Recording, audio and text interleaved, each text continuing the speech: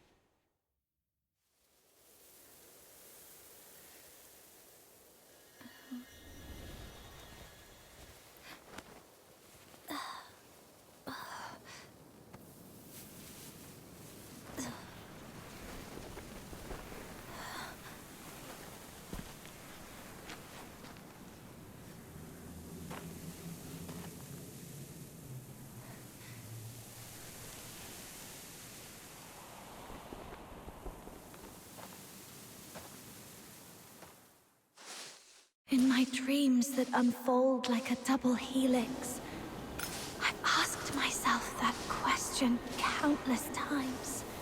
But up until now, there has been no answer.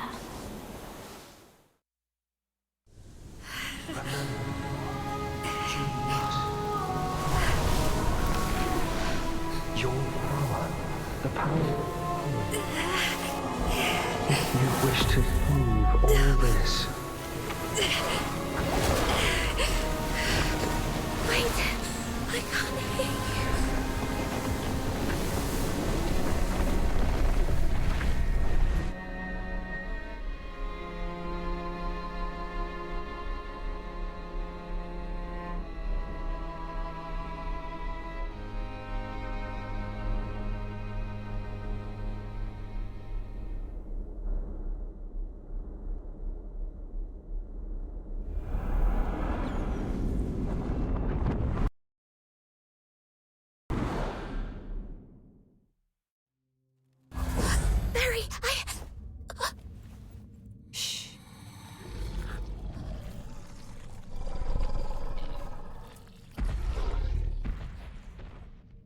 Are you all right?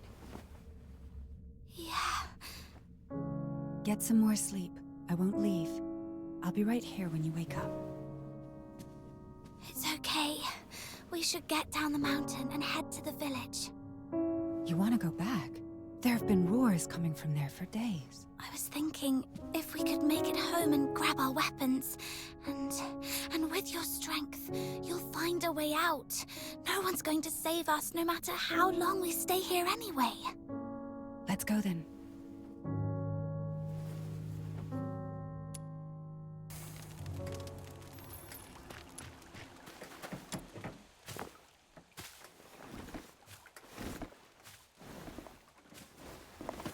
Watch your step.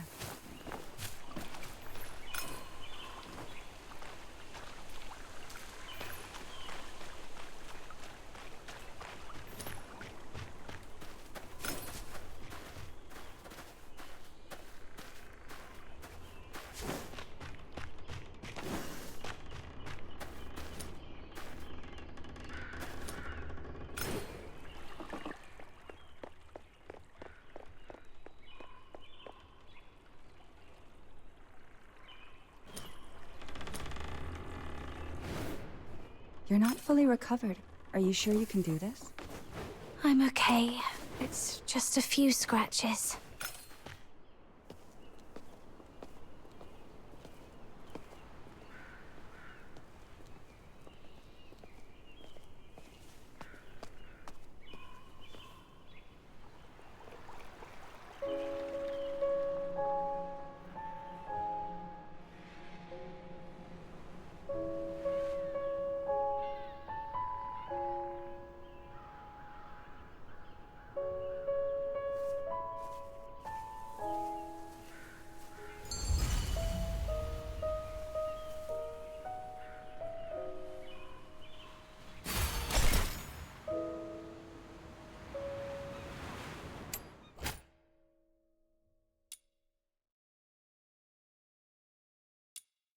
The village is in dead silence. I'm afraid they've probably... I mean, they've probably escarpered off by boat. We should hurry home and get the weapons, and then get to the wharf. It's still dangerous here. We're unarmed right now. We have to avoid those filthoids as much as possible. Almost there. It's up ahead.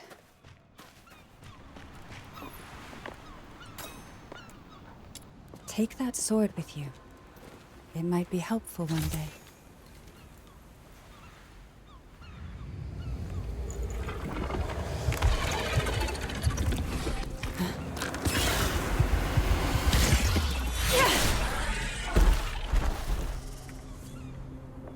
Keep yourself safe. I'll take care of these filthoids.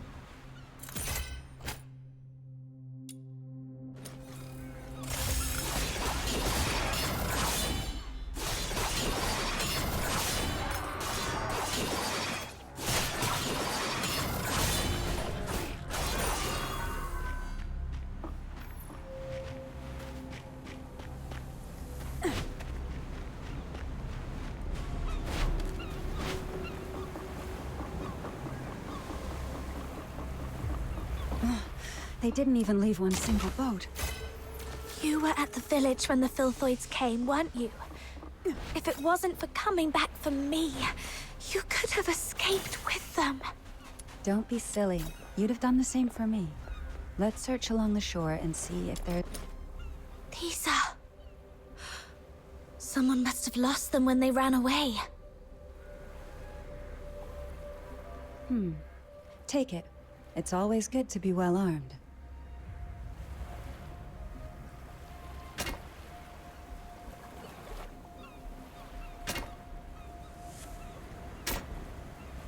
No chance we're leaving by sea. Guess what? Listen, there's actually another ship on this island, up in the mountain ruins. A ship? On the mountain? Yes, a ship that flies. Now follow me.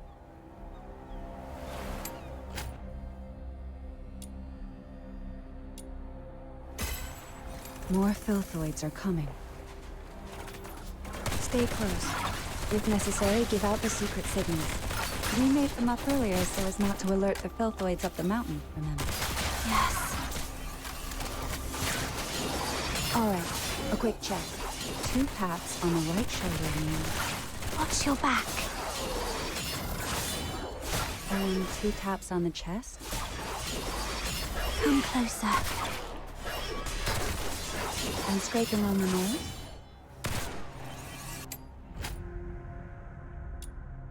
Everything's okay now. Good. And the last one. 3 quick blinks. I've forgotten. Remember, 3 quick blinks means... I'm not interested in that signal.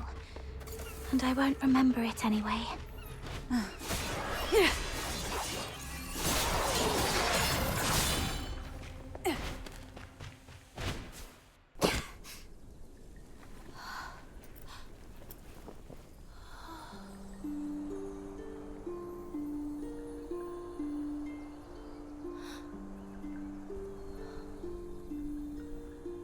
Is this place a temple? Yes. Someone once left that flying ship here. And... a key.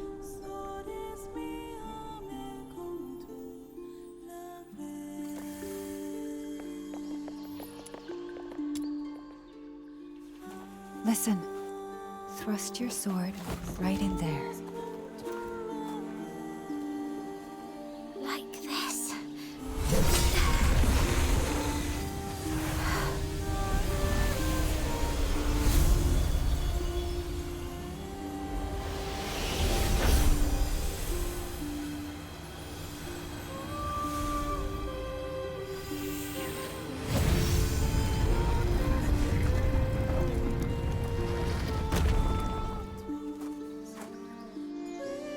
So the key is this sword.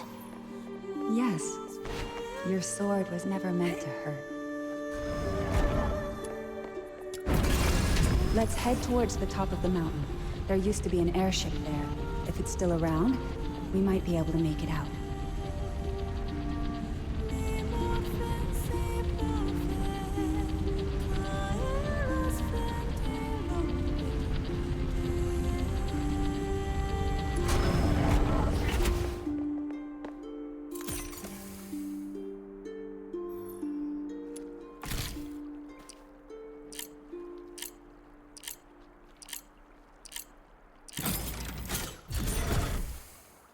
Are these filthoids dead? It seems someone had a fight with them just before we arrived. Could it be one of the villagers? No, we were the first to open that door. Anyway, thanks to that person, we don't have to deal with these filthoids ourselves. Whoever it was, are not to be underestimated. We must be vigilant. It seems someone used to live here. This was your home. Am I right, Berry?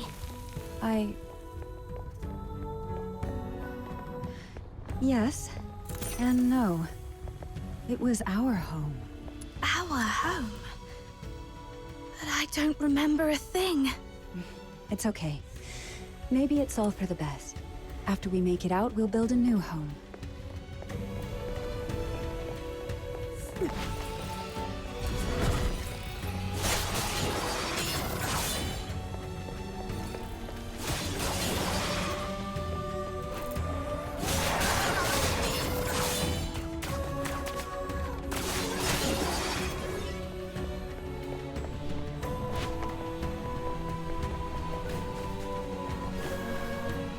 The ship is at the mountaintop.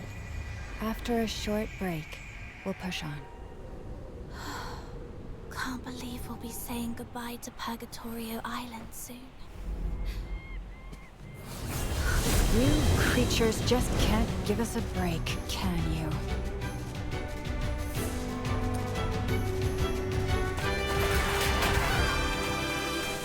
Surrender.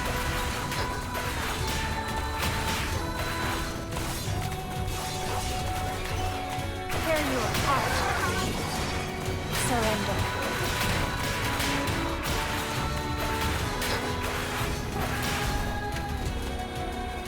Surrender. Tear you apart.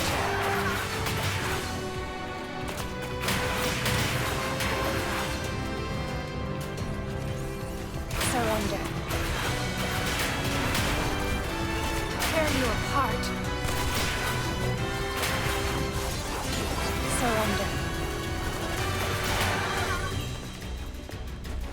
Tear you apart. How many of them are there? Let's get to the top to shake them off.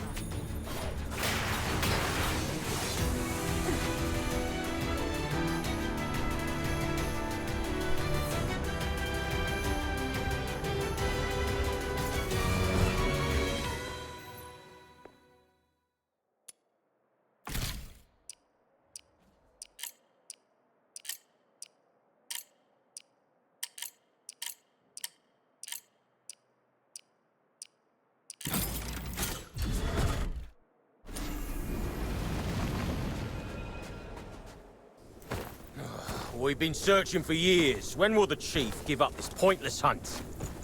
Who's there? Lay down your arms!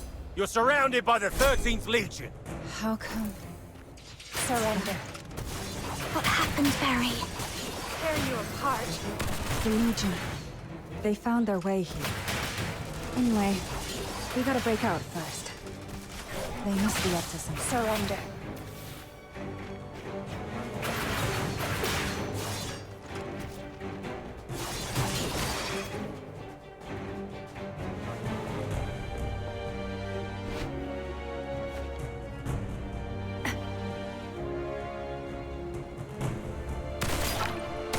Tear you apart.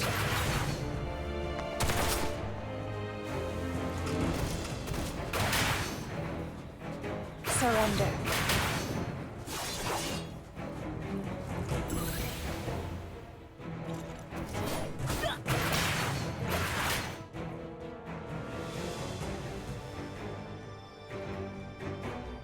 Is this your idea of accurate intel, Randy? You gave me your word. The soldiers did their best with the filthoids. These are indeed unforeseen circumstances, but we did find something valuable on this island today. Alchemical tools she has used, and an airship with a Legion serial number on it. You realize we're looking for number 0, not this useless junk, right? We've been searching for over a decade, but our maritime unit intercepted several of the village's vessels. They might be able to dig up some... Were those gunshots? Randy. Yes, Mom.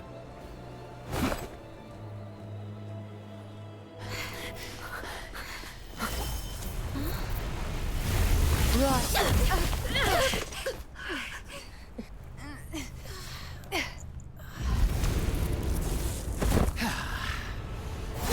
can't get away.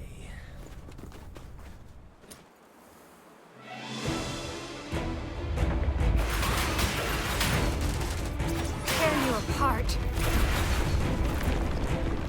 Surrender.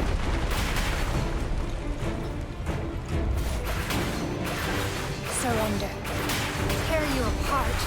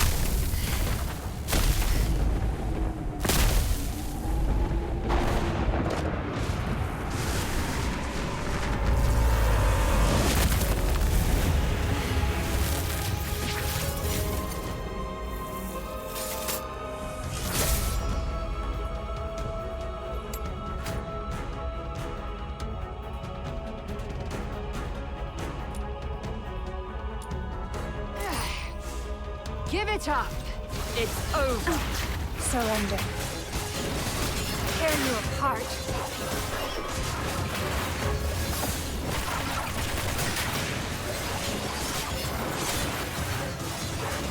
Tear you apart. Surrender.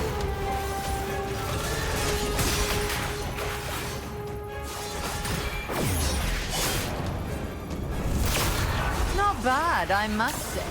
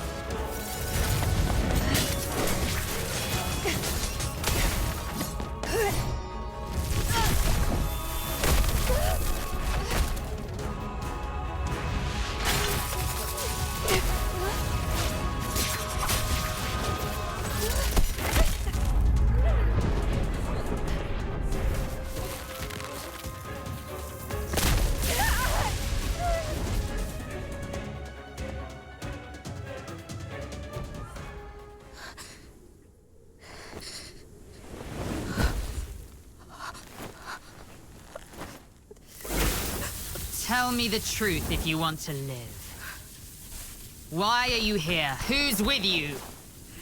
And who on earth are you?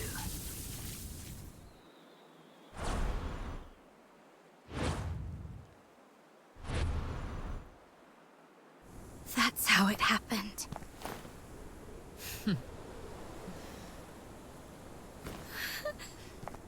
filthoids attacked you for no reason after you came here. And you managed to open the hidden path by chance. Is that really your story? We're telling the truth. Let her go! Chief Sybil, we've checked her spinal structure and confirmed that she's the number 0 we've been looking for.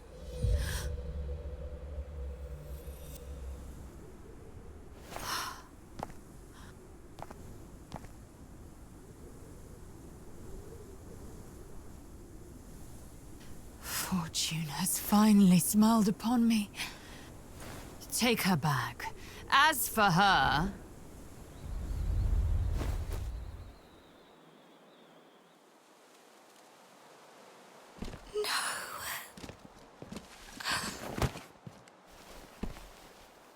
Don't take her.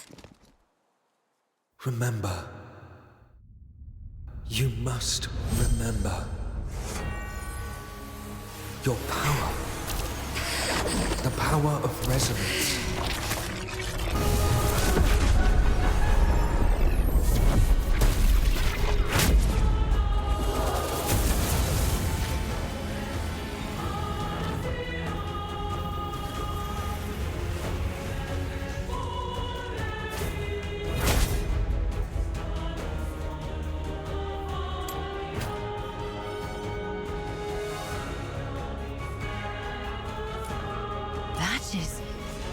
Number 0 is not supposed to release all her powers yet. Why? No. That's not her power. It's resonance. That brat she's trying to protect. That's the new receptacle for the power of resonance. Come to think of it, her face was the reappearance of the power of resonance and number 0 together. What could this possibly mean?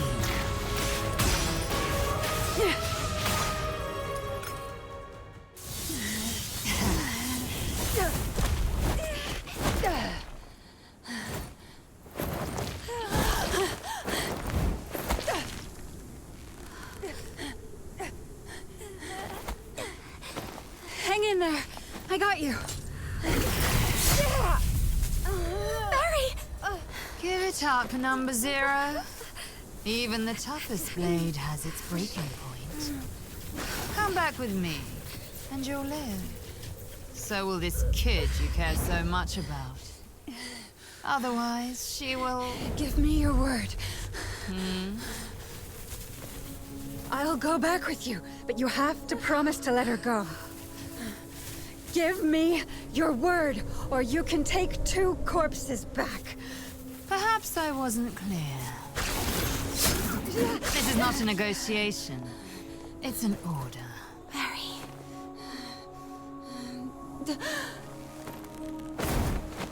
You out of here and live. No!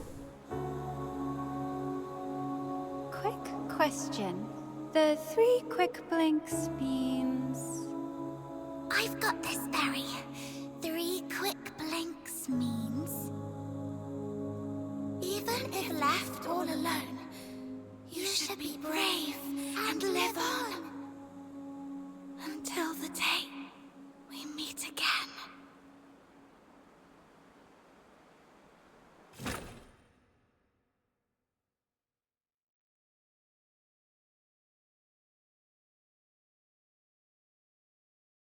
You're back.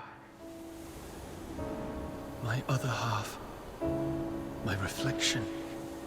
And my echo. You heard my voice. And retrieved the power that belongs to you. The resonance. This power didn't change anything. I fell into the sea, and I'll never wake up again. It's all over. No, I can see it. Your future, our future. It doesn't end here. Someone will pluck you from the briny waters and lead you to a frozen wilderness where destiny will pose the ultimate test. Are you I'm still alive. It's time to set off. Life is like a lonely cruise through the boundless darkness of the night. The river weeps, overflowing its banks, while the thorny thickets on either side stand as a testament to its sorrow. I'll keep watching over you, the one across the shore, to see where you're going.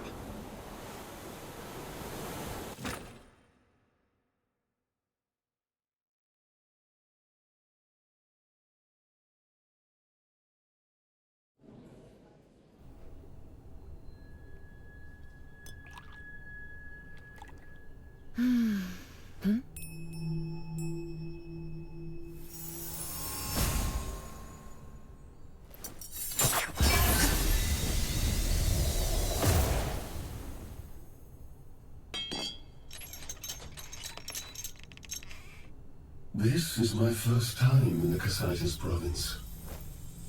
Is this how the people here show their hospitality? I don't want to bother you. I just want to strike a small bargain. I'll pay you whatever you want. And all you have to do, well, it will be a piece of cake.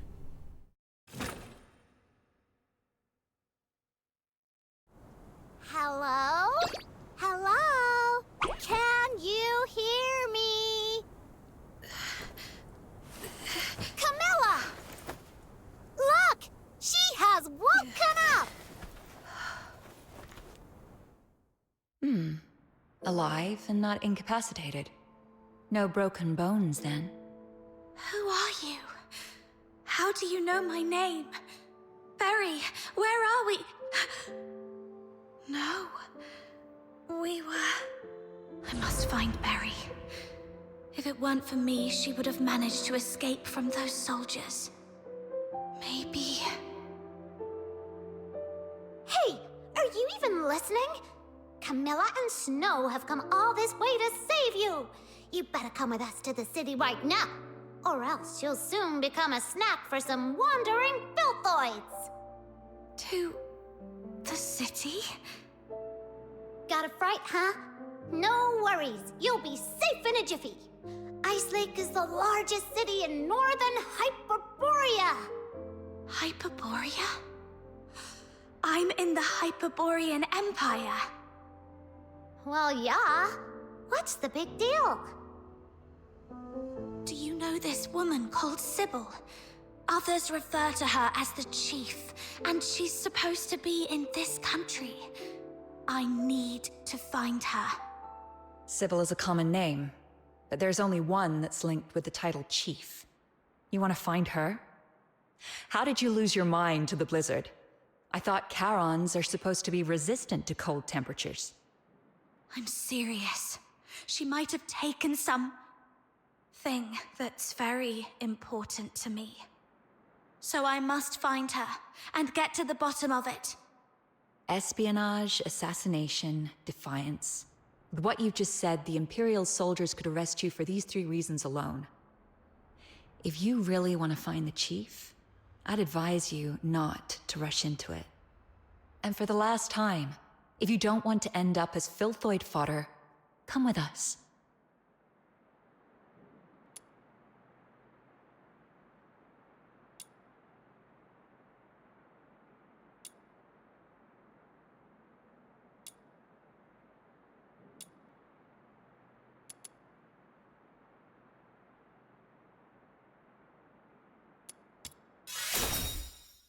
Thanks for saving my life.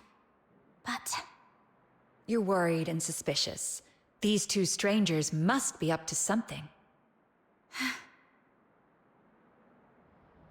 Then stay here, mull it over by yourself if you think there's anything about you that's worth anyone else's time. right. I have nothing to lose now. What more could they possibly take from me? I'll go with you.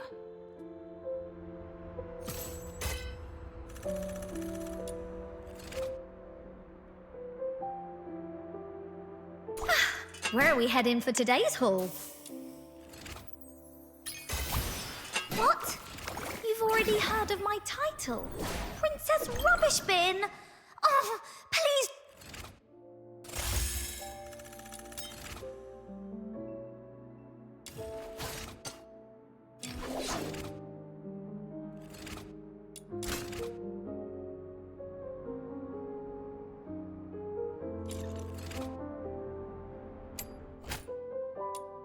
You seem to be all bruises and cuts. Are you alright? Non-recyclable! The pain's gone now.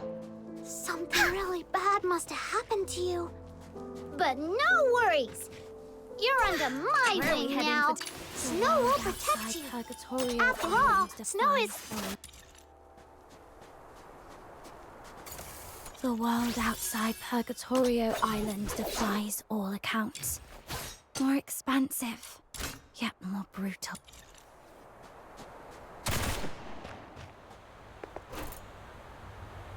Whoa!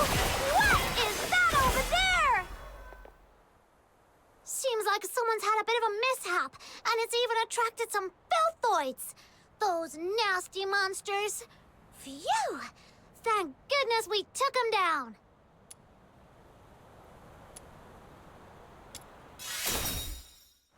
Well, that was because you seemed so talented. So I decided to give you a simple test. Anyway, I have another question. Do you know how far it is from this largest city in northern Hyperborea to Purgatorio Island? It's a small island.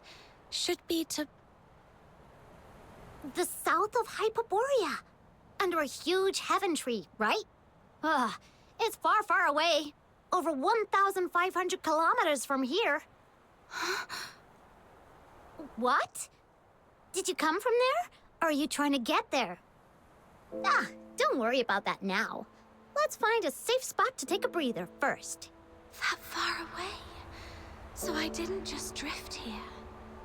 But who and why would they bring me here?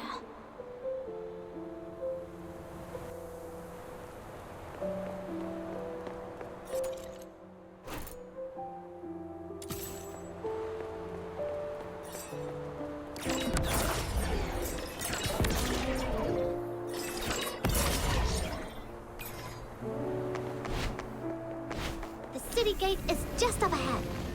Follow behind us. We'll get you in. Stop right there. Ugh, not another check. Don't even remember Camilla and Snow, huh? Looks like your eyes and your brain aren't working very well. Not you, Luno. I was talking to... Oi! One Eye. In such a hurry to visit the Security Bureau for tea, eh? You're not from here, are you? Where are you from? Got your travel permit?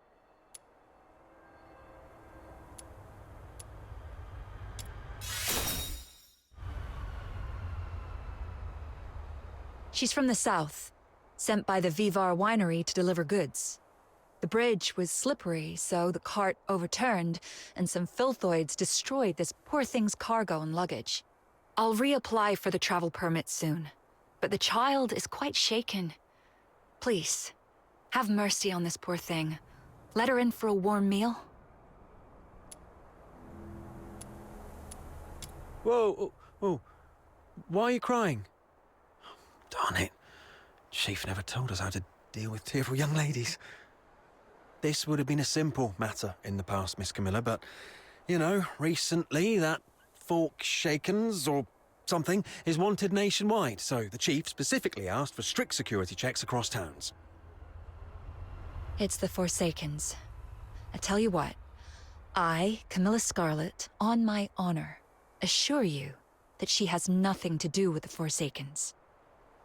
All right, I trust you, Miss Camilla. But remember, keep a close eye on this kid and don't let her stir up any trouble in town. If the chief finds out about this, we'll both be in for it. Thank you. Next time you come to the Asphodel, it's on the house.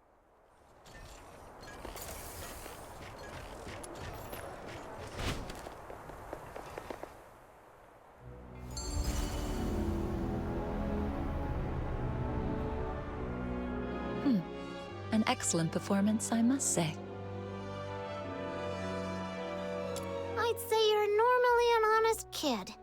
Look, your hands are still shaking. It's all right.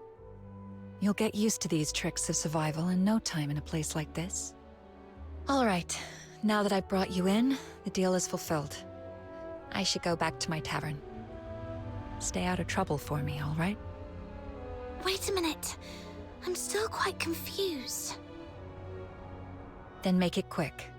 Time is money for a merchant.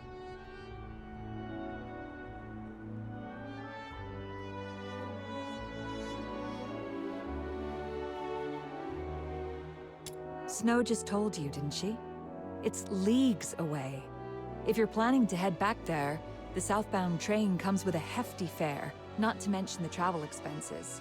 You'd need at least a few thousand silver coins.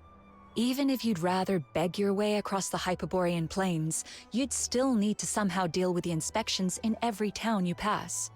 Next time, you might not be so lucky. For all you know, you might well find yourself languishing in prison. Right, going all the way back is no picnic. I must first get some money and, as that soldier mentioned, a travel permit.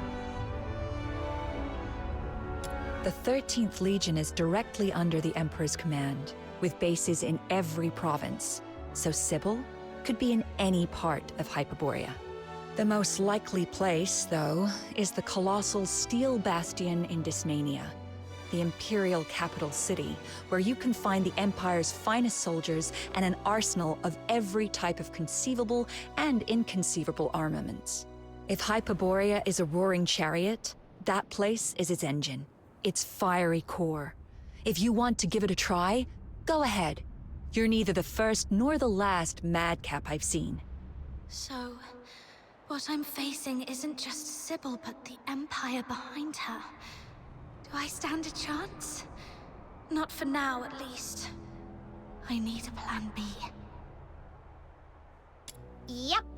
Just yesterday, in the pitch-black windy evening, a fiend cloaked in white light infiltrated Camilla's tavern and threatened her.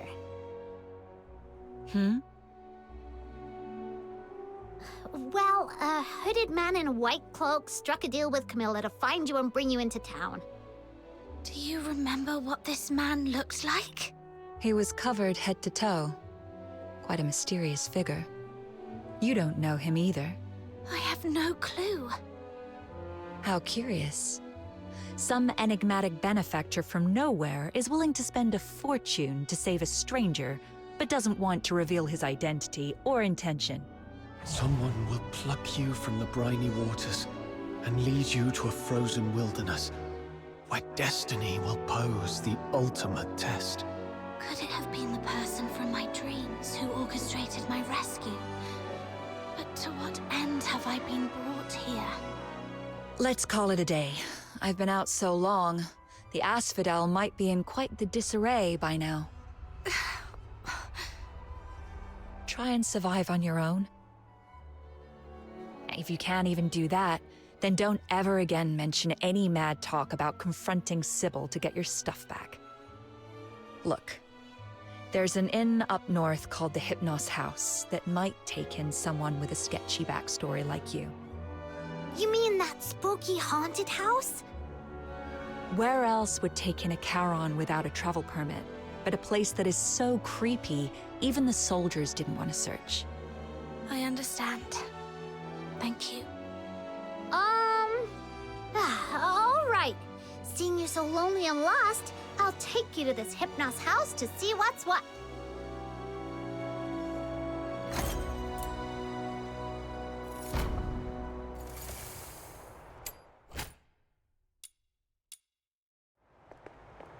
What exactly did you mean by haunted house? I heard about it from the guests at the Asphodel. There's always someone complaining.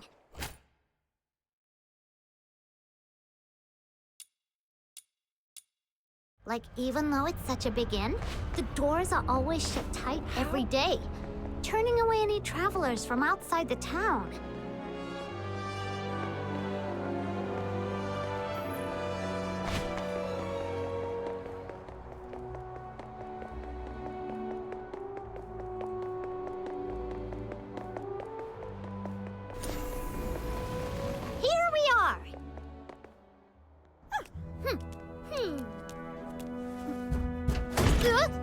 Who is it? I am the pure white redeemer. Demon King of Light! Listen well, this person...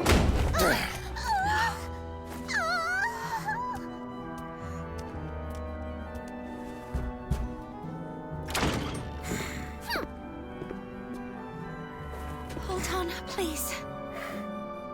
Miss Camilla Scarlet told me to come to this place. I was hoping to stay here for a few days. Would that be possible? No travel permit? That woman's misplaced compassion knows no bounds. All right then, let's see it. Huh?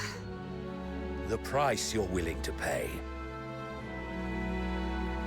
Haven't got any money? I'll find a way to... Then get lost. You're so rude! A real disgrace to Ice Lake.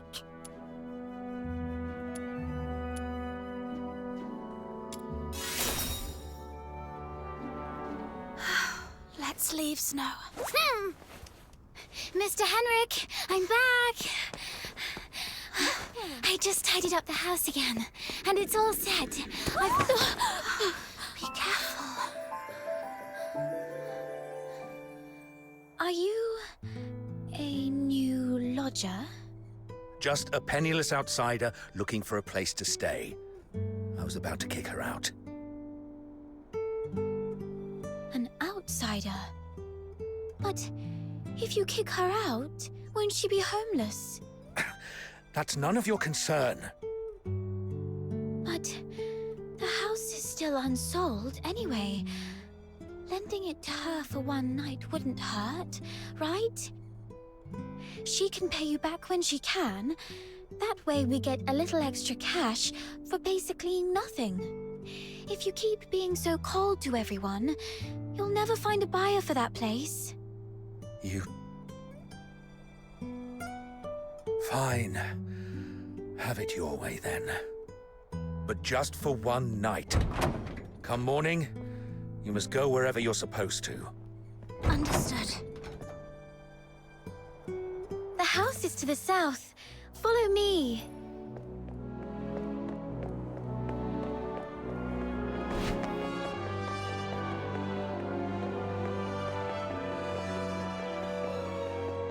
Here we are. This room has just been cleaned up. You can stay here tonight. Cool! Don't be upset. Mr. Henrik isn't really that greedy.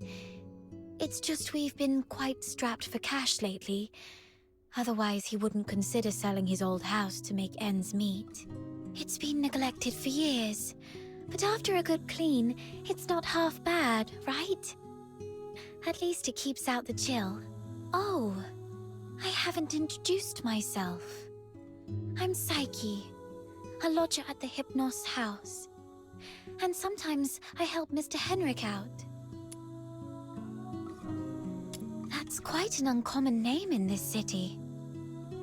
Mr. Henrik mentioned you're not a local. Where are you from? Your outfit is a new sight for me. A small island, far, far to the south. The south? I know it! It's a place with 4 seasons, including spring. And an island. You must have seen the ocean. I've heard it's even bigger than 100 lamenting lakes put together.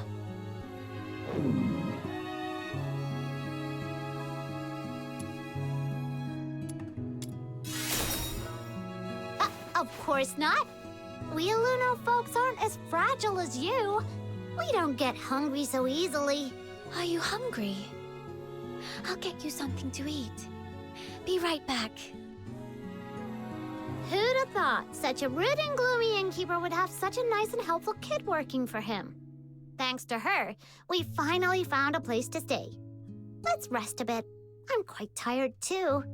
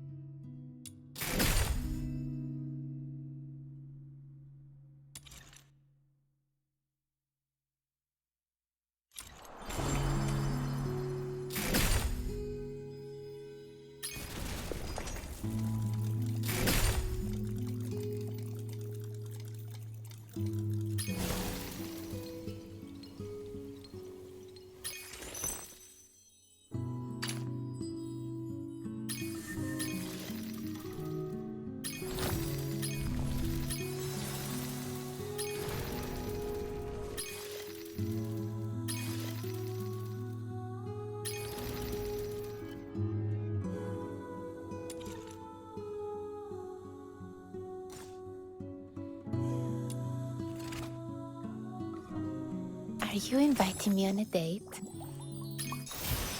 What a romantic encounter! Was this the god of love's work? I'm Rebecca, a perfumer.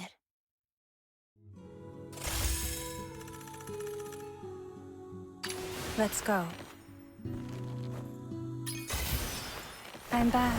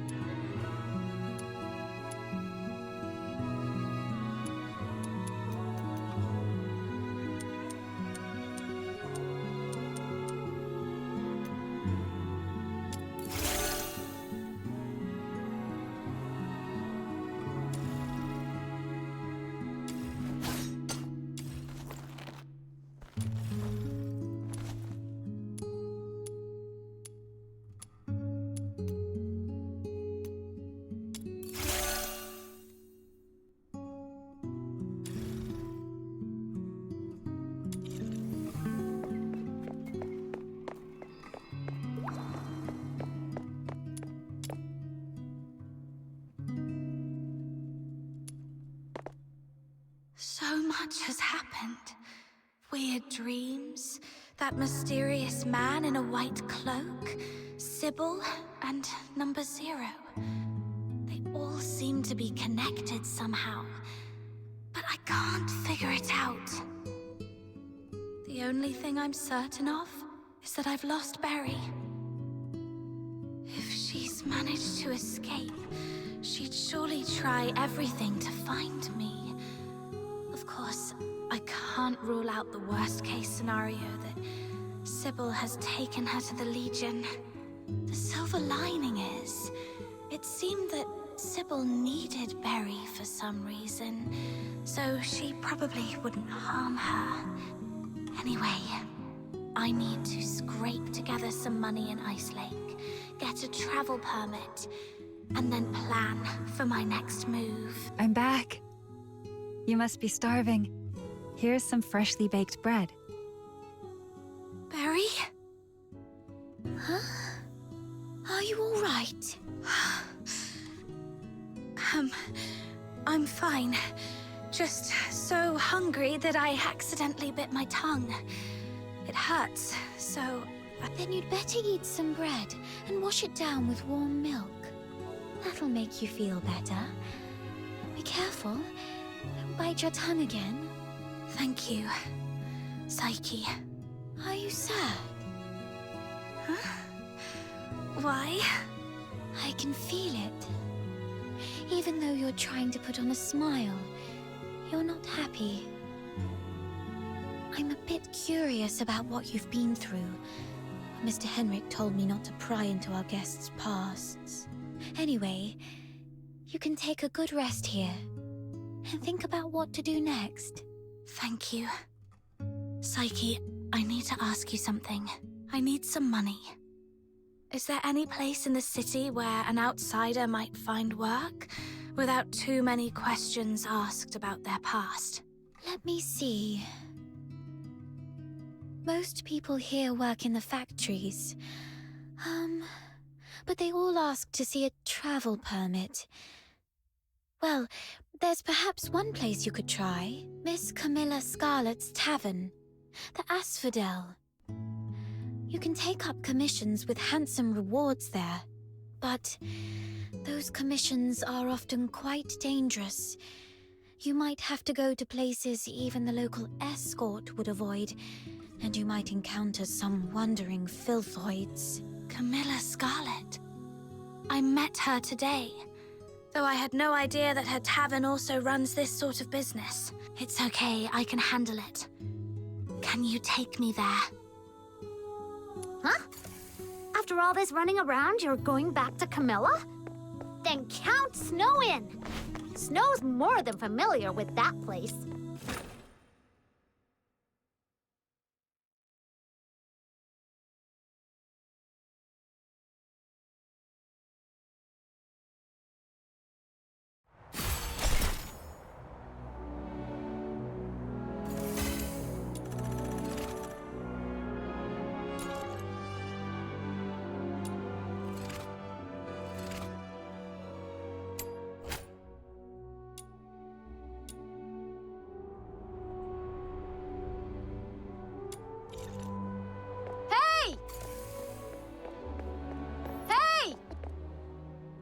Who is it?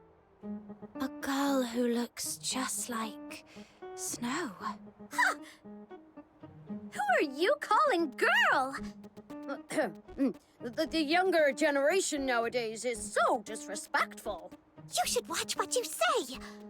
Although all Lunarians look young, she's actually as old as your great-great-grandmother.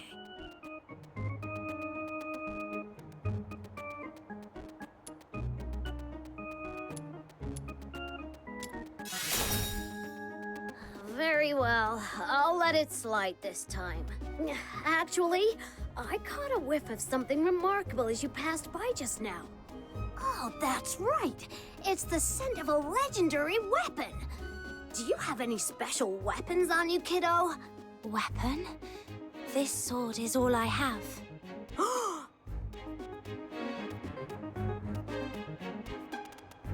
Amazing! That's incredible! Look at the texture and the craftsmanship. This clearly wasn't made by those mediocre Hyperborean blacksmiths. Where did you get it? I'm not sure. This sword has been with me for as long as I can remember. Maybe it was passed down to me by my parents. Intriguing. Very intriguing. I've been a blacksmith my whole life, yet I've never seen a weapon like this before. Kiddo, I'm Lunosmith, a wandering blacksmith. Would you mind if I accompanied you on your journey? I've traveled all over the land, from Hyperborea to Elysium, and I've forged countless weapons. If you require any weapons, I'm at your disposal. Wow! So you're an experienced master blacksmith? All I request is a basic salary and an opportunity to examine your sword.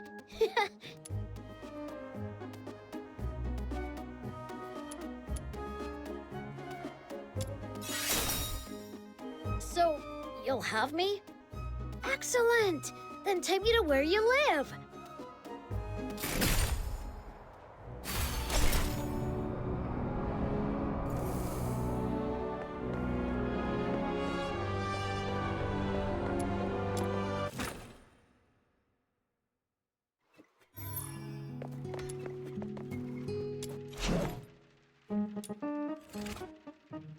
Phew! Here you go! The forging went smoothly this time. What do you think?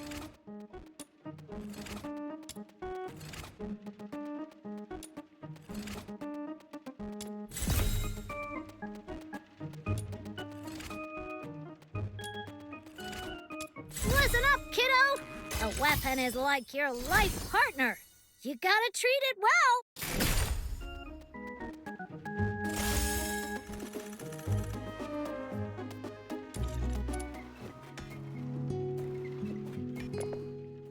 Awesome! You're truly amazing! I've seen many who resemble you and Snow. Are they also Lunos? Did you come from a remote village or something, kiddo? Yes. My hometown isn't a big city. Ah, that explains it.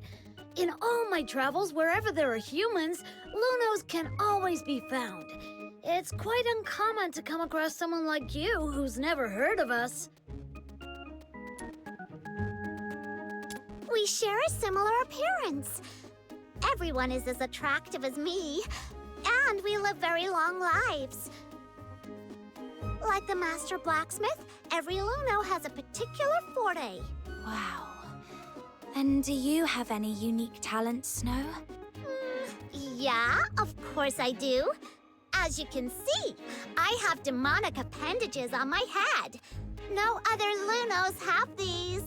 Indeed. In all my years, I've never seen a Luno with horns like those. You look just like those human Charons. So, I'm Luno the Demon King. Different and unique. Perhaps I was meant to lead the Lunos and dominate the world. Oh, that's quite the ambition. Unfortunately, most Lunos lack ambition. They'd rather follow the humans and are content with just a few words of appreciation. But for me, I want so much more. My little minion, you must stick with me. After I conquer the world, you'll be the leader of my legion. Just you wait and see.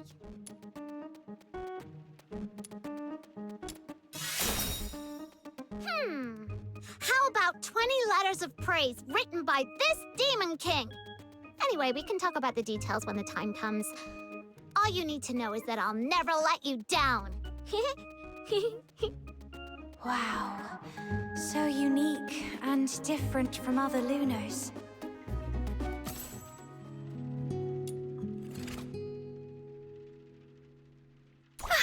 Where are we heading for today's haul?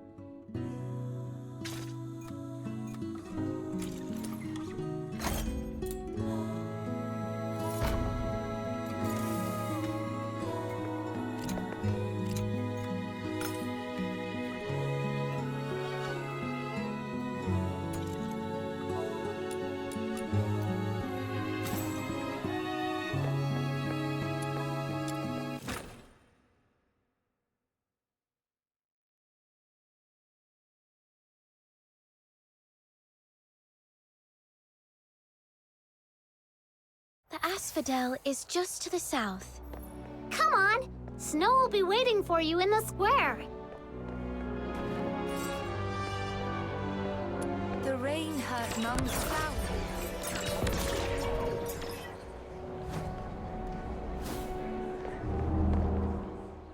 Your travel permit. Are you deaf? Show me your travel permit. Sorry, sir. I'm a bit slow at this age. Here it is. Huh?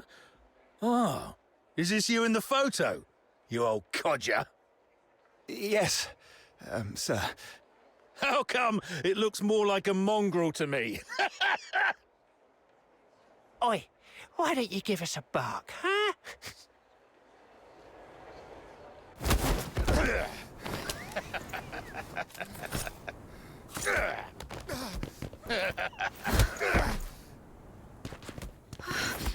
No! Don't. What are you looking at, you little twerp? Stay out of trouble for me. All right? Father! You bastards! No! What do you think you're doing?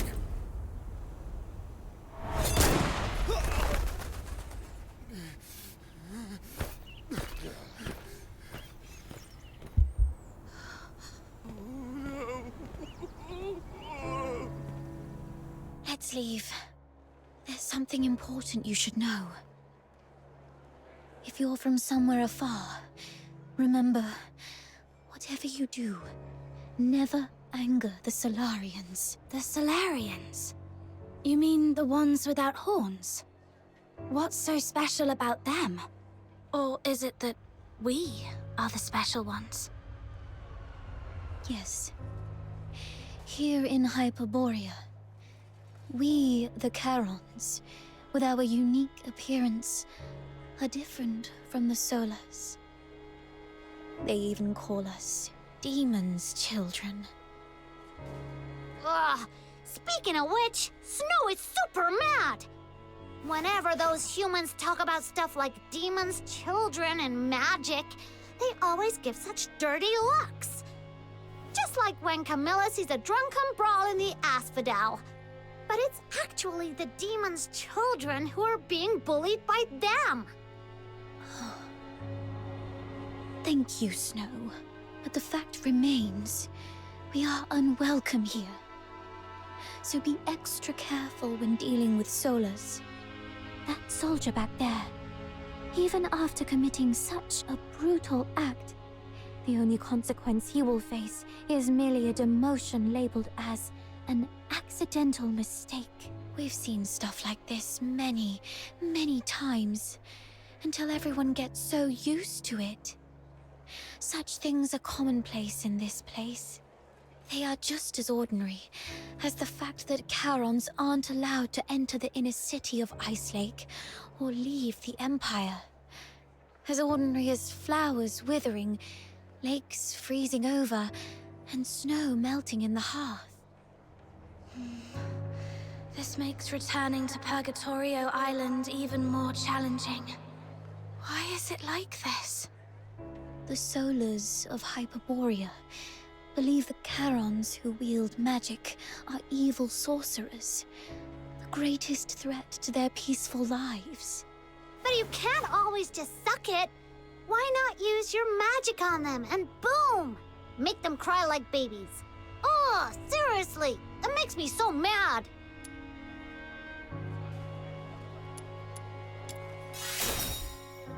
Around 18 or 19 years ago, Charons in the Empire once waged a war.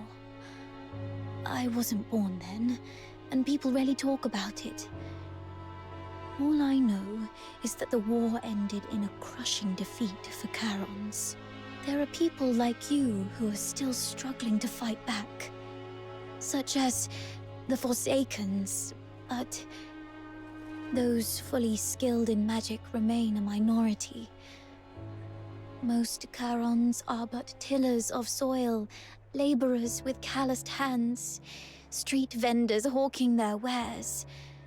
The profoundly common, the unsung ordinary. For most, fighting back is too costly. Keeping themselves and those they love alive already demands every ounce of their strength. I apologize for stopping you just now.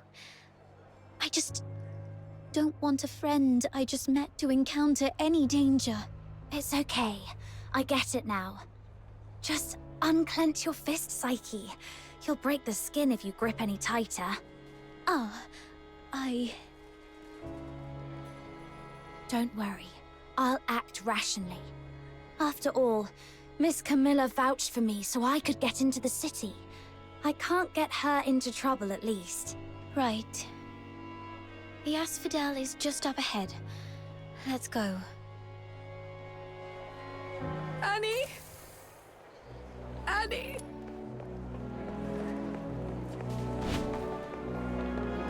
Treasure the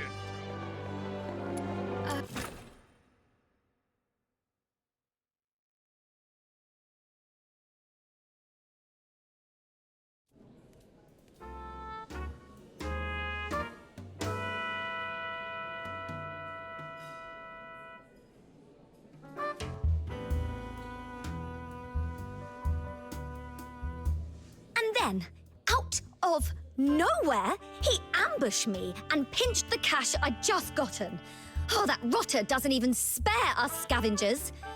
That money was for several families' upkeep in the slums. Without that bag of coins, all the young and old will have to tighten their belts even more next month.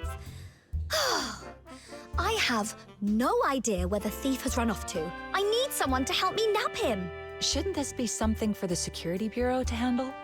Well, by the time the Security Bureau bothers with us Charons, the ice in Lamentin Lake would have melted away. Please, Miss Camilla, the kindest and most beautiful lady in Ice Lake, could you maybe ask some of the fox hunters here to lend a hand? Just one tiny favor. Pretty please. Save it. You should know that nothing asked for here comes without a price. Well then, can you maybe, give me a discount? Or I could offer you something else. How does it go again? Information is as good as gold, right? I deal with all the rubbish bins in Ice Lake, so how about this?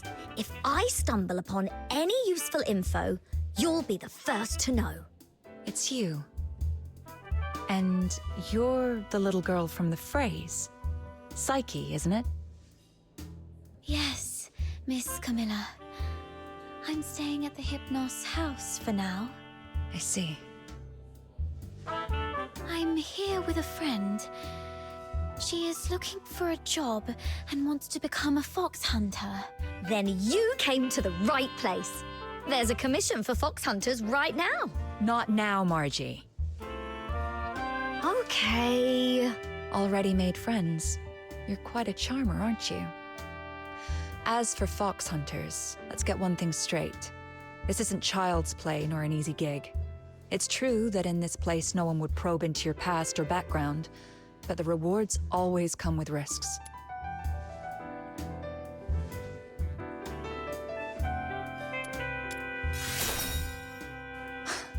You don't look tough, though your courage is admirable.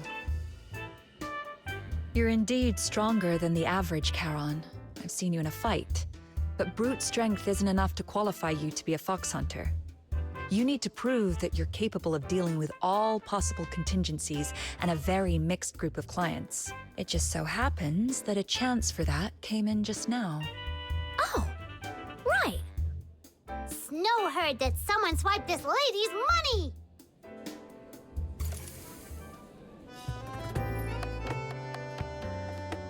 You'd really help me out? Oh, thank you. That scoundrel headed west. But you know, Ice Lake is a maze of streets, so I can't be sure where he might have gone.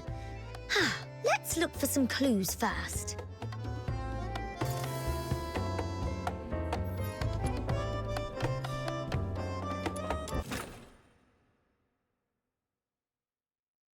Let's start by searching to the west. The thief had dark hair and was wearing a blue top, I think. Oh, look! It's Mr. Bad. Hello, Mr. Baddie. Out for a walk? Oh, it's our little Princess Rubbish Bin. How's today's haul? I see you've got two little psychics to help you. I'm not a sidekick. I'm the Demon King. Okay, so you are the Demon King of Rubbish Bin, then? Nuh-uh. It's the Demon King of Light. Let's not get hung up on titles for now. Mr. Baddie, did you happen to see a Charon man in a blue shirt with dark hair just now?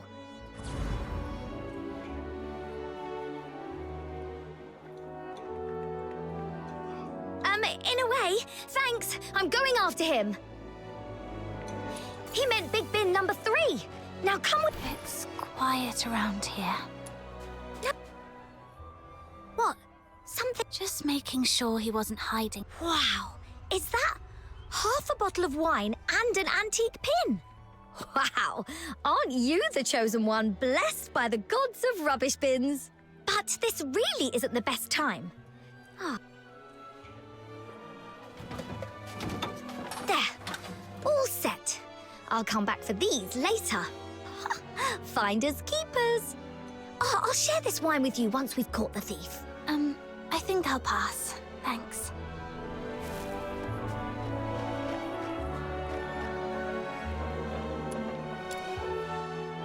Oh, check this out.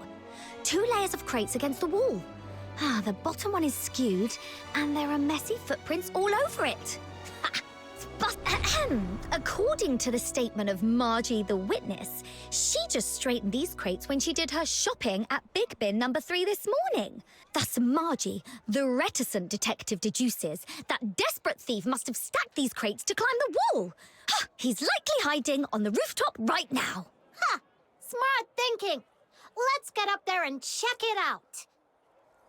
So, reticent detective, that's your title, Margie? Sounds cool. A bit short, though. Could use more punch. Makes sense. Any suggestions, Demon King?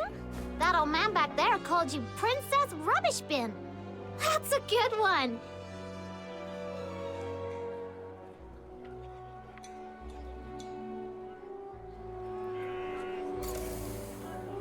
Reticent detective, Princess Rubbish Bin. Has a nice ring to it, doesn't it? Oh, no way! What? Did you really have to chase me all the way up here? You said you were going to share the money with the poor anyway. So why can't I get a piece of it? If you're hard up, I can help you. But you can't just grab money off people. That'll earn you a whack on the head with my shovel.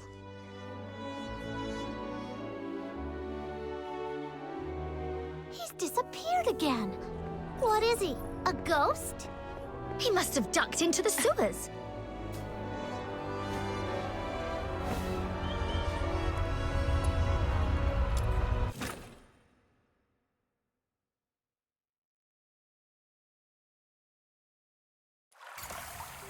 Oh, it's surprisingly roomy down here. And much warmer than above ground. Oh, like a secret little kingdom. Chase away those critters and get rid of the smell. Then you could pitch a tent and practically live here. Right! Whoa! You should live here. It's rent-free. Let's turf these critters out. See...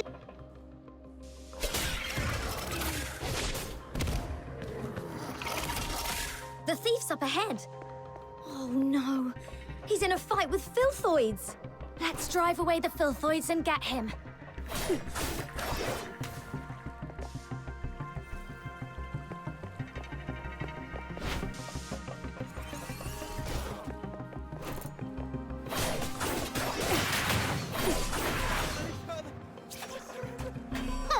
Not so fast now, are ya? Come on, let's pin him down. That's for underestimating Snow's minion. Now you know what we've got. All right, here's your money back. I haven't had a decent meal in days, so I got desperate. I'm sorry. You're starving. Guess what? So is everyone in the slums. And you didn't seem so sorry when you snatched the money bag from me. How about this? You threw a few punches at me, so now I'm gonna hit you with my shovel a few times. Then we can call it even, and you... Okay. Watch out, Margie. He's got something in his hand. Something just knocked the dagger away. Is that a dinner knife? Remember, sometimes a beast bearing its belly isn't showing weakness. It might be baiting a trap. Drop your guard and you'll get bitten. Like the wild, the city's teeming with beasts like that. Margie, be wary of undue mercy or trust. You too. I'll remember that. Miss Camilla, did you come all this way to back us up? Since you've come all this way to Ice Lake, it'd be a shame to meet your maker in this sorry spot on your first day, wouldn't it? I thought some big shot came. Turns out it's just a tavern-keeping old hen. What are you going to do about it? Call the guards? Do you really think those high-ups give a damn about Camerons? We'll handle you our way. Teach you a few life lessons your presumably absent mother never did. Don't bring my mum into this! Let go of me, you nasty hack! Take him to the Security Bureau, straight to Chief Damien. This is out of our hands now. What? No! No, please! I surrender! Please, don't take me there, I'll do anything! I'll leave Ice Lake for good. Please let me go. I'm begging you. Miss Camilla, what's wrong with him? Stay back. He's much more dangerous than he looks. Anyway, Margie got our money back, and you've proved yourself. If you're still set on becoming a fox hunter, meet me at the Asphodel. Please, just let me go. Please. That was weird. Why did Miss Camilla suddenly freak out like that? She's usually so cool-headed. And that thief, too? Shaking like a leaf all of a sudden? Is the security bureau really that scary? Looks like he's in for a tough time. All I wanted was to get my money bag back and maybe teach him a lesson. I didn't expect all this. Oh, I almost forgot. Here's your reward. Oh, thank you so much. You're a lifesaver. My sister from another mister. Well, I gotta go divvy up these coins. I usually do my shopping all over Ice Lake. If you need me, just drop my name in the slums and they'll help you find me.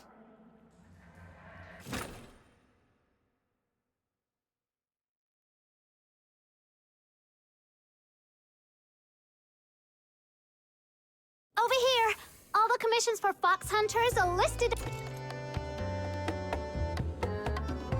on this board.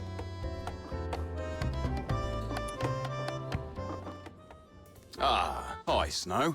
Lending a hand to fox hunters again. What is it this time? Nabbed a few hundred bandits? Thwarted a dozen dastardly schemes? Today I'm keeping it low-key. Just nabbed a petty thief. Just one? That sounds almost believable. I've got to see this. I've never fibbed before. Come here, my little minion. This is Mr. Wells, the most hardworking fox hunter around here. Hello, Mr. Wells. So it was you? Looking all neat and tidy. Who'd have thought you had it in you? Thanks. It was just a small thing. A small thing. Let me tell you, it's all these small things that have turned Ice Lake into what it is now. If it was something big, Ice Lake would be turned upside down. Then I should try harder. Learn from professionals like you. Learn from me? Oh, give me a break. Take a good long think and figure out why you ended up on this path. This is what you should do. I need money. Who doesn't? I've got folks owing me a fortune. Being short's one thing. I've never stooped to thieving or robbing. You're back. Everything okay? Did you catch that thief? It was a piece of cake. My little minion and I gave that bad thief a good thrashing. He ended up crying and begging for mercy. So you're the one who nabbed the thief. I thought Snow called you minion because you got caught by her. But then again, who in their right mind would get caught by Snow? What was I thinking? She was the witness of my deeds. You had it all wrong. You've made a fool of yourself this time, haven't you? Serves you right for being so preachy all the time. Sorry for what I've just said. Care for a drink? Just let Camilla know. It's on me. Consider it an apology. I'll take a 20% cut. You keep 80%, as usual.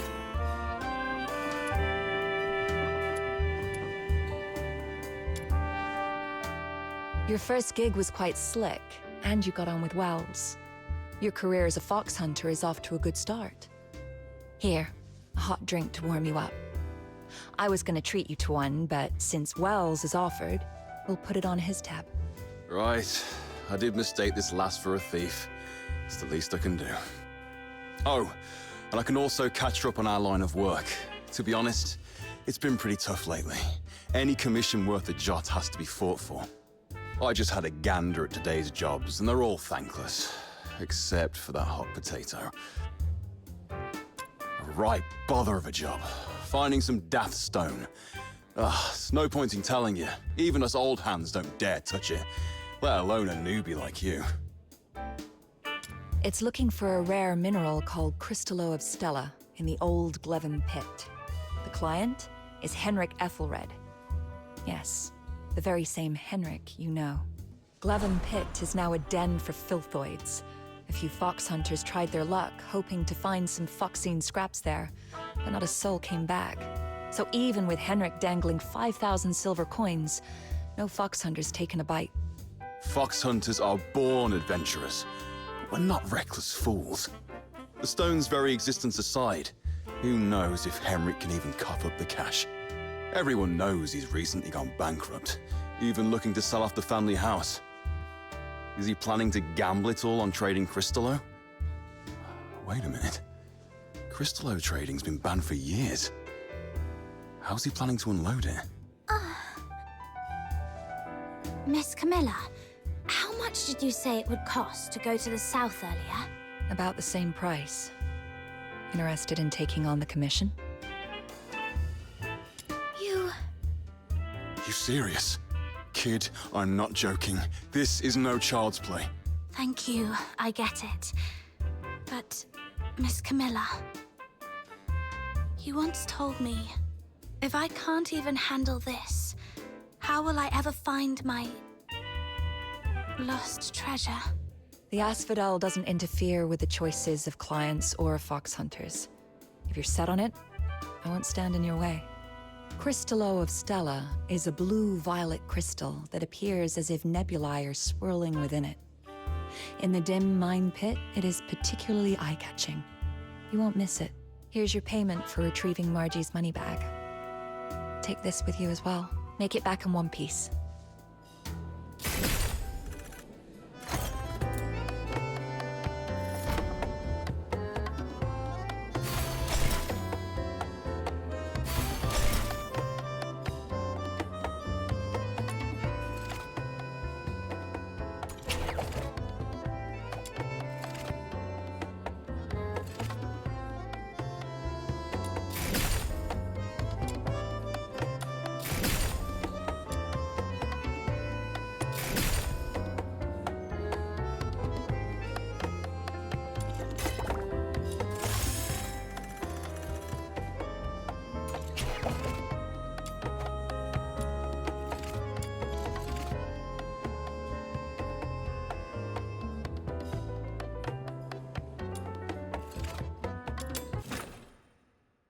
Let's see what we can find.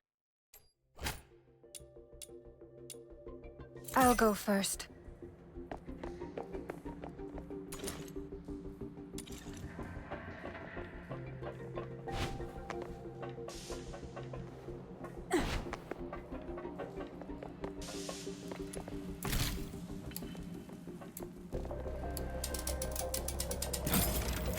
Hurry! Let's find the potion station! Oh yeah! To make the station collect the serum, I will be the shield. Gotta defeat enemies near it! Fill up the potion station to complete the commission! Go, go, go! Tear you apart.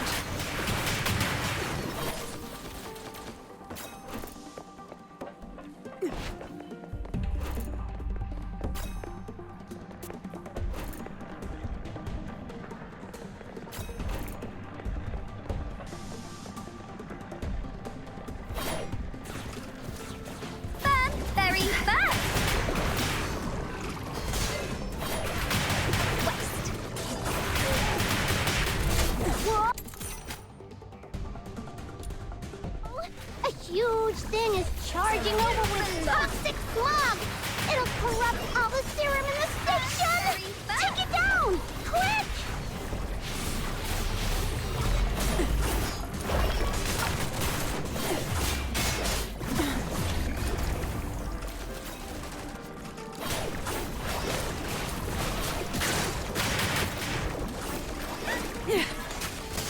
This time, I will be the shield.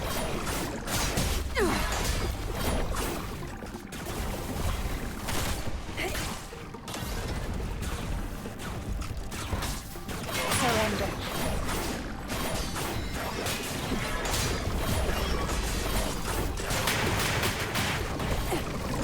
This is where you belong! Quest accomplished! Let's get out of here!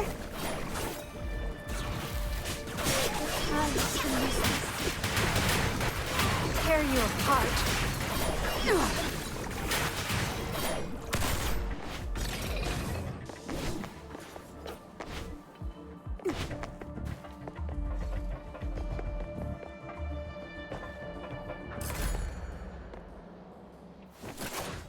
It's all over.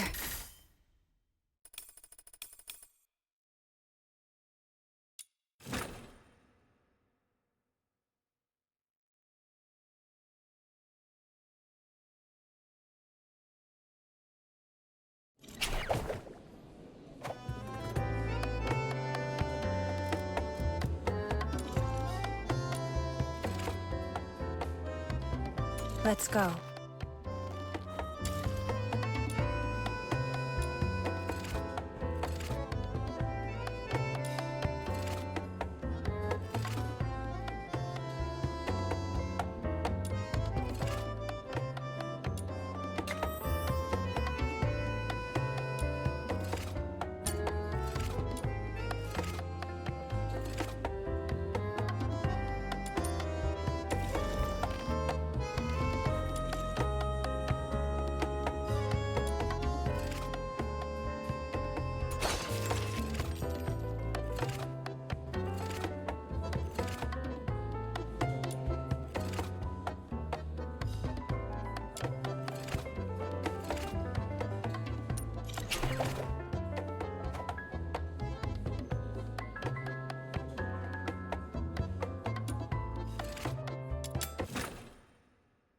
Let's see what...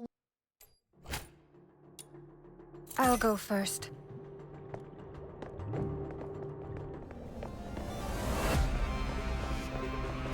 So, this commission is about taking out the enemies in this area?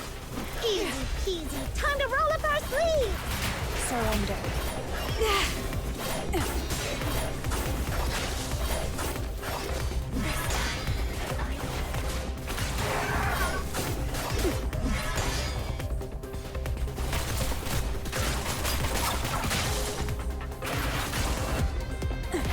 Tear you apart.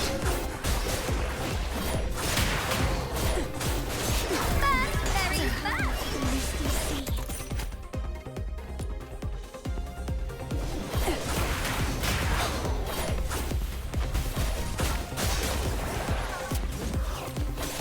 May you rest in peace.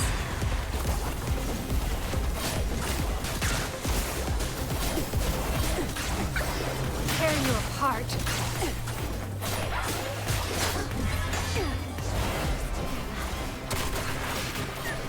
Surrender. Alright, that should be enough to teach him a lesson.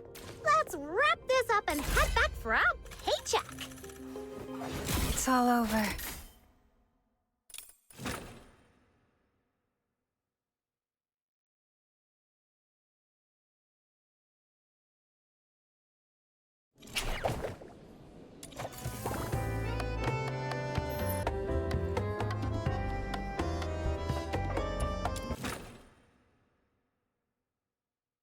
Treasure the intel, never miss the thrill.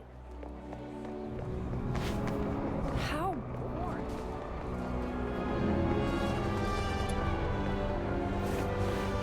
I hope it...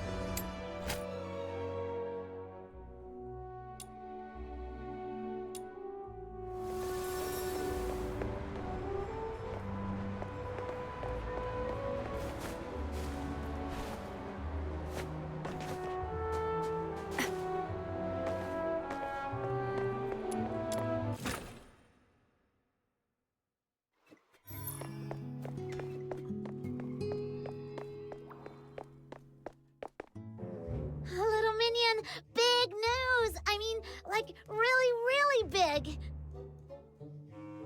I haven't seen it yet, but just thinking about it, I'm getting goosebumps already. Calm down and take a breath. What's going on? No time to breathe! Listen! Someone spotted a gigantic pig outside Ice Lake! And it's taller than you, with a head the size of a van!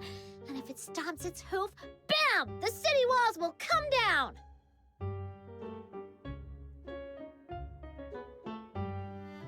Of course, it's more than that. As the mighty Demon King, I don't just freak out over a big pig. Anyway, I'm really curious. Come on, let's go check it out.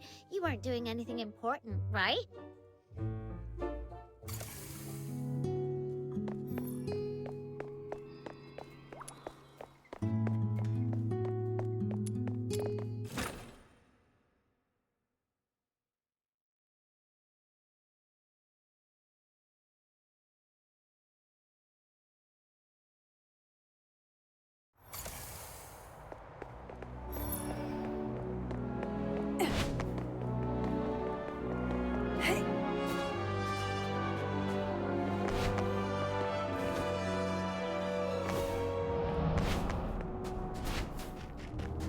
tools without spirits. Hey.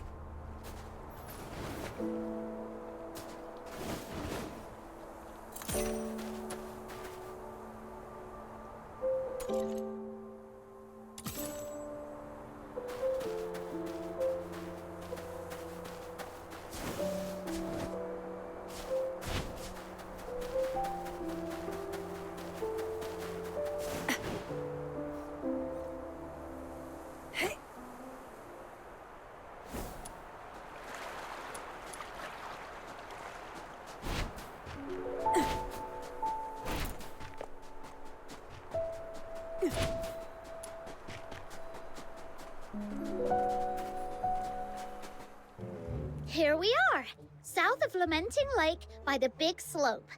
This is where people said they saw the giant pig. I don't see anything.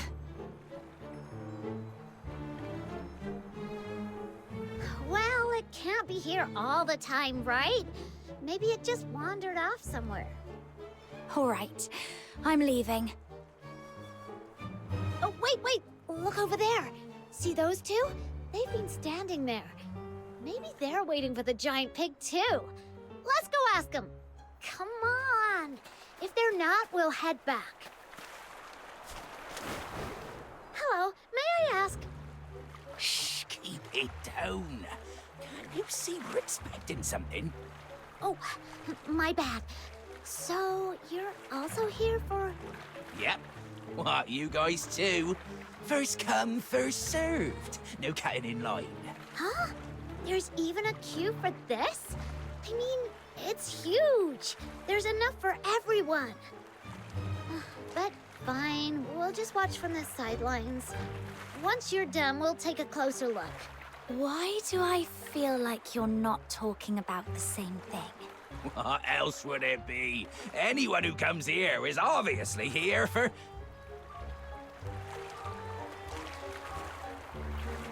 Now, pull the rope!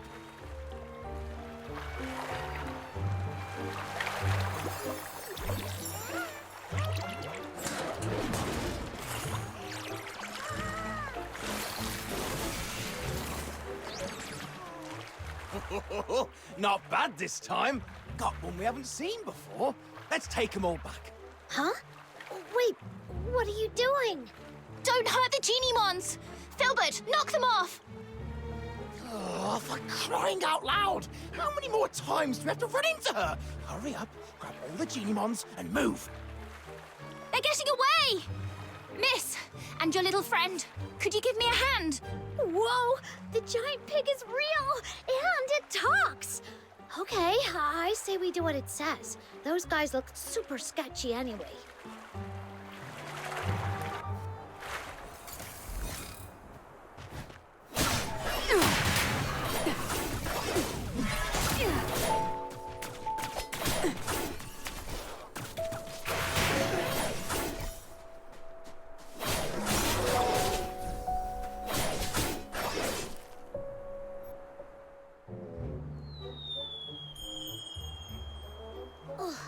They ran so fast and disappeared in a flash.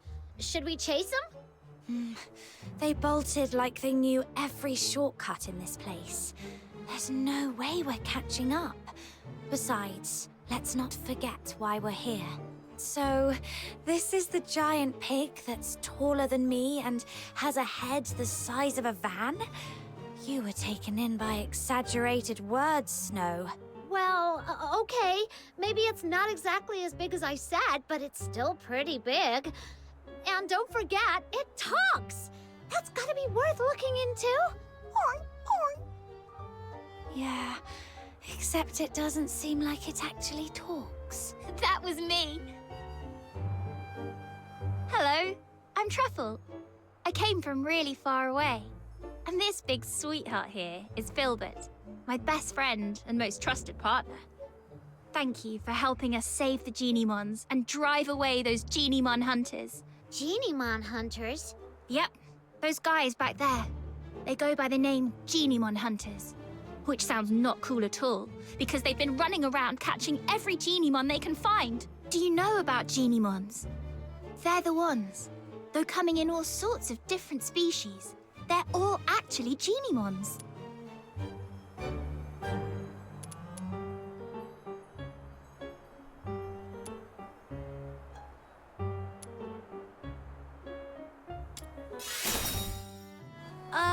I think I get what you mean, but something about it feels off.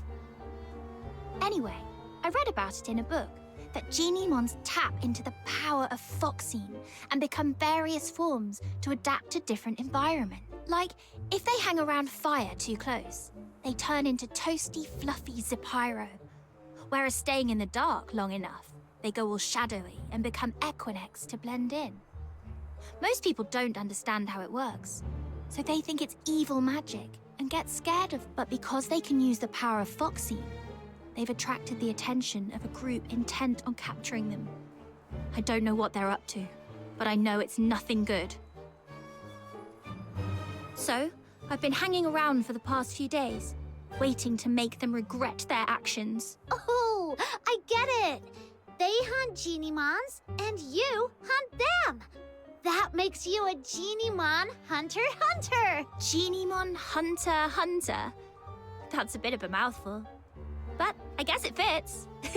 Those guys run off the second they see me. All right, let me know if you run into those bad guys again. And little ones, now go home and stay safe. Don't let those mean hunters catch you again. Why is this one still sitting here? Is it injured? Oh, I'm always out in the wild, and I'm afraid I won't be able to take good care of it. Miss, could you help me out? Here, take the yum treat. Genimons love it. If you're lucky, open one, and they'll follow you right away. If not, just give them a few more.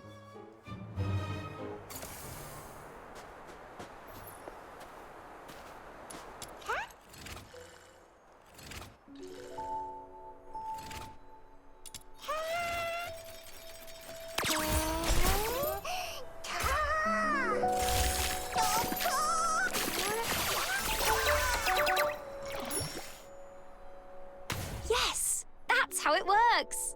You're amazing. Miss, look at that. The little guy perked right up. I think it really likes you. What is it, Chirpy? It's talking to her. This little one says you feel familiar, like someone it can trust, and it wants to go with you. You take care of it, and it could come through for you in a pinch.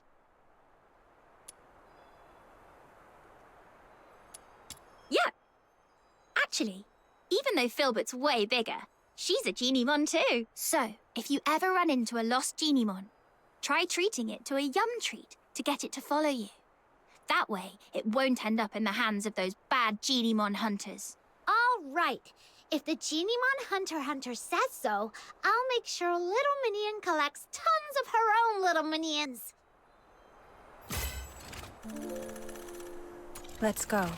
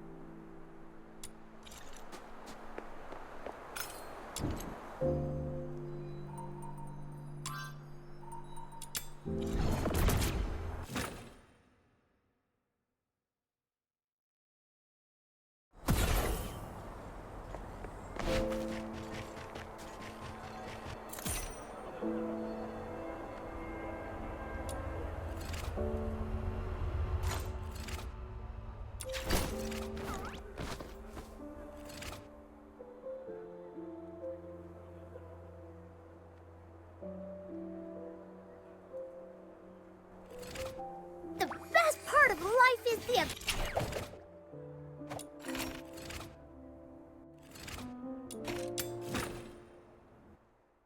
My venom is certain.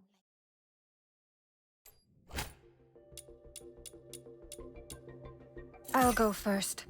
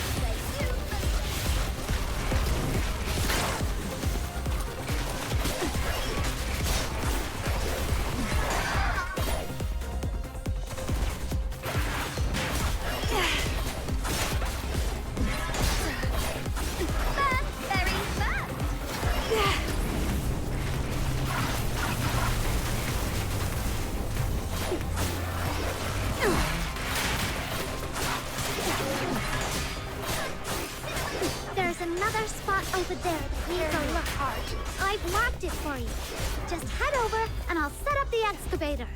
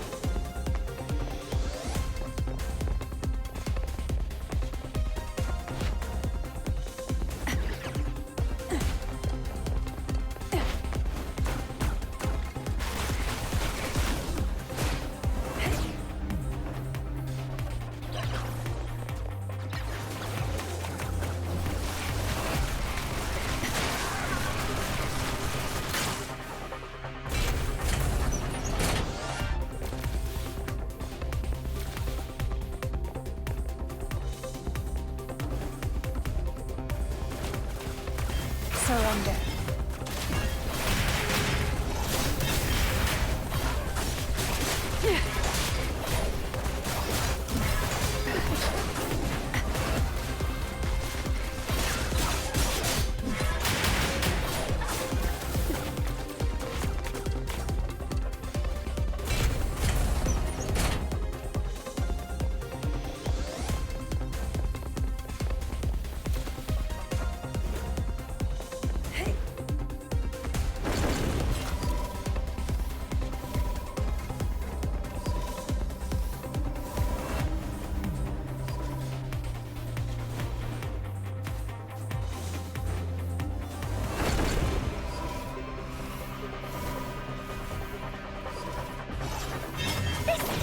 You belong!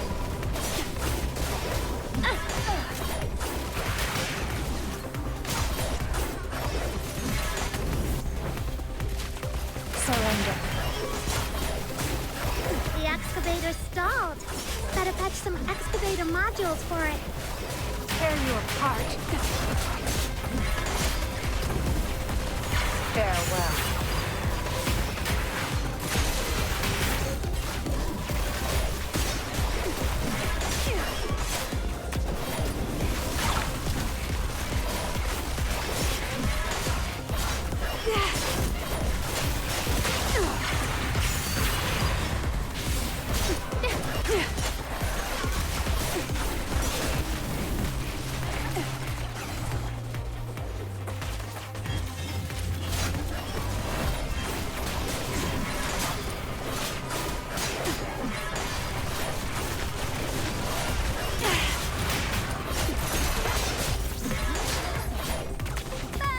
Surrender.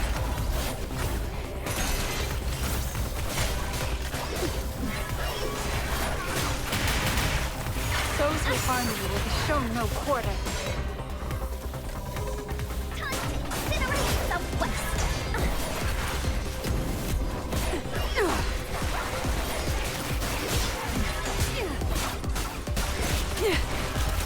Farewell.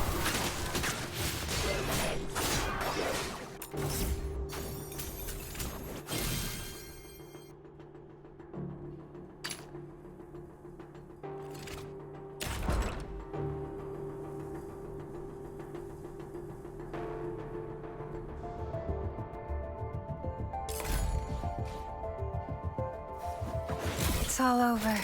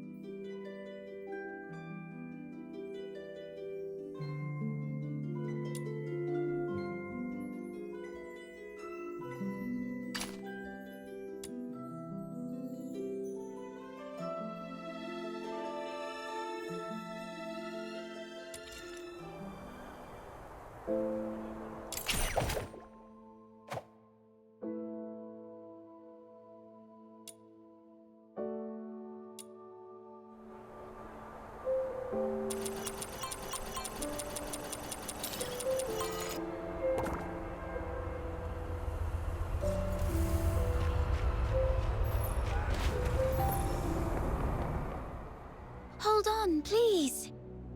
Psyche, what are you doing here? I thought I'd help show you the way. I mean, to Glevum Pit. Snow knows the way.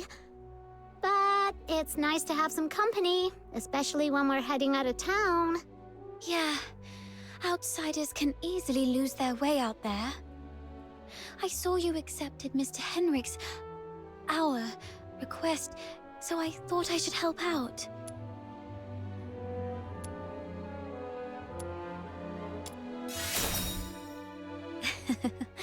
Actually, I was looking forward to a little walk myself, too. Shall we get going?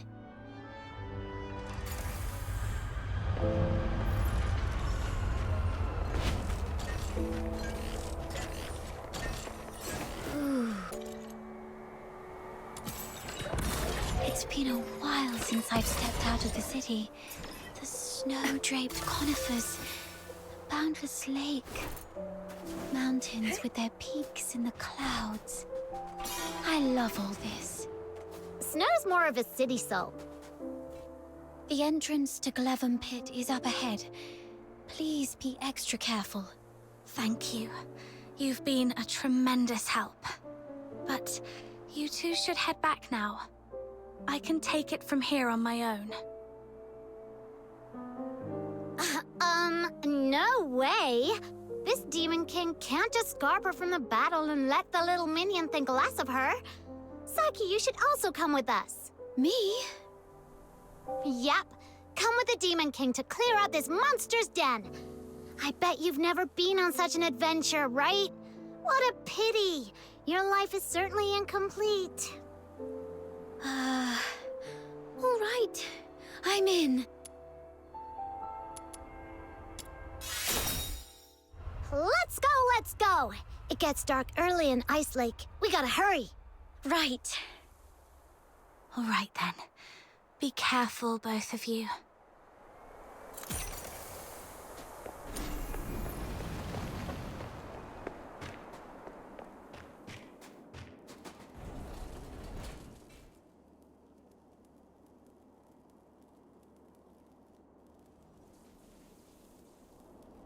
It's locked. Watch me bash it open. Ouchie! A door this thick is probably impervious to brute force. Then let's look around to see if there's another way in. Snow, does your head hurt? Let me help you. There. May you rest. Pulse to ease the pain. Oh, you're so nice. When this Demon King conquers this place, I'll appoint you the gentle green-cloaked mage, the wise master of foxing, the inaugural Grand Duke of Glevum Pit. I was the Duke of the Sewers. Is a Grand Duke a higher rank than a Duke? Guided by Snow, the Demon King, the little minion who just arrived in Ice Lake from afar, has become a brilliant fox hunter in a mere day. A new chapter in the legend of this Demon King! Fox Hunter is a cool name. Do they all hunt something called fox? Nah, fox hunters nowadays are actually bounty hunters. It has something to do...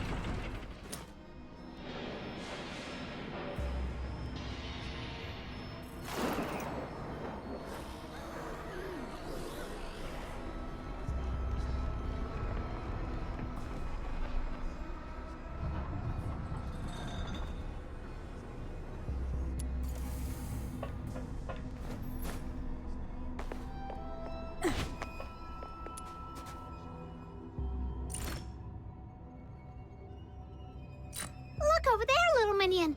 There are several powder kegs. I see. The journal also mentioned gunpowder. Maybe we can use the kegs to blow up the yellow crystals. Let's take them with us then. You can never be too prepared when you're adventuring.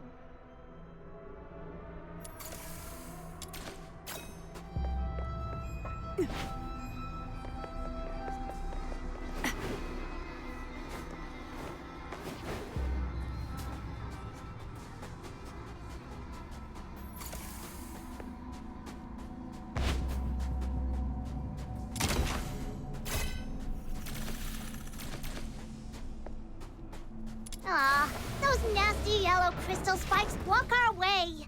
The powder kegs we just found can... Might as well stay away and shoot to detonate them.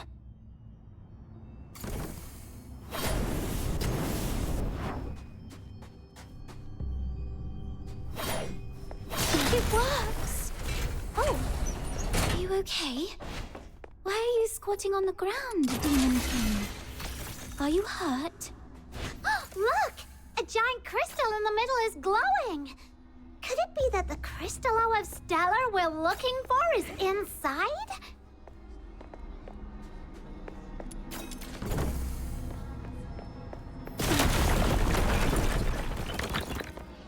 That voice again!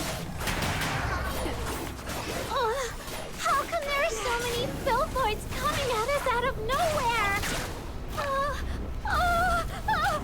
Perhaps they were attracted by the explosion. Get off my leg, Snow! I can't walk like this. You can head back to Ice Lake if you're scared. Tear you apart. I won't make fun of you. No way.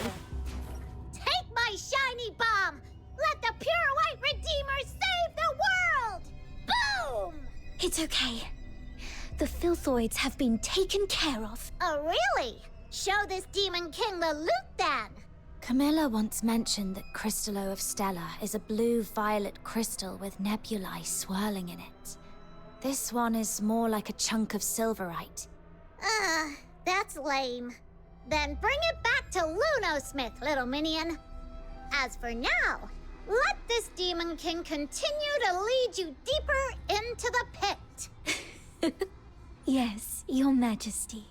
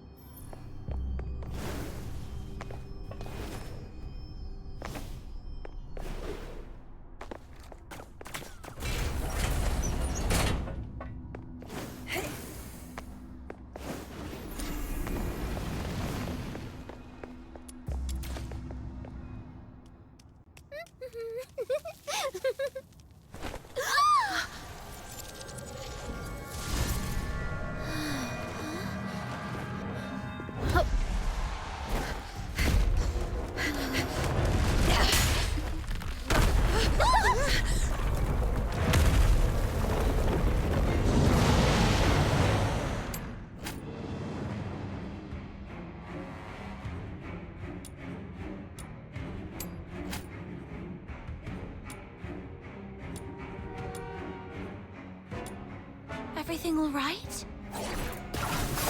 Sorry.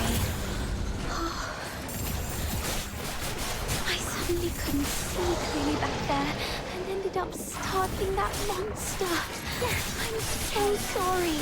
I'm feeling that it's slowing down. Looks like those shoulder-looking parts are its weakness.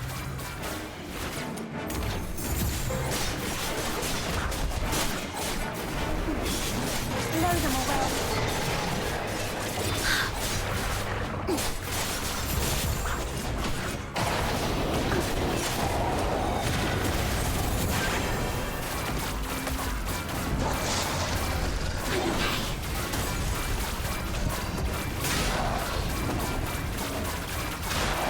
I'm okay.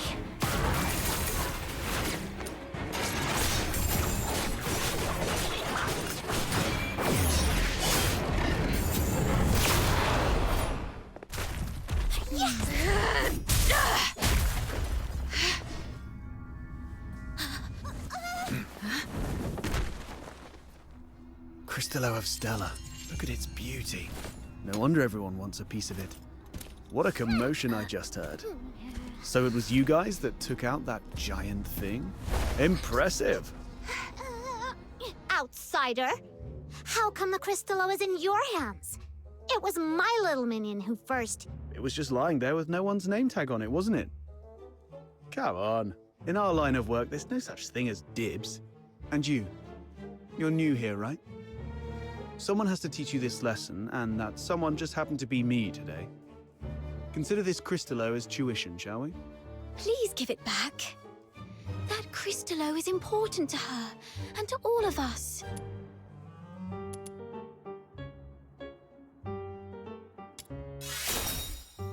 Since you refuse to be a reasonable person, this conversation is over.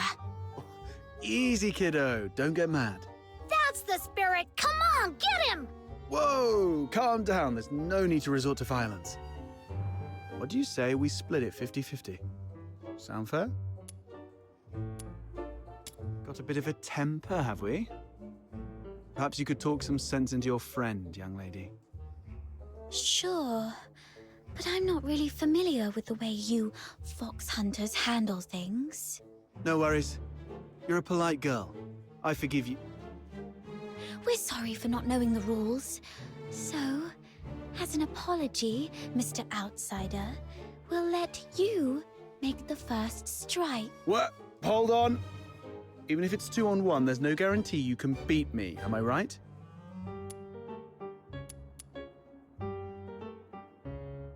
All right. I was joking around, trying to lighten the mood, you know. This crafty mutt-ears is trying to pull more tricks. You call the shots in your little crew, right? Tell me, why did you guys go to all this trouble for this Crytallo? I knew it. Well, that makes things easier. I need this Crytallo for my own reasons, but if it's silver coins you're after, I can match that amount. If you've got a moment, I'd like to explain. Are you free tonight? You can rest assured. Everyone at the Asphodel knows me. Well, I've still got things to take care of here. You kids can go ahead without me. What are you up to? See these packs? If it hadn't been for this monster, their owners might be chilling at the Asphodel, sipping drinks and swapping stories. I want to see if I can identify them and return their belongings to their families. Now that I'm here, I can't just leave it be. Thank goodness it was you Daemons that broke in today. If it had been ordinary folks, they might have ended up just like them.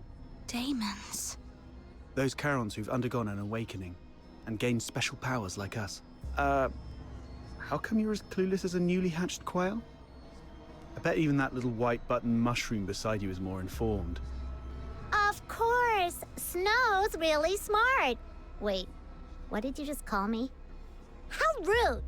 That's not rude, I'm just being honest.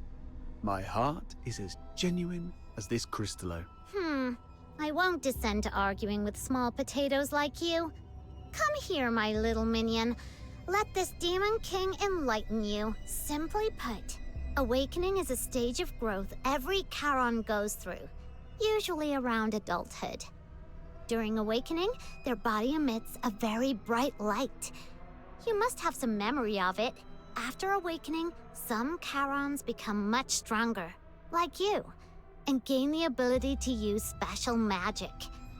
They are called daemons. It was that moment. No wonder I felt lighter than before, and my wounds must have healed around that time too. As for my magic ability, could it be resonance? Daemons are rare, so you guys are lucky ducks. Most Charons aren't so lucky. At best, they only get a bit sturdier. It's said that some may even turn into scary monsters, though I've never seen it myself. The button mushroom covers about most of it. Ordinary Charons might be able to handle small filthoids if they give it their best shot. But huge ones, like the one we just fought, are deadly for them. They were just trying to complete a commission. No. They were just trying to survive. Well, off you go. I'll handle the rest here. I'll be back a bit late. Might miss the Asphodel's closing time. Come and find me at my place. It's among those shabby houses south of the city. The one with the little bird drawn on the door. And come alone. Don't bring anyone unrelated.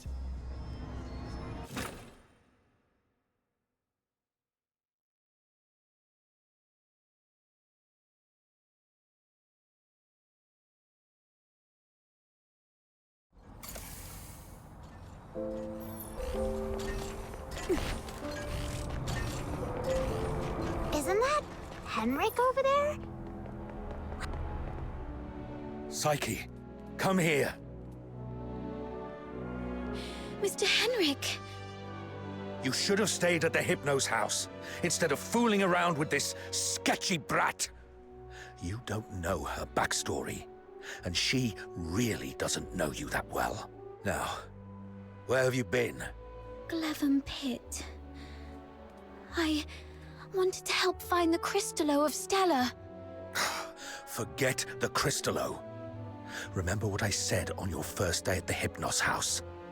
Don't wander off, and inform me first if you need to go somewhere. So you do remember. Before making any decisions, think about what I've told you. And what if anything happens that messes things up, or if people start asking questions, you know what's at stake. I'm so sorry, Mr. Henrik. You're a good kid.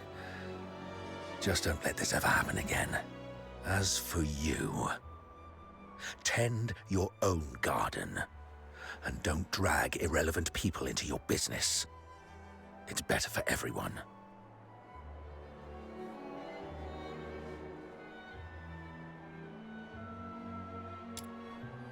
Let's talk about something else then.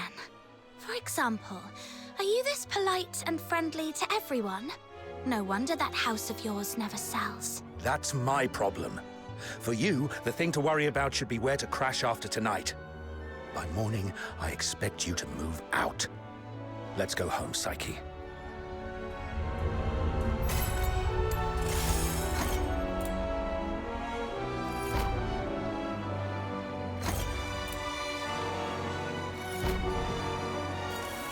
That Henrik always knows how to rile people up. I just hope he won't be too harsh on Psyche.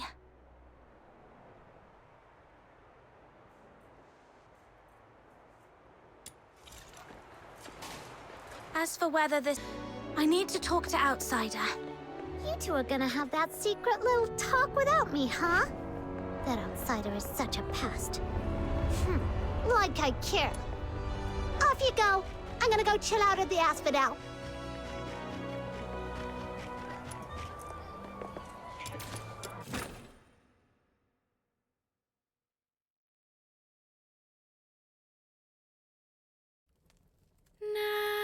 Nightingale, broken wings. You can weep, you can sleep. Nightingale, rise above. You will free, you will see. Little Nightingale, look. Your magician has returned. Outsider! You're home so late today. Where have you been adventuring? Was it in the dense woods where snow wolves prowl? Or the swamp witch's tower? I didn't go anywhere. Today is Miss Fina's birthday, so I stayed in Iceleg. You always say so. Yet new scars keep appearing on your arms. But this time it's true. Look, I went out today to get this for you.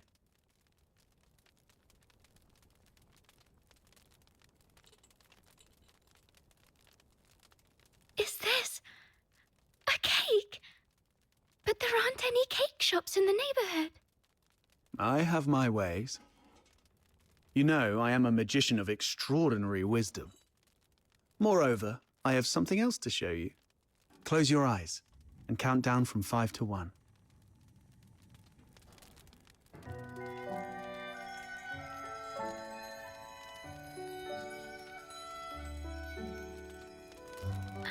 Stars. Twinkling, shining stars. You read the story I wrote, didn't you? The nightingale yearned for the sky, but it was ever so dark. If only I could see the stars once, she wished silently. Even but for a fleeting moment. Nights in Iceleg are always so misty. So you conjured up a starry sky.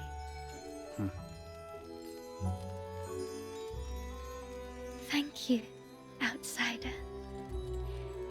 You are the greatest magician. Ahem. Seems your castle has a visitor. I'll go have a look. Hey, you're here. Come on in. Who is this lady? A new friend of mine. Sort of.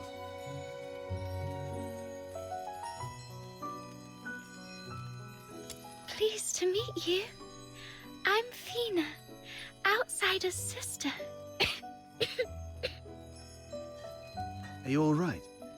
I'll get you some warm water. It's okay, I'm fine. Just happy to have a friend of outsiders over. Would you like to join our tea party? We'll have sweet cake. A tea party? It's just water. Don't get hung up on the details. Just play along.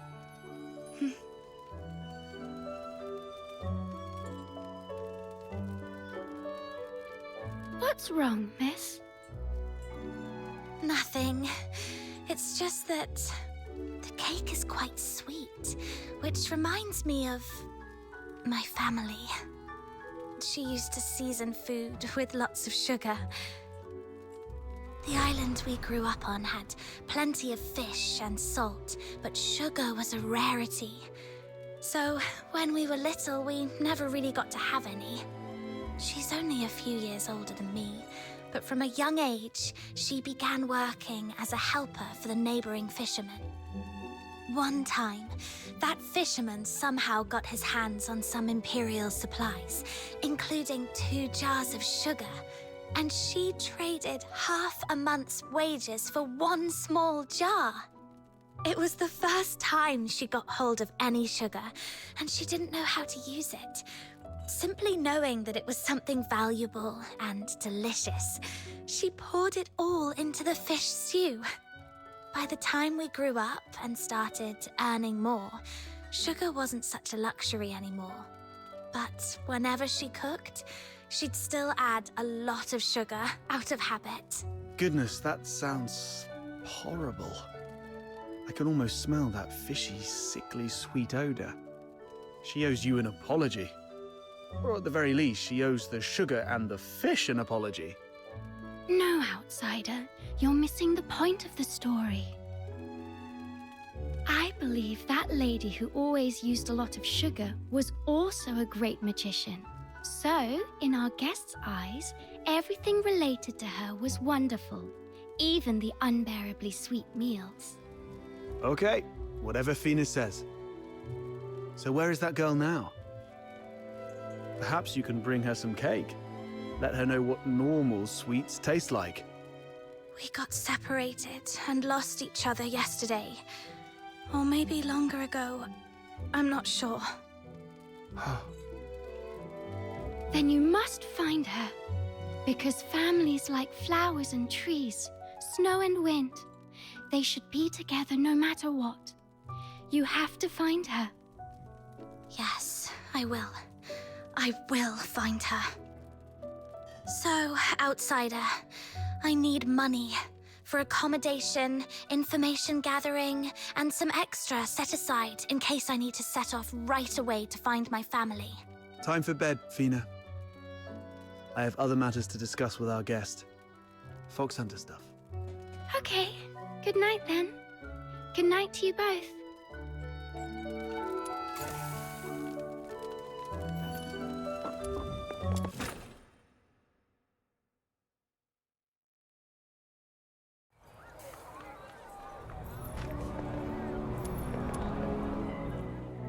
Time to get down to business.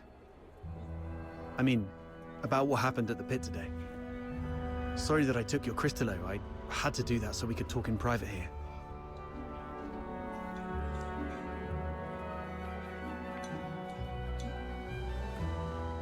If you're talking about the girl in green, yes. I've seen her going in and out of Hypnos' house.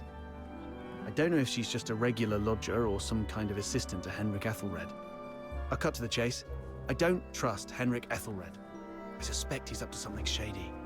Something shady? Like what? Do you know anything about the Crytallo of Stella, the stuff he's after? They're beautiful rocks that were popular for their looks, but that's not the whole story. In some countries, they're used for medicinal purposes. There was once a serious case of medical negligence involving Crytallo of Stella in Flagson province, throwing half the city into chaos. That's when they slapped a ban on Crytallo trading. That's not the half of it. How many folks on the streets of Islake can truly claim clean hands? What really gets me are the rumors about Hypnos House. People in the neighborhood say that Henrik and his lodgers are a weird bunch. They keep to themselves, and though they call it an inn, Henrik's the one picking who stays. Some have peeked inside. The lodgers there are all young people under 20. Stranger still, you see them go in but never out. No one knows where those young lodgers end up. Yes, I've heard some haunted house rumors as well. Makes you wonder. But speaking of which, how did you get onto this? There's this fox hunter boy I used to work with named Hunt. He went missing a month ago, last seen by the scrap picker girl, right outside the Hypnos house. A couple of days ago, I went over there and ended up in a blazing row with Henrik. Even with a dagger to his throat, he kept quiet about Hunt. He just stood there, sneering. You know quite well what would happen to a Charon harming a Solar. I know you have a sister. Better stay out of it for her sake. Damn it, I really want to throw him into the Lamenting Lake. Anyway, I must find out what happened to Hunt and what Henrik is really up to. It's not just for Hunt. I do this mostly for Fina. I don't want to see anyone I care about living in fear anymore. In that case, I'm worried about someone too. I mean Psyche, the girl in green you mentioned. If anything happens that messes things up, or if people start asking questions, you know what's at stake. Whatever's going on with Henrik, that's not my business. But if he's really up to something, I'm worried Psyche might get hurt. Good. We have a common cause then. I was going to get the Crytallo from the pit, then use it as an excuse to apologize to Henrik and take a look inside the inn.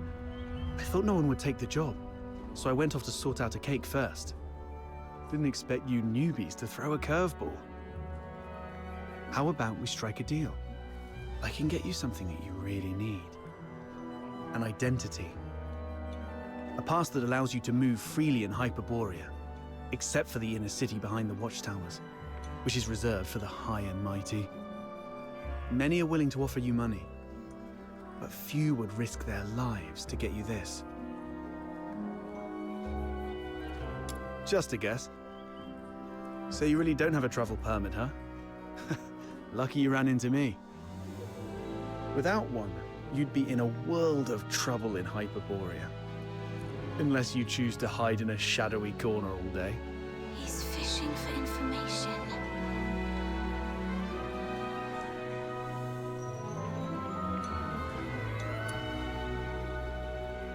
There are things in this city that money can't buy. Especially those that could land you in hot water. What you need is the invisible thread of connections between people. Without a travel permit, it's indeed difficult to get around in Hyperborea. So, what's the catch? Give you the Crytallo? No, you can have it. And you can trade it with Henrik for silver coins if you want. All I need from you is find a way to get in there and investigate the Hypnos house. You're not one of the locals, so he might not be on his guard as much. You have a bigger chance to actually find something.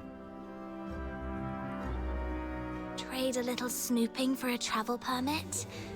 I think I can handle that. It sounds easy, but you should be careful. Meet me here at 12 tomorrow with anything you've found.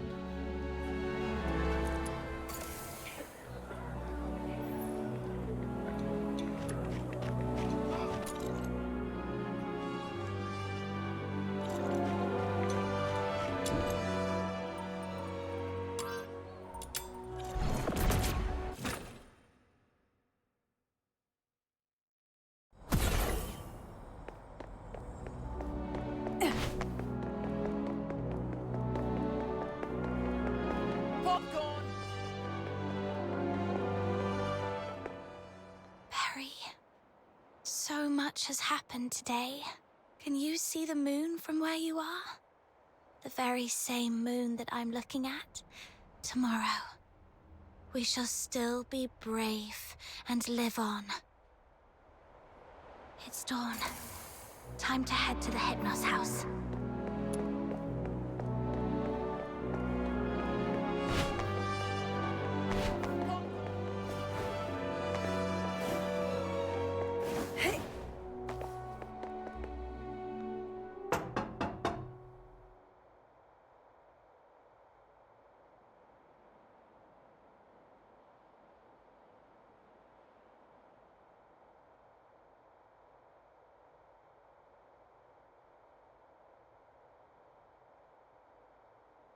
It's me. What are you doing here? Didn't I ask you to leave in the morning? I've got what you were looking for. The Crytallo of Stella. No one asked for you to come here. Go to the Asphodel and give it to Camilla Scarlet. I'm not from here. I'm not familiar with Ice Lake's ways. Where I come from, a deal means cash in one hand, goods in the other.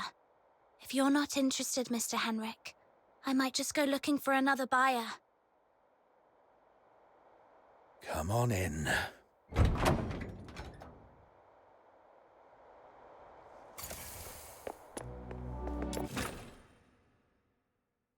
Got the Crytallo with you?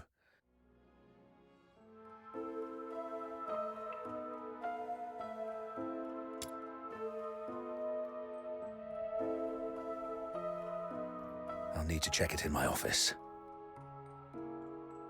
You stay here. No snooping around. Understood?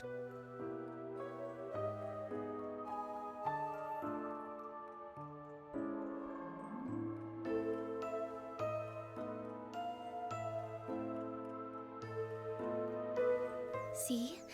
A little flower pinned to your hair. Would really make you look good. Psyche! What are you doing here? Does Mr. Henrik know about this? Oh, please come with me. Could you wait here for a moment, Elisa? I'll be right back.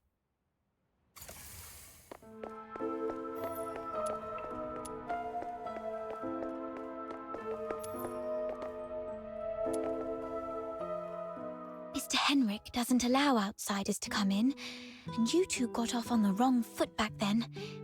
If he sees you... You're here for the lodging stuff, aren't you?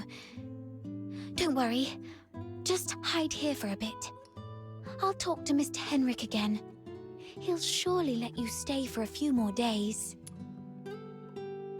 Ah, really? That's great. But that man is so... domineering. How did you make that happen?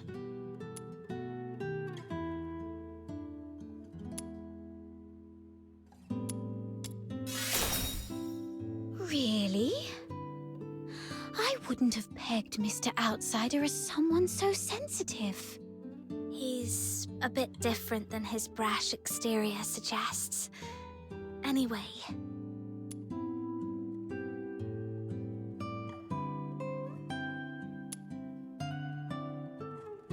I've got off on the wrong foot with Mr. Henrik, so I'm looking to make amends with him. If there's a chance, I'd like to visit him in the future. Really? Mr. Henrik is almost always at home. You're welcome to visit any time, if he says it's okay.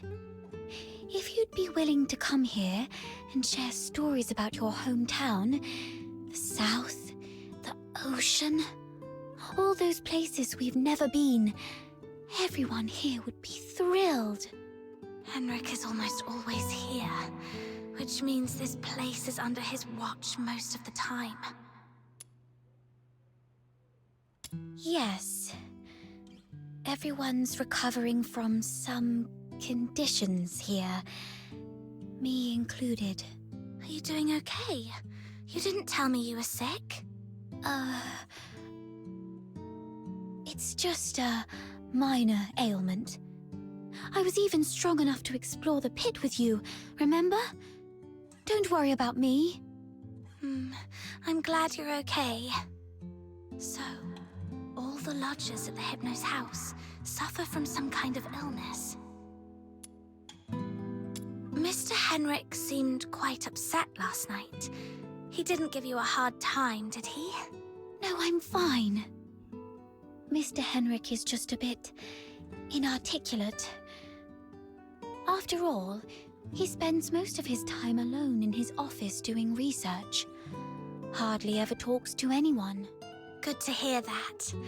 Speaking of which, do you know what kind of research he's doing in there?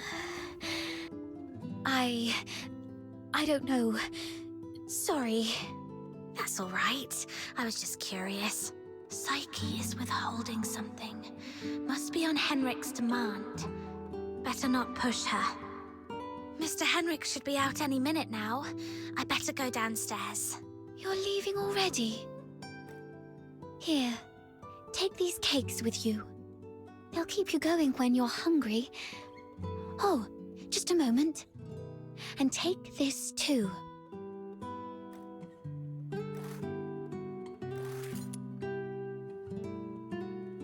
Time to collect some intel downstairs.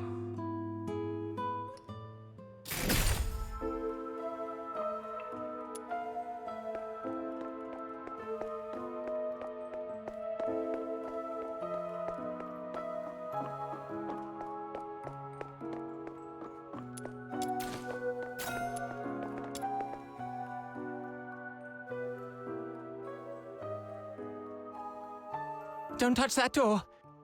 The office is off limits. No one but Mr. Enric Ethelred is allowed inside.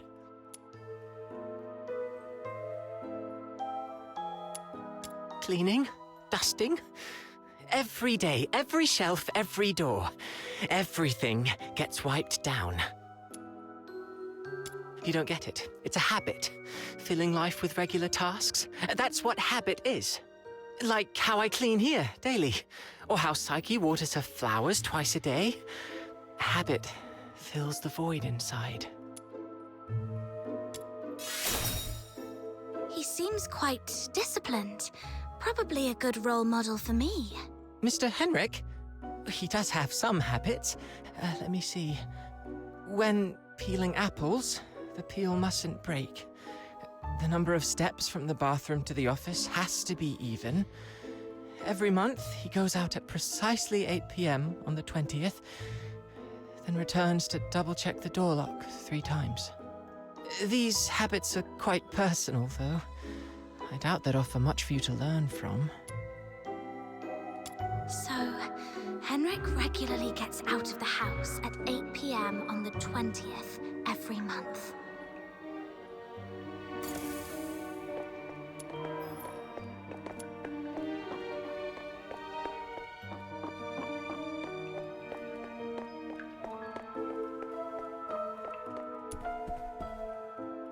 Why? Not only did you leave me, but even the pocket watch you gave me has stopped. It's all right. We'll meet again very soon. Hunt. Huh? Who are you? I haven't seen you before. Are you from the outside? Were you eavesdropping? No, I wasn't talking to you. I don't know. I don't know anything. Please, stay away from me, or I'll scream! Outsider was right. Hunt, the missing fox hunter, used to live here. But the lodgers here are tight-lipped about his whereabouts.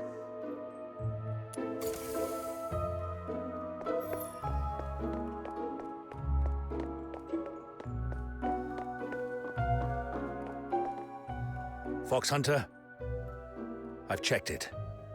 The Crytallo is authentic, and its purity matches the small sample I had before. Good job. Here you go. 3,000 silver coins, and this signed receipt.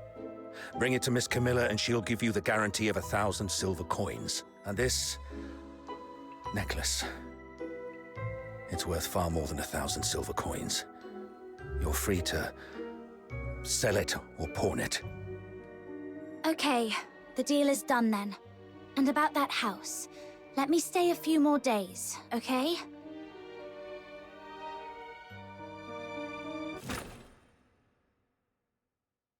Treasure the intel, never miss So the I thrill. couldn't get into the office. I've managed to gather some useful intel. Time to see Outsider.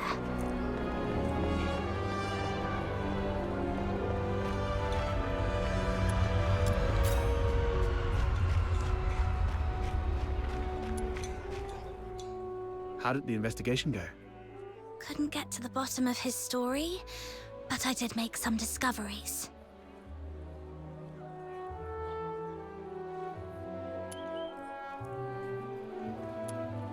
I chatted with the lodgers there and dug out some intel.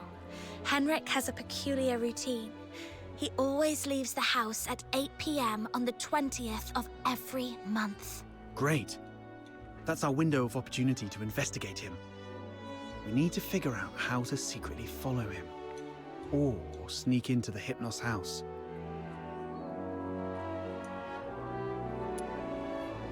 That's Henrik's office.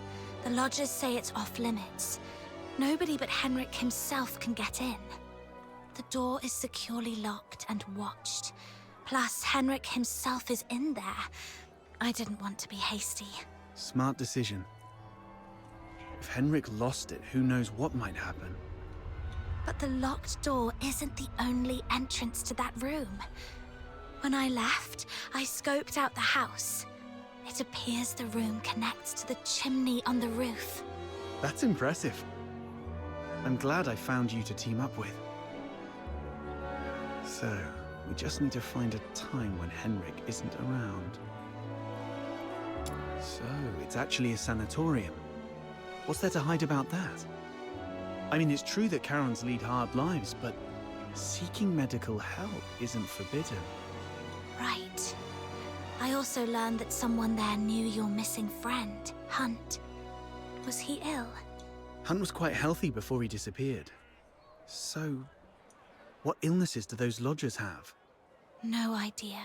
They refuse to talk. Or more likely, Henrik forbids them to. Is Henrik targeting the sick? That's even more disturbing. I'm gonna have to add extra locks and remind Fina to lock the door all the time. Anyway, what exactly happened to Hunt? So, here's our plan. On the 20th of this month, while Henrik is out, we'll try and get into the locked office through the chimney. That room is exclusive to Henrik, so we won't be noticed. You're quite sharp. I'm even considering a long-term partnership with you. Oh, I've been meaning to ask. Since you took down that monster in the pit, you must be pretty skilled in physical combat, right? I wasn't particularly strong, but I've been stepping up my game lately. All right. Over the next few days, let me teach you some fighting skills. It's always good to be prepared. We'll start tomorrow then. And hey, next time you run into Camilla, let her know we've teamed up for now. It'll make our partnership seem legit. It's still early. Maybe I can go to the Asphodel and see if there's any new commissions to take on. Also, Psyche seems a bit lonely. Maybe I should try to make some time for her before leaving Ice Lake.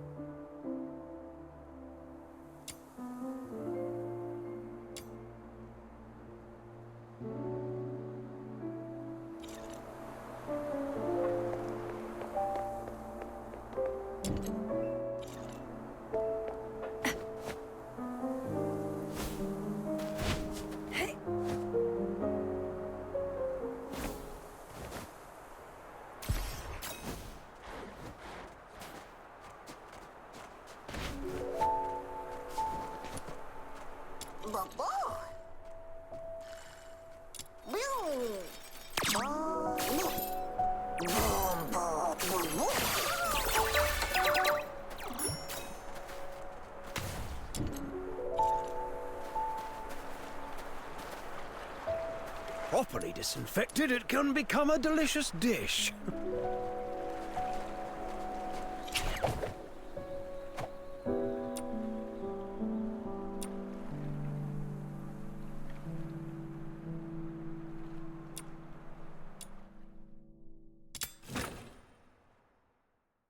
Filbert, let's go!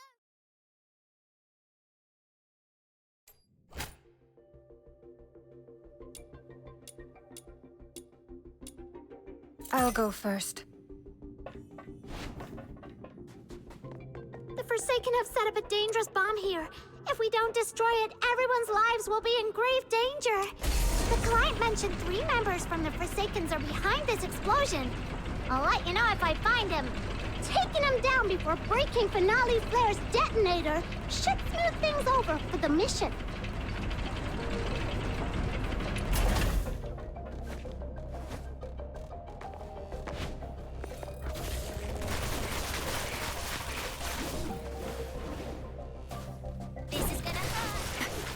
Found one of the soldiers of the Forsakens! The client asked us to prevent Finale Flare from blowing up. So taking down these soldiers, they're gonna call for backup! Do something, now!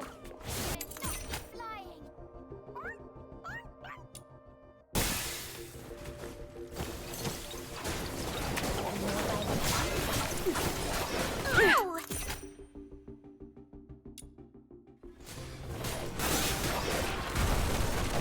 Oh, it mucked it all up!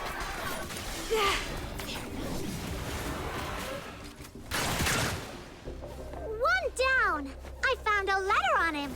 Got it! The other 2 members of the Forsaken are probably in the area that I marked.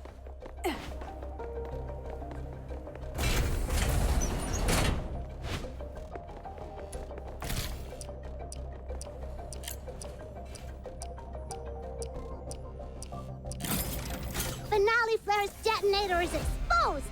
Time to wreck it! Jeez, it's not like we planted this bomb. How come all enemies are coming at us?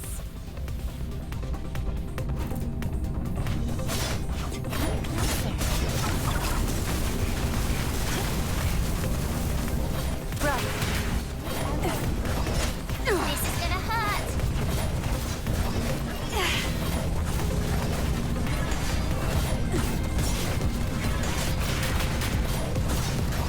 Finale Flare is dismantled! Now let's you flying! Get out of here! Surrender.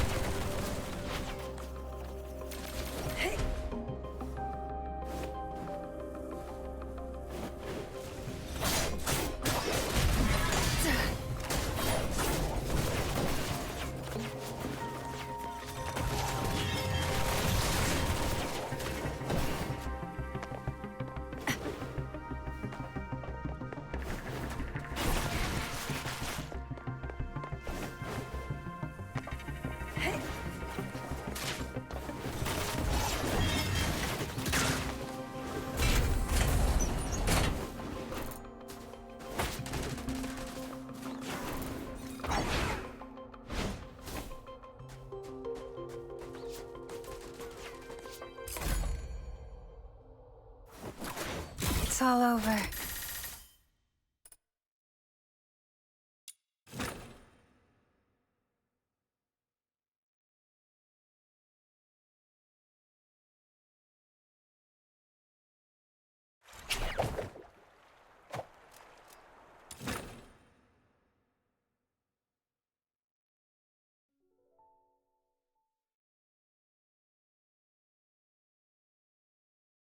Chief Sybil! There's a piece of bad news, and another that might be considered bad as well. Let's hear the worst one first. The unit left on Purgatorio Island has been searching the area for 3 days, but they've yet to find any trace of that girl who was with Number 0. We searched the nearby waters immediately after she fell off the cliff. Theoretically speaking, she shouldn't have drifted far. Unless... Unless someone rescued her. Continue investigating the residents on nearby islands. Leave no suspect or witness unchecked. Already on it, and we're expanding the search area. But if I may ask, if we do find her, the host of Resonance, what's the plan, Chief? A fully awakened Resonance can exert control over any daemon, but that power hinges entirely on the host's will. Which means, if she won't cooperate, then capturing her does the Empire no good. Worse, it could become a threat, just like last. Then we do what we did before. Wipe it out. That power cannot fall outside Imperial hands, least of all into Elysium's. Now, the other bad news? It's about the other matter you've asked me to investigate, Chief. During the search, on a deserted island, I encountered some villagers who had fled there by boat. And then we discovered something quite intriguing. It's as if you were tasting a bowl of ordinary thick soup, only to find the spoon you had just used turned from shiny silver to a dreadful black. Cut the fancy talk. Get to the point. Ah, yes, Chief. That intriguing thing is a tiny time discrepancy. The villagers told me that the filthoids of Purgatorio Island always lived in the mountains, without much aggression. But 2 days before our arrival, they suddenly went berserk and started attacking the villagers. 2 days before our arrival. It appears you've already figured it out, Chief. Quite a coincidence, isn't it? Due to a last-minute change of plan, we arrived 2 days later than initially scheduled. The only force capable of manipulating filthoids is the Forsakens. Whoever it is, the 13th Legion has been compromised by unwelcome elements. After all these years, those worms have started wriggling again. It's time for a thorough extermination.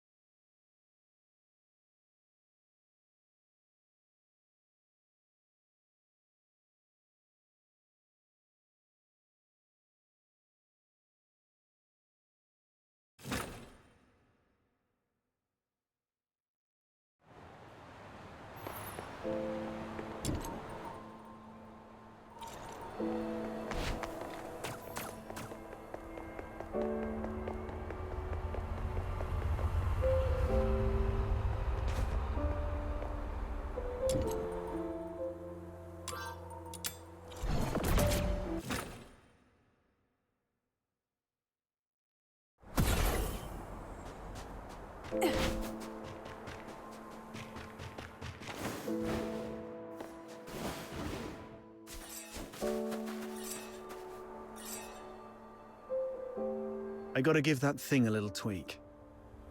It's still early, so why don't you do some casual practice on those beasts nearby? Just don't wander too far. Button Mushroom is in town keeping watch for us. I've already set up some traps. They may look like junk, they're made from scrap after all, but they work quite well. Be careful with them though. They aren't made of the sturdiest materials and might break if you step on them.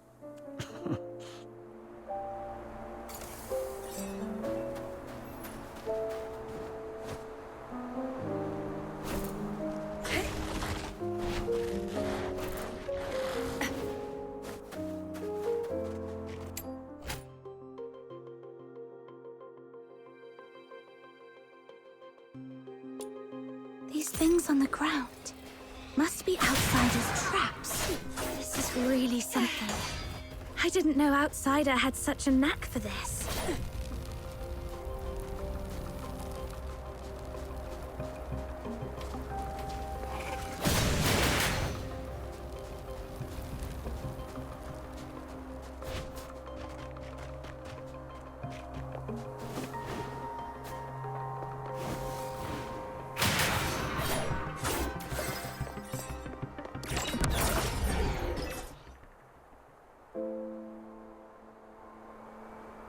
What's going on here? Well, I made a bit of noise while tweaking that thing and these little critters just came at me. Come on, my friend. Help me out here. Show no quarter. Serves you right. Fine.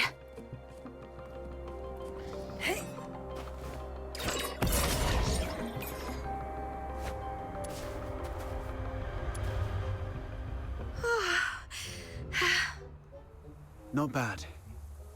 You've improved a lot these past few days. Still, there's more to learn.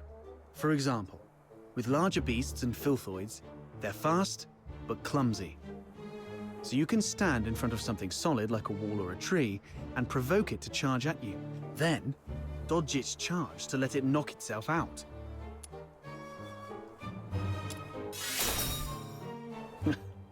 Naturally. It's a trick I picked up growing up tough. It's the same with these enemies. An enraged person isn't much different from a beast. All right. Those random critters weren't much of a challenge for you. Now let's find you a worthy opponent. What's this? Is it your voice howling in there? A piece of scrap metal I picked up from the scavenger girl. It's tougher than it looks, and those filthoids can't easily smash it. I've stuck a loudspeaker inside to lure them. Ah, look, here they come.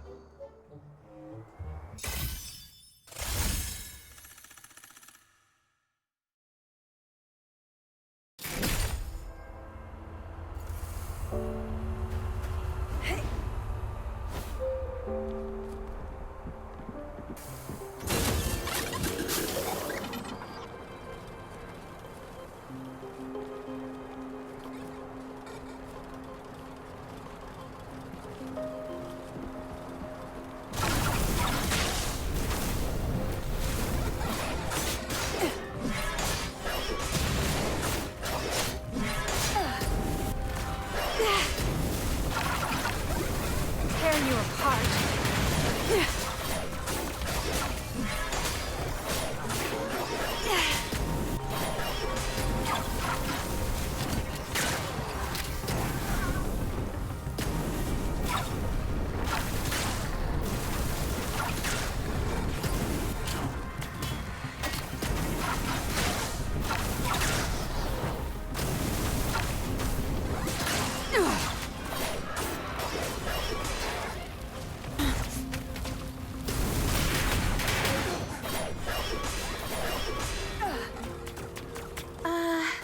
It broke.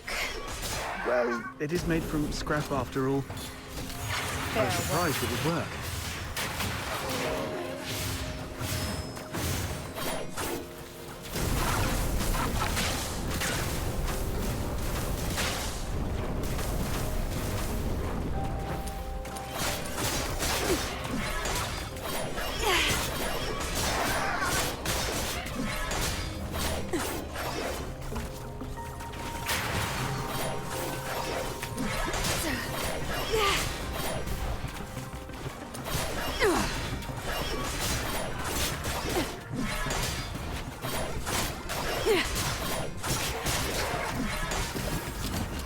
Surrender.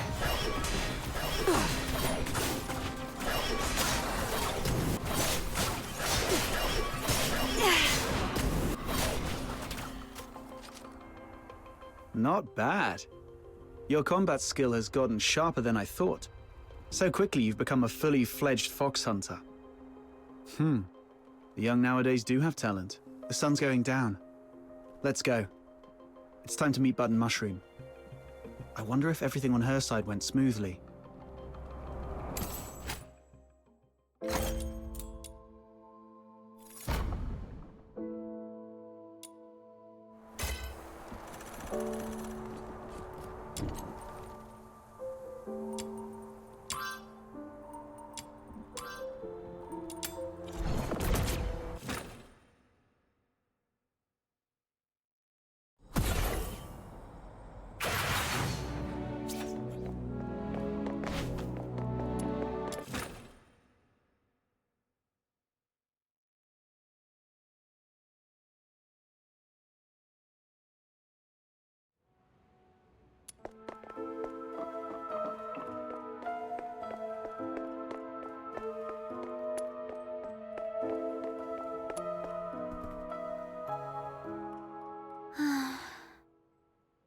key. Huh? Is that you? I promised to come check up on you, remember? Your eyes. Are you having trouble seeing things again? Like what happened at the pit? Yeah. My vision's a bit blurry again. Don't worry. It's just an old problem acting up. I might be a bit tired. A few days rest should help.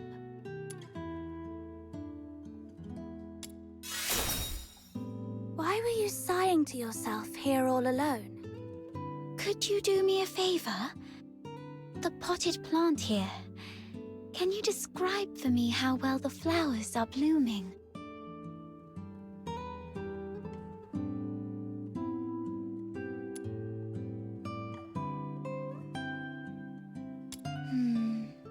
Like I guessed.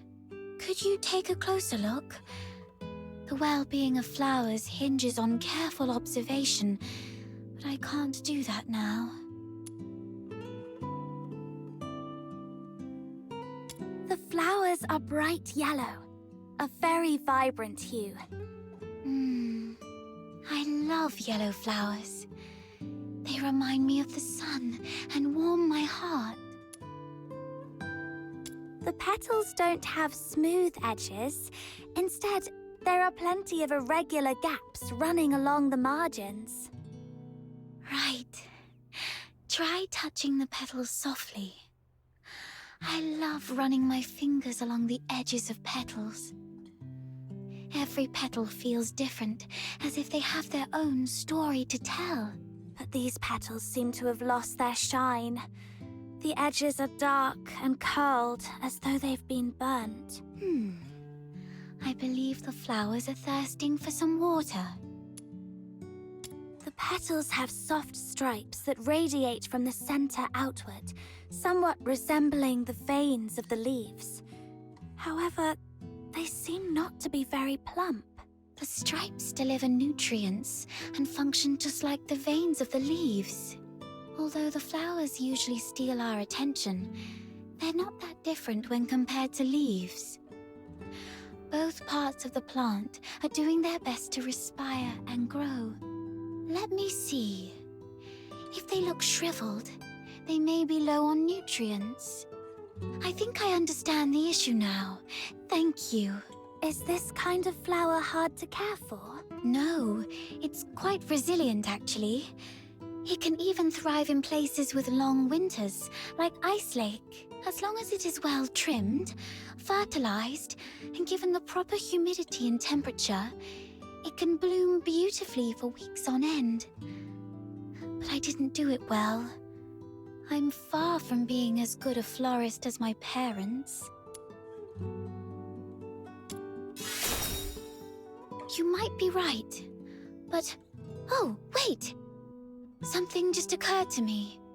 Maybe it's the soil. The soil? Yes. Dad used to gather special soil from a cave beyond Ice Lake for our plants. He mentioned that the special soil is more fertile than the others. Perhaps I can go there and... forget it. I'll worry about this later.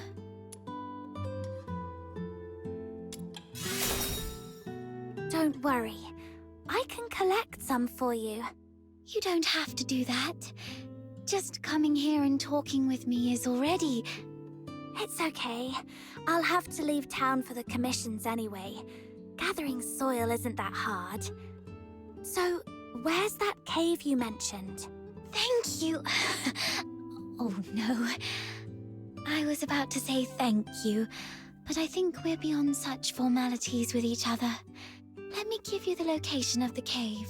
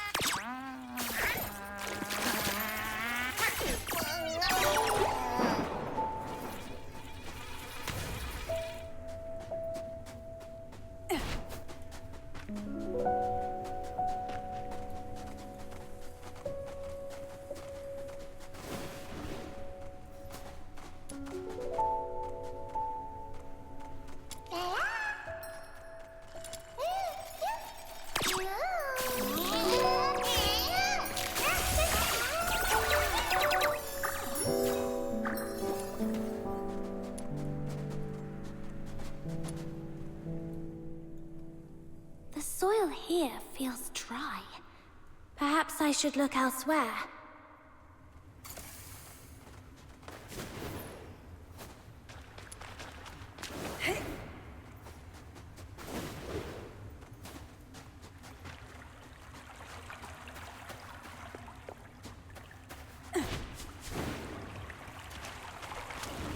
Surrender.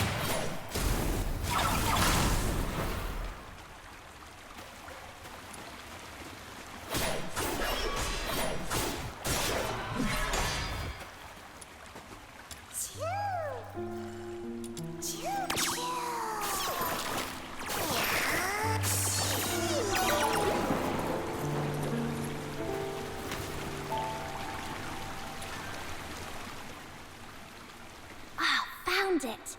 The soil is soft and the wetness feels right. I should collect more. Okay, this should be enough.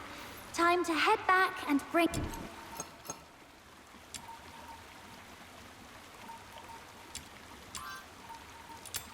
Psyche.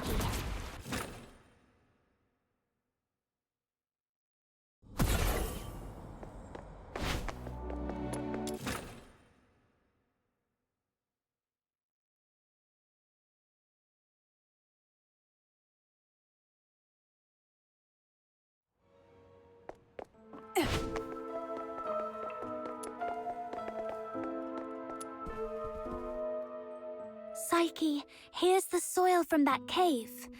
Does it look right? Its touch is exactly like that of the soil Dad used to grow flowers with. And there's so much of it.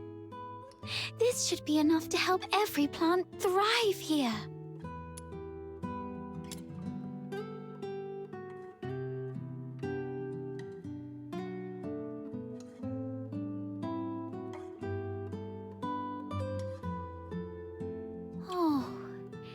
It's that flower I gave you.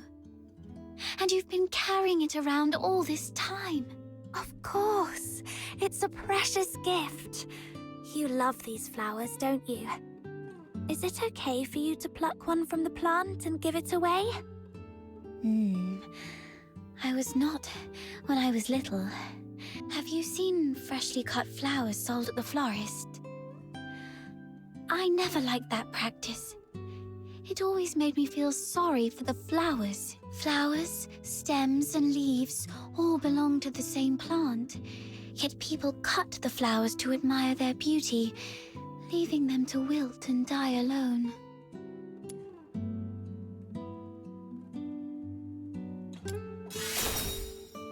You said when you were little.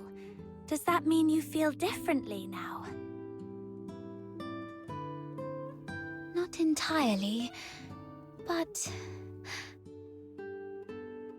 Can I ask you something first? What do you think about flowers that are plucked from their plants?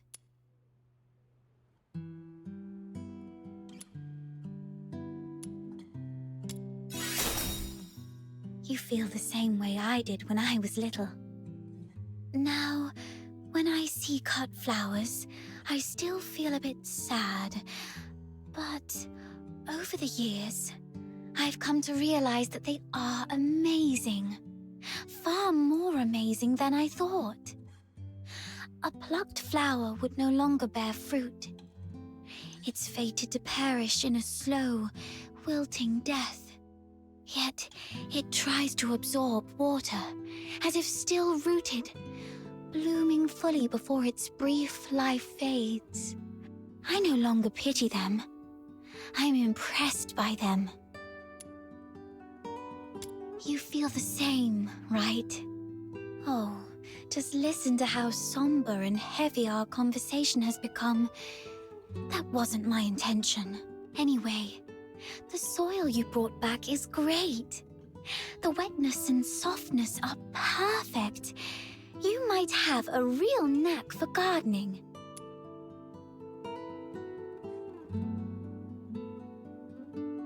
You are such a wonderful person. Apart from my parents, nobody else has ever taken my casual remarks so seriously, or done so much for a simple plant. Please, take this as a token of my appreciation.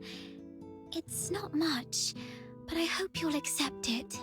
Do come back and admire these flowers when they bloom once more.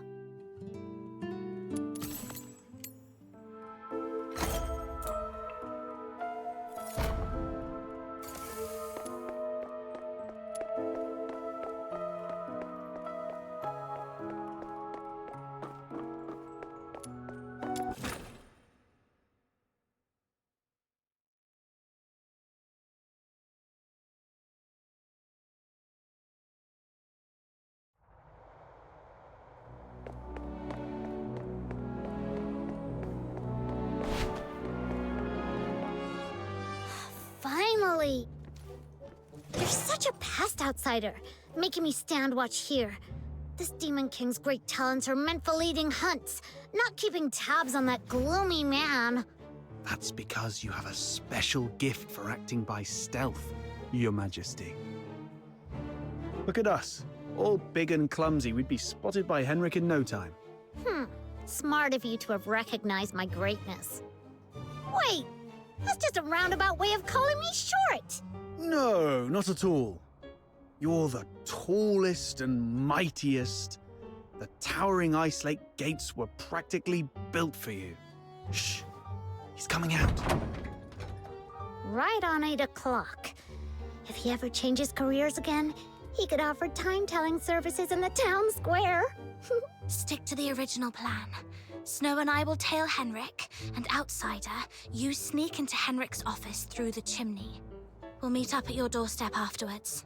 Got it.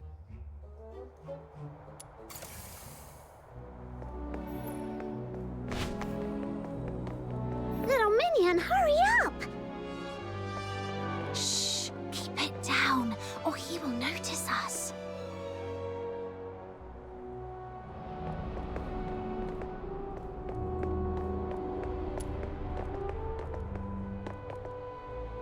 Ugh, what's taking him so long?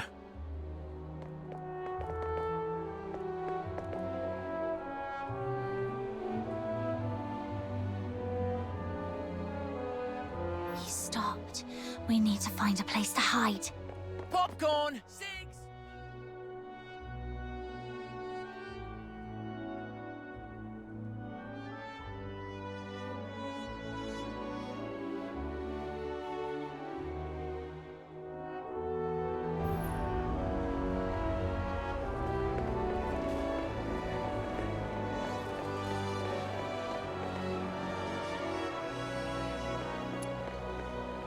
Oh, I've got an idea! We hide inside this big guy and follow him without making a sound. Then tell me how you're planning to sneak inside without the soldiers noticing. Oh, look! Henrik's leaving! Let's go! All right, kids.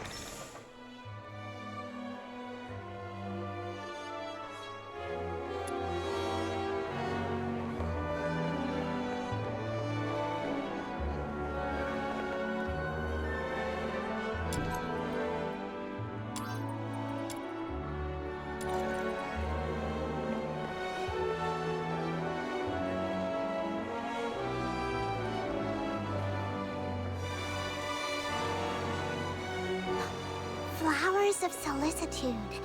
It's a flower shop. Wait, is he going on a date?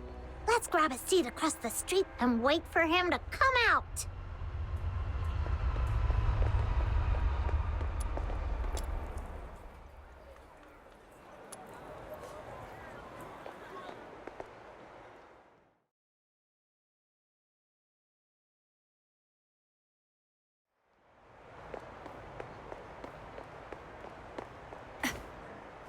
My name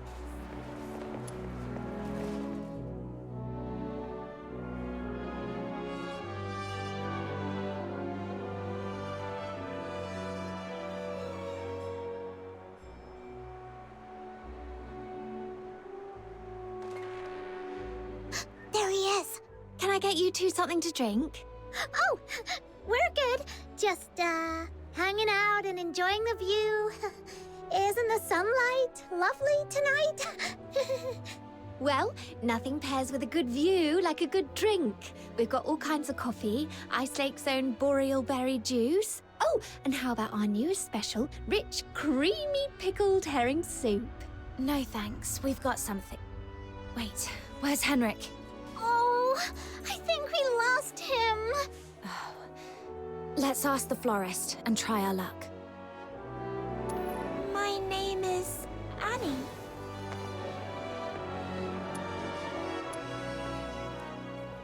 Hello. We found this silver coin. Pretty sure that man just dropped it. We wanted to return it to him. Wait, are you crying? Did that guy say something mean to you? No. It's just some duelet pollen in my eyes. Thank you for asking. If you mean the gentleman in white, I believe he's by the pond, northeast of here. Got it. Thank you. Wait, You... Are you talking to me? no. I might have mistaken you for someone else. Sorry. Here, please take this. You are giving me this? For free? That's right. Your eyes sparkle like rubies, perfectly matching this flower. I hope you have a lovely day. Thank you. Then I'll gladly accept it. Whoa, a gift from a stranger? My little minion is way too charming.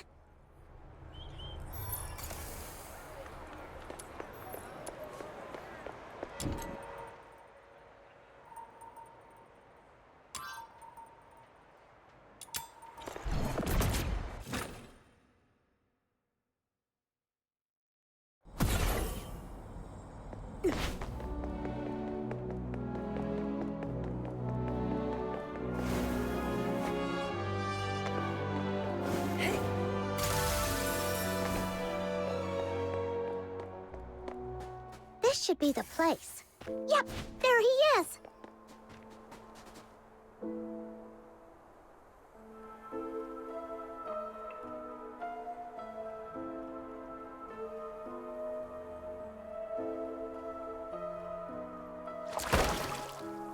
Did you see that? Henrik just threw something in there. This has gotta be his horrible secret. You stay here. I'll go fish it out.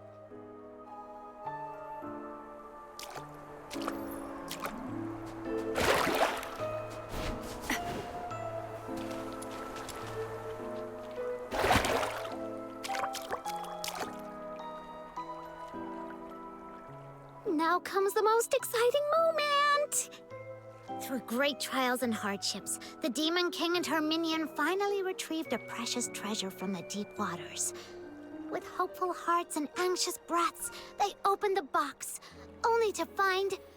Huh? It's empty!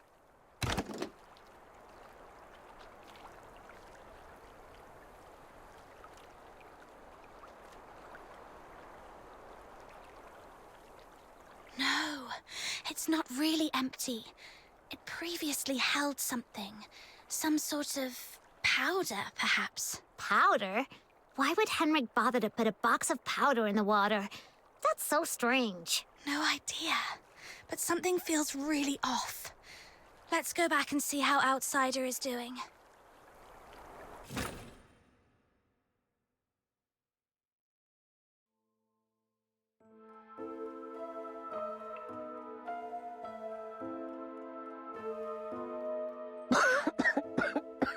Oh, I got all covered in soot.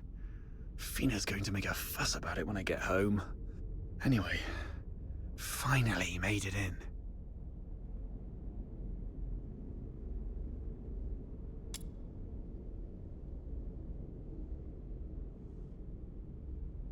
A furnace this big? No way it's for cooking. And it doesn't look like a heater either. So what was it burning? Could it be...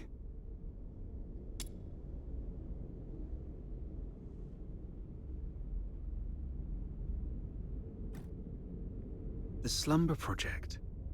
What's this? September 3rd. Carolina Brown. October 29th. Hunt Clark. Hunt. Don't tell me he's already...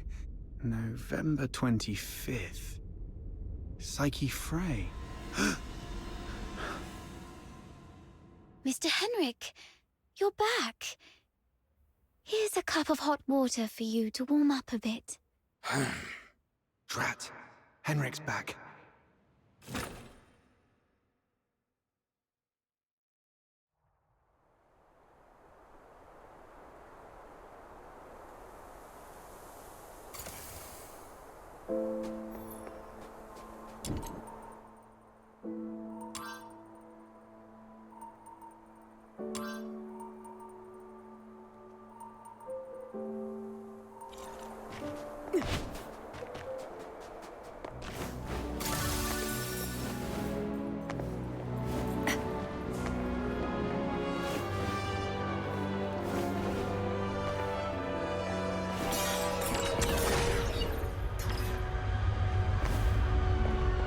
Treasure the end.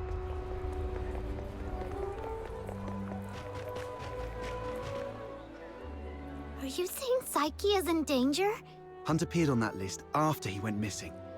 I fear things didn't end well for him. And I'm worried your friend Psyche might be next. Henrik came back at a bad time. If I had just a few more minutes. It's my fault. I wasted too much time with that chimney. Damn it. I knew he was up to no good. What do we do now? Psyche is a good girl. We have to find a way to save her. I'm going to the Hypnos house right now. Don't rush into it. We still have 5 days. So let's go back and get prepared first. No, it's always better to act sooner rather than later to save someone. I can't just...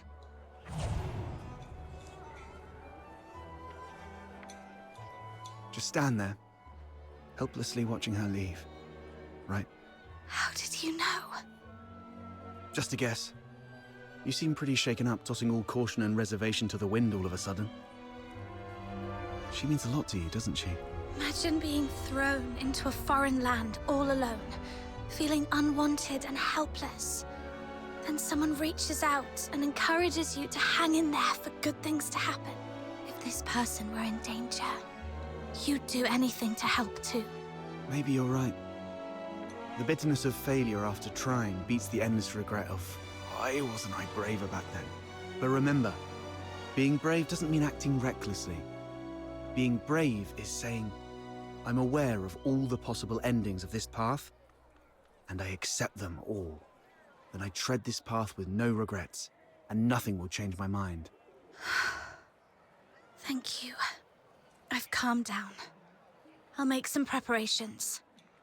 But tomorrow, I still need to go see Psyche. Don't worry, I've eased things with Henrik.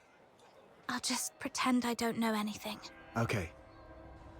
We'll also need a plan after we rescue those lodgers. You're not familiar with Ice Lake, so I'll handle that.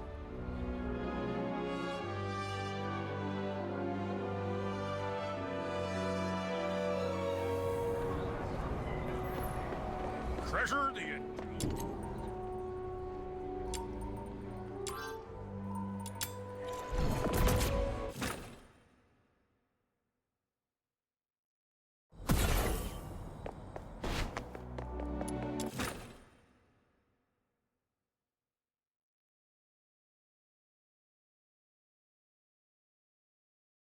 to act casually when I see Psyche, to avoid suspicion.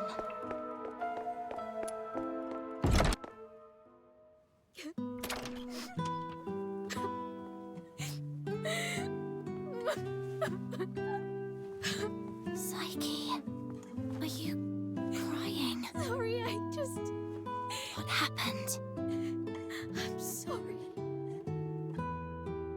Oh, it's you. What's going on? What happened to Psyche? She's sick and needs treatment. And she needs some time to rest.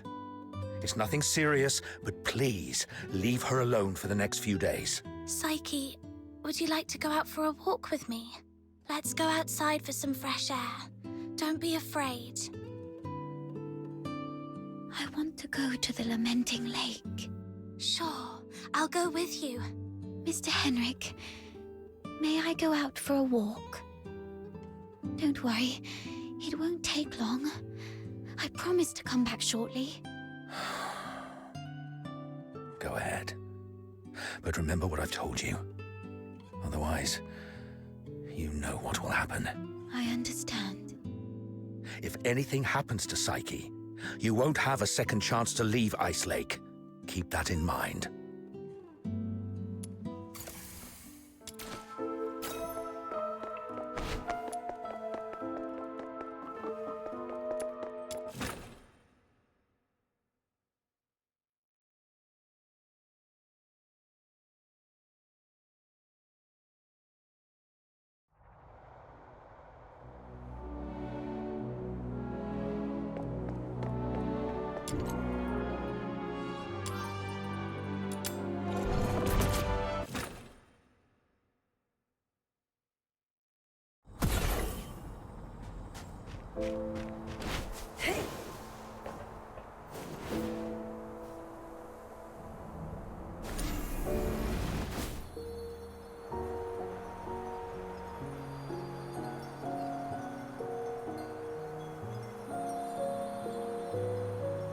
The sun should be setting by now. I wonder if Lamenting Lake looks as beautiful as it always does at this time. Yeah, it's a spectacular view. Would you like to take a walk with me by the lakeside? Be careful. The snow's a bit thick here. Where does this river lead? I'm not sure. Maybe to the ocean? No. That can't be right. I remember reading that ocean water is salty. So, if this river connects to the ocean, shouldn't it be salty too? When I tried the water here before, it wasn't salty at all. Really? Let me try. What's wrong? That's freezing. My whole mouth just went numb. Let's head to the lakeside. When I was little, I thought if I just kept running, I'd leave Ice Lake behind. But no matter how far I ran, the lake never ended. This flower looks familiar. Really? Let me feel it. Ah, it's a star frost. Though the petals are smaller and the scent fainter, it's the same kind as the pot of flowers in my room. Would you like to pick it as a keepsake? No. Just knowing it's here is enough for me.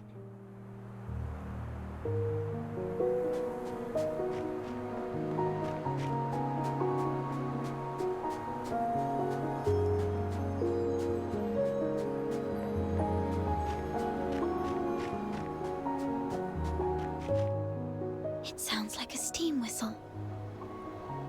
Is there a train passing by?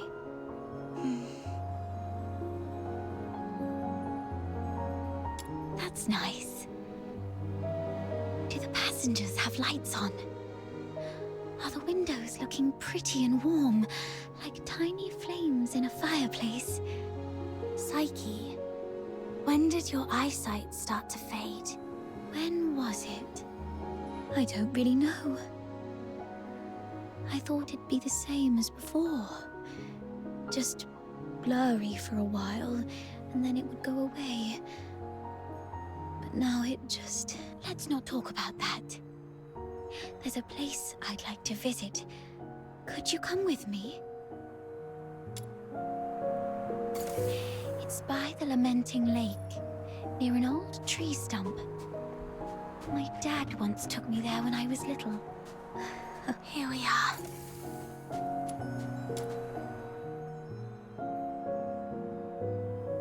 Could you open it? This is It's called a camera. An amazing treasure. Dad gave it to me when I was 4. That year, he had managed to grow beautiful Lamenting Lake bellflowers. A wealthy man from the inner city loved the flowers and gave this camera to Dad, which he then gave to me as a birthday gift. But I cherished it too much to actually play with it. I thought, if I buried this precious treasure in the ground, it would sprout many more cameras by harvest time. Then our family would become rich, and my parents wouldn't have to work so hard. So I came here alone and sewed it. I was quite silly back then. When Mum and Dad found out about this later, they didn't get mad at me. Instead, they said, let's dig it up on your coming of age as a gift to your future self.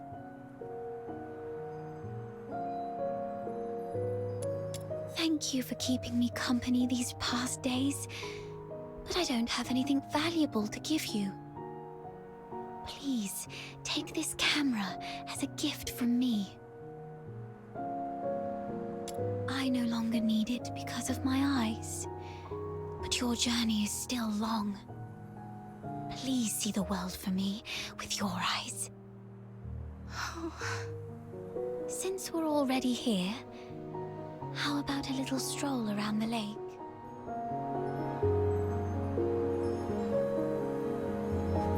When I was little, Dad would sometimes bring me here for walks.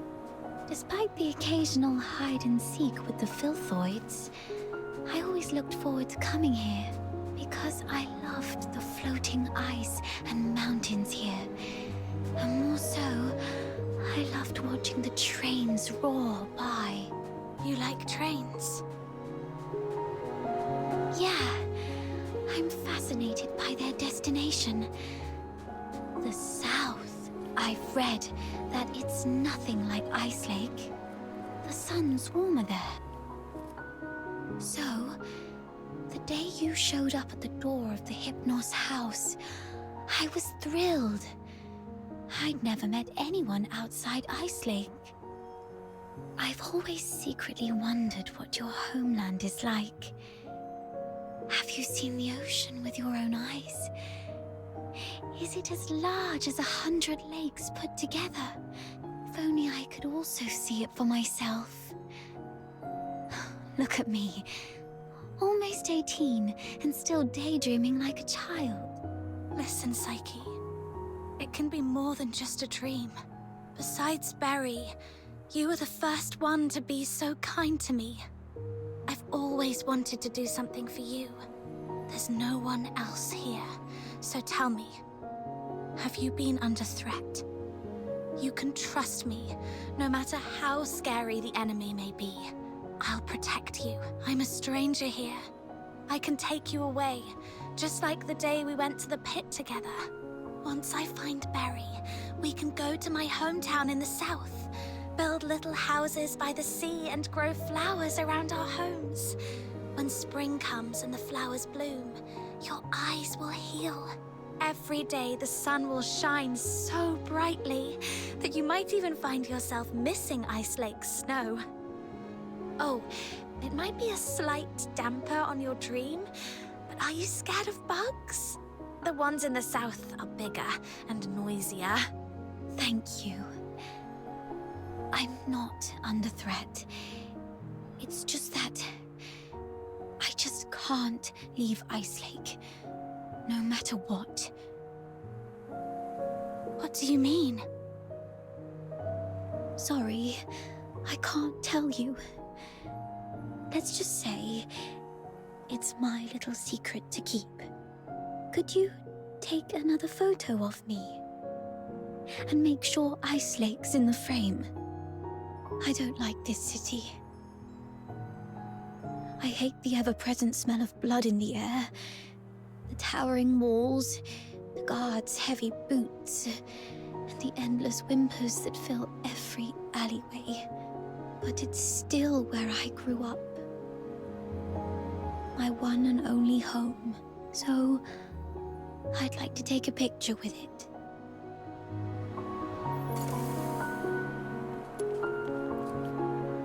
Okay, look over.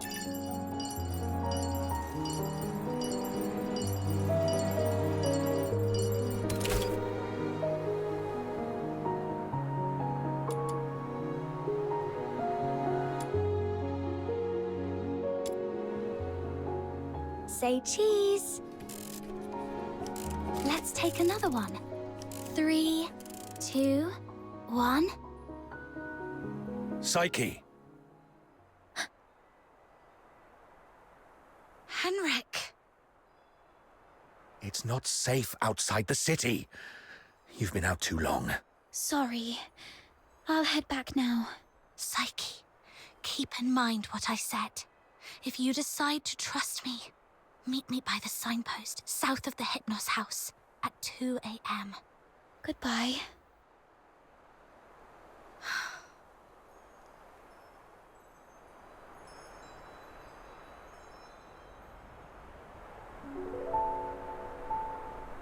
Can't leave Ice Lake?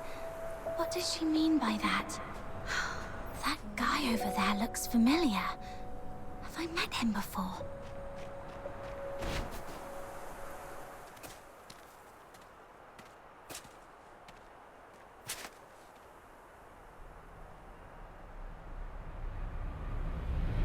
He goes there. Stay back, or I'll shoot.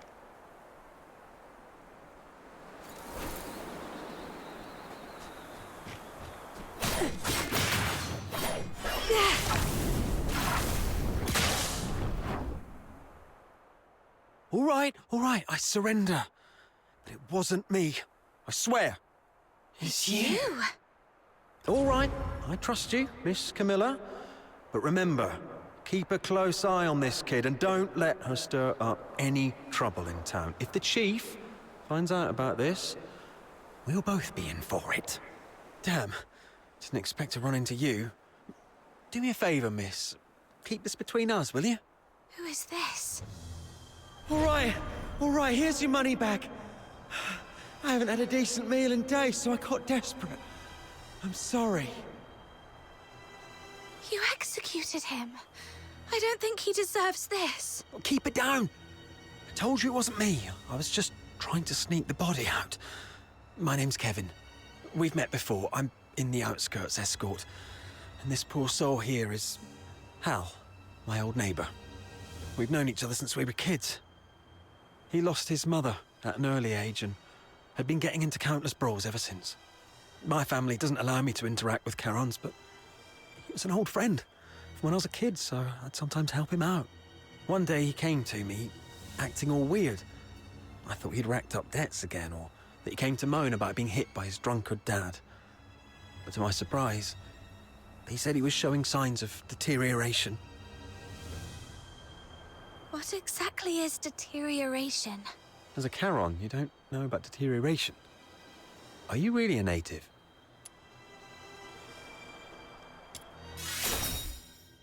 Oh, right.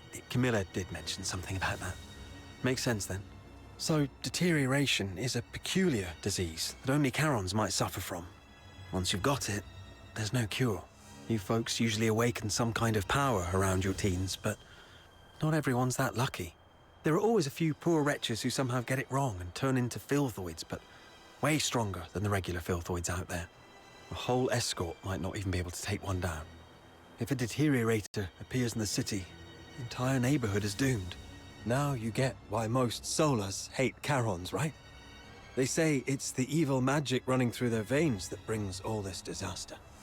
And the deteriorators, they're seen as the worst of the worst among all Charons. Honestly, I'm not entirely sold on this, but how come such a rare thing had to happen to Hal? About 2 weeks ago, he came to me all in a flap. But what could I do? Harboring a deteriorator is as serious a crime as sheltering a member of the Forsakens. One slip and you're done for. All I could do was give him some food and tell him to sort himself out. Later, I heard he got nabbed for stealing, and when they found out he was a deteriorator, they took him straight to the security bureau. Like I said, there's no cure for deteriorators, so what else could happen? They get handed over to the escort, and then, well, you know, he pretty much had it coming, but still, we were friends for a few years. I couldn't bear the thought of him lying in a cold morgue, so I sneaked him out. I was going to bury him by Lamenting Lake, right next to his mother. Hold on, I'm curious. What symptoms would appear between the onset of deterioration and its full development? I wouldn't know, but I have heard that some would turn extremely violent, and some poor souls would gradually lose their senses, like going blind or deaf or something, perhaps. This is all just hearsay, though. If you're curious about it, best ask a doctor. But it seems to me you've awakened already successfully. Why do you care? Oh, I got a little dizzy and didn't see the step. Thank you. I suddenly couldn't see clearly back there and ended up startling that monster. I'm so sorry. Psyche, when did your eyesight start to fade? When was it? Could Psyche's sight loss be a symptom of deterioration? Could all the lodgers at the Hypnos house be deteriorators? Sir, I'd like to inquire about someone, and I hope you'll be frank and supportive. See this camera? If you refuse, I might just hand it over to the security bureau. They'd surely be interested. Come on, cut me some slack. If you're digging for some military secrets, you don't need to corner a mere foot soldier like me. I'm basically just a gatekeeper. Do you know anything about Henrik Ethelred, the owner of the Hypnos house in the north of the city? I mean anything about him. I'd like to hear it all. Henrik Ethelred? Isn't he just an inn owner? My superior does have some connection with him. He's got a bit of a history, but has been a law-abiding citizen these past years. Oh, that man's got quite the temper. Not a rare occasion he's shut the door on travellers, but that's just how he is. Even back in his proper job days, he wasn't a nice guy either. Though at least back then, he had his family to keep him in check. Well, it was, some 14, 15 years ago. Henrik Ethelred committed a murder up in Scarlet River, Flagson. The victim was a Charon, one with signs of deterioration, as I just said. Not a major crime, though, so he only served a few months before getting released. Why would he do that?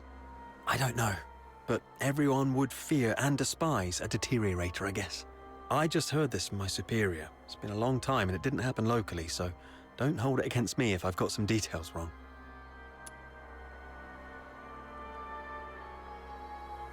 The older folks in Ichelake all know that Henrik was once a renowned doctor. Quite the skilled medic he was. Even the nobles from the inner city would go to him. But then something happened, and he shut down his clinic at the height of his fame, only to reopen it as an inn a couple of years later. Come to think of it, that was right around the time he got in trouble in Scarlet River. He had a wife and a daughter. They were just an ordinary family of 3. But then his wife passed away quite early, and he raised his daughter on his own. As for his daughter, what's her name? Heidi, Haley, I don't quite remember.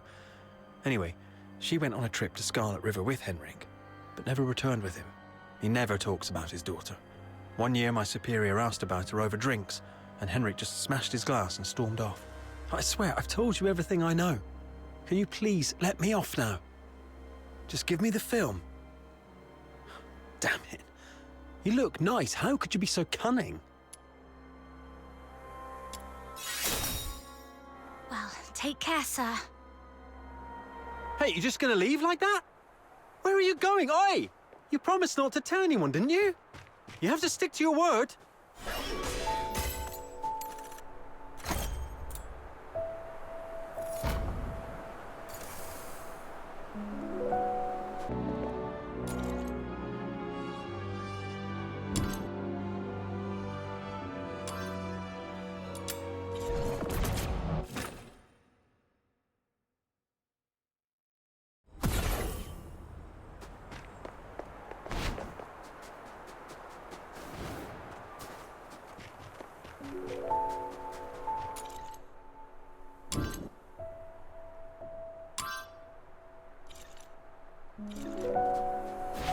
Properly disinfected, it can become a delicious...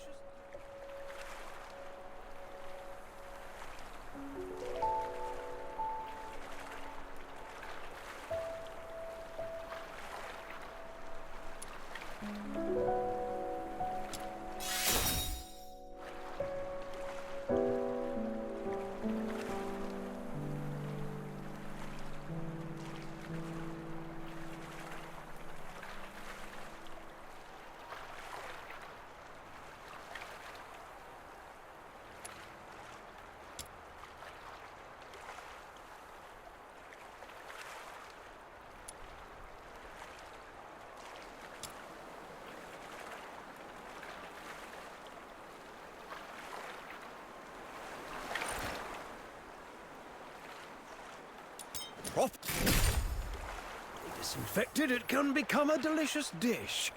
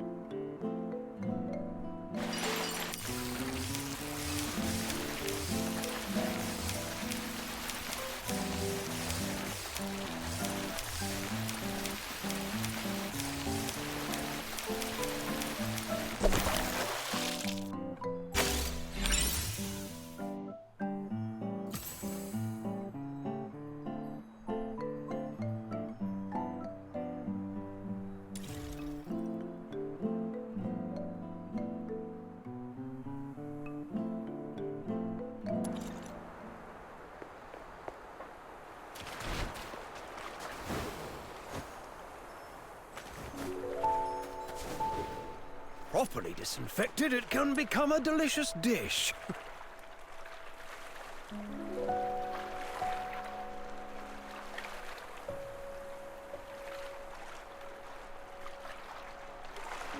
Properly disinfected, it can become a delicious dish.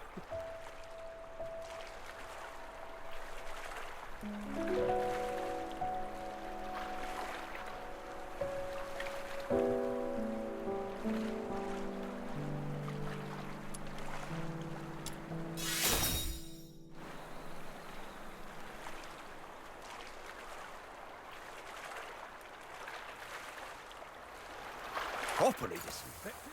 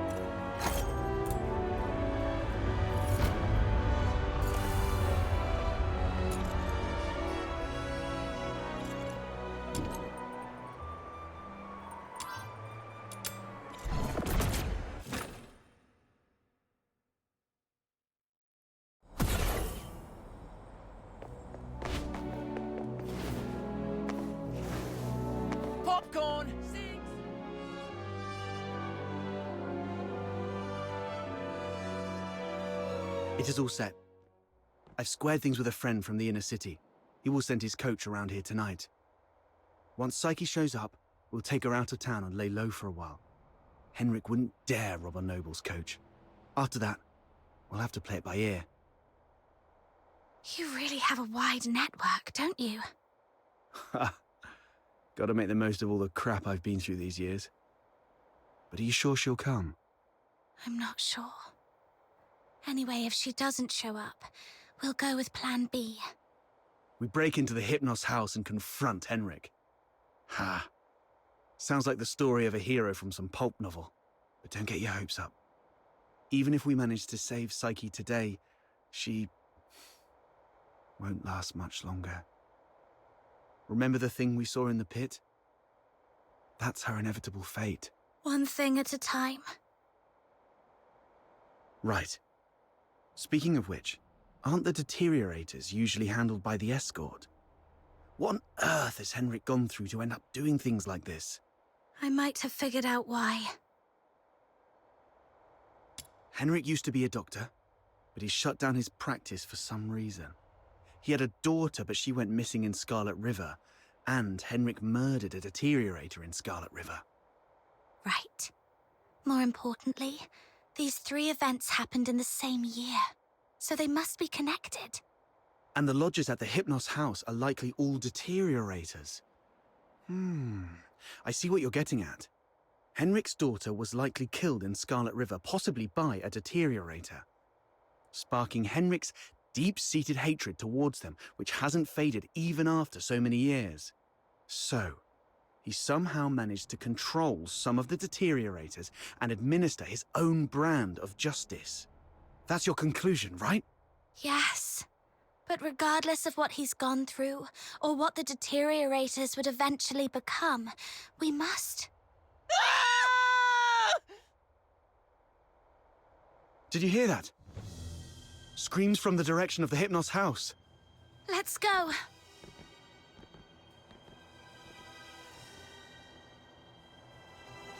Popcorn! Cigs!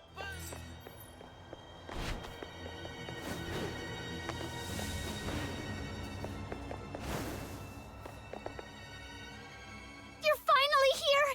You've no idea how scary it was! Was that you shrieking just now? What happened? I was just keeping watch here as you asked me to, and just like you expected, Psyche came out. I ran to her, ready to take her to you.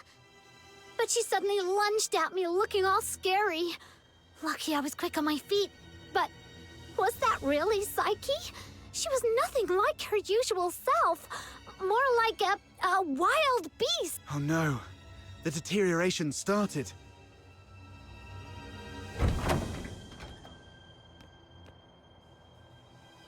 Please help us!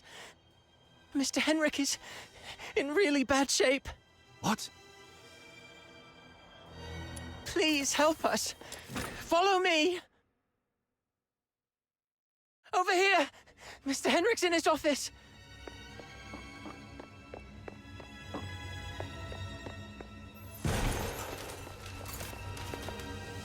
Henrik. He's still breathing. Snow, see if you can find any bandages or strips of cloth. Anything. Don't waste your time on me. I deserve this. Please. You... Don't bother, he's a goner. Let him finish his last words. You... have to stop Psyche. Stop her? The Hypnos house shelters deteriorators. Those abandoned by fate. Their destined end was supposed to be a cold bullet. Right. In Hyperborea, any Charon showing signs of deterioration will be taken away immediately to prevent them from turning into filthoids. Wait. Are you saying... Their families didn't have the heart to see, so they hoped that I could help end their misery in a decent, gentle way, just like how I sent away Haley.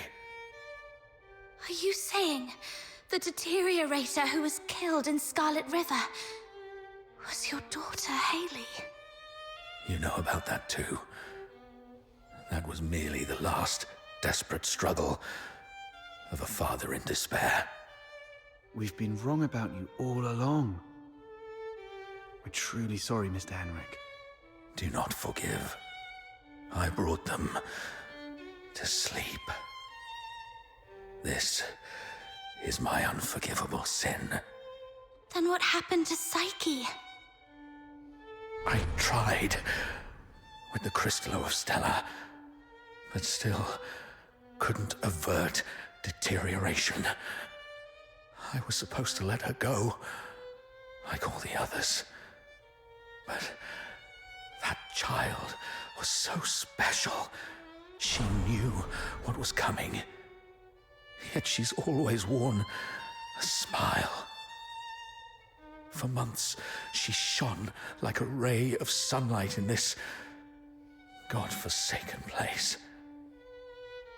Just like my Haley, I'm old. I couldn't do it again. So, in your hesitation, you missed the last window. Psyche lost her mind, attacked you, and ran away. How come...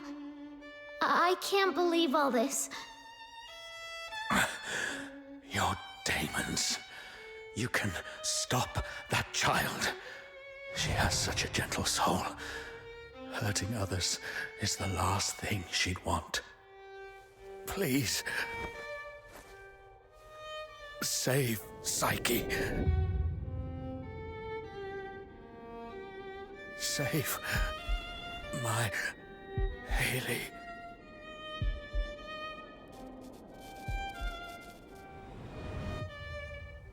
Mr. Henrik! Let's go. We must hurry.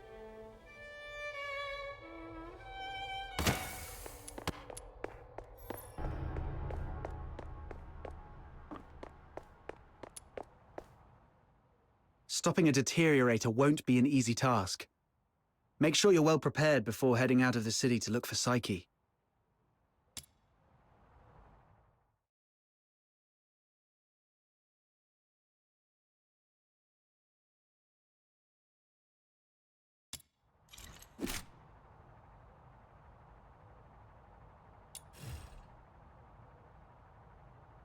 Every step I've taken, every word I've heard, and every soul I've met, all have honed my view of this world and the edge of my sword.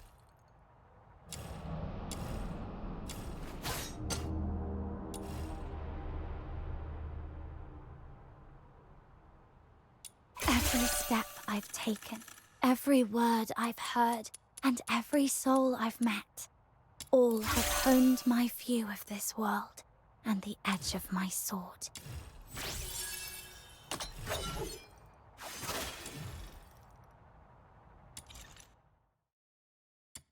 Are you off to find Psyche? Please take this with you. Psyche often gave us flowers. Even though some of us can barely smell or see them clearly anymore, she kept doing it, saying flowers bring good luck. But by the time I wanted to return her kindness, it was already too late. Please bring this flower to her. It's her favorite. And let her know that everyone at the Hypnos house is waiting for her. I will.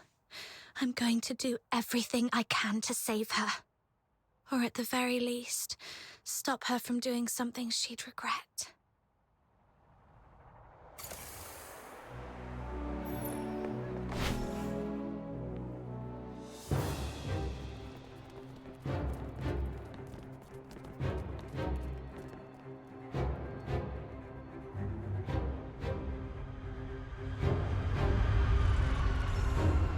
That young lady just swooshed by. How did she do that? Shh! Drop it and get back into the city. That is a deteriorator. Butterflies. How come there are... These filthoids are half dead, probably defeated by Psyche. So if we trace them all the way back, we might be able to find Psyche.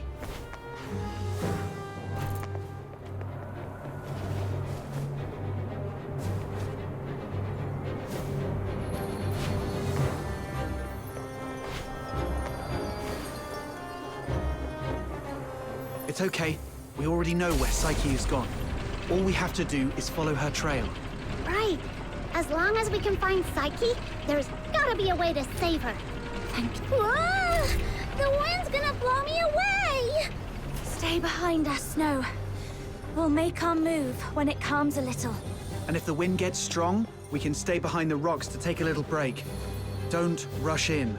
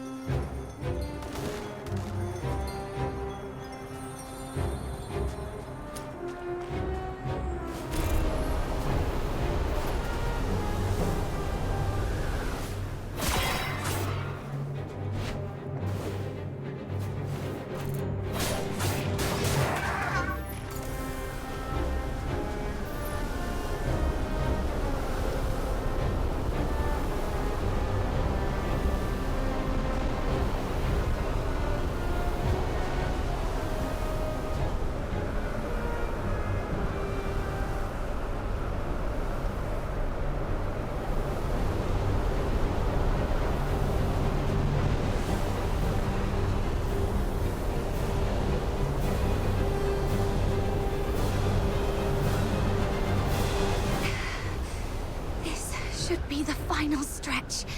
Psyche, wait for me. I'm...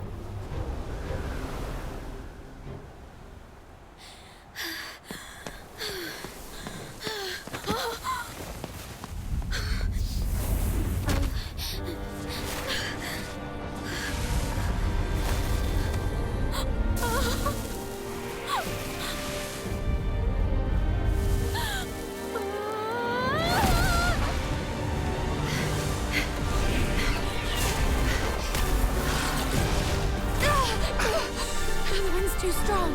Can't get any closer. It's dangerous! Stay back here! Damn it, we're doomed if this keeps up. She's lost her mind! Be ready to fight!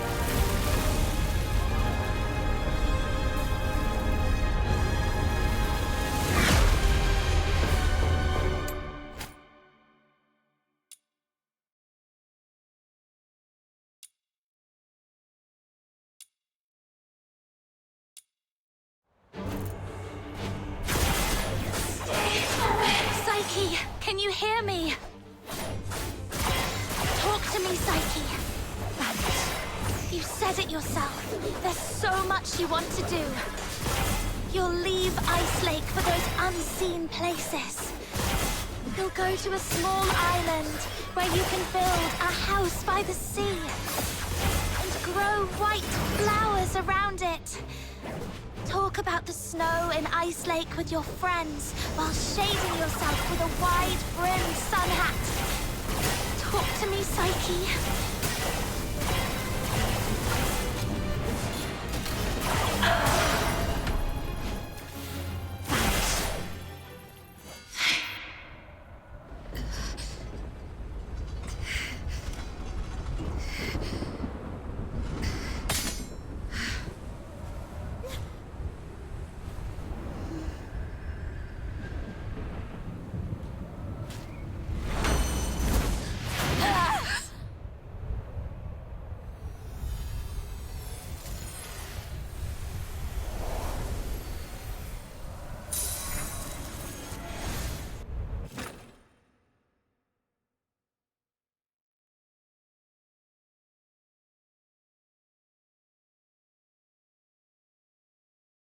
Psyche, I'm here to take you home.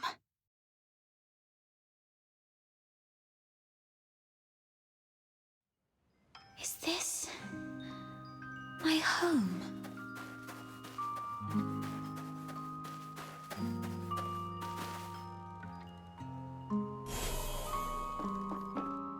Honey, look. Psyche is smiling at us. I wonder whether this child's birth in this world was a blessing or a curse. Yes. We weren't born with blessings.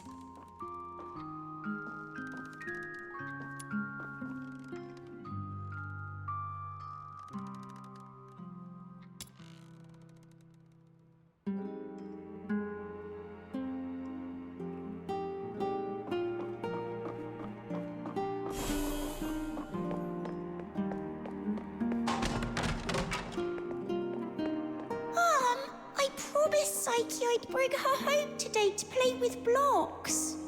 Who says you can play with her? How many times have I told you to stay away from these unclean people? Do you want to get killed by dark magic? Ugh, now these blocks are all dirty. Throw them away, now.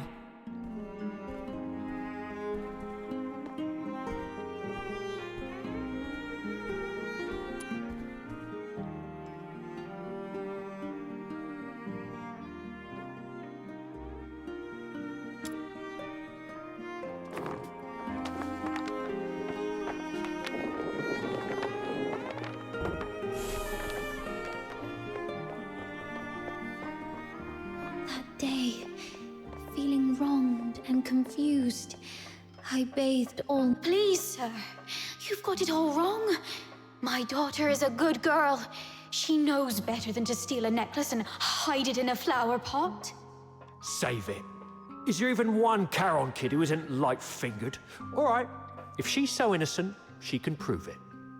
Just smash all the flower pots here. That'll clear things up. It's all because we are demons' children.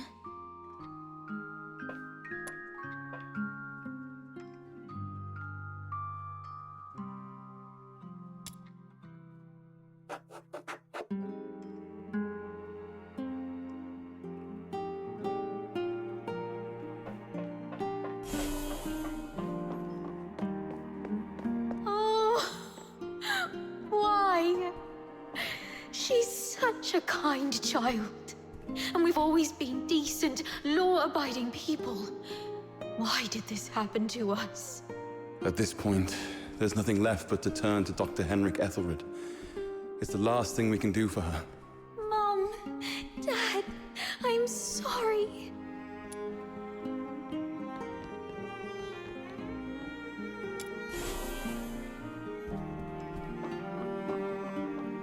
It's all meaningless. You bring these things to me every day, but what difference do they make? Psyche, you should know what it means to be sent here. Yes, I'm aware. But are we just living for some kind of meaning?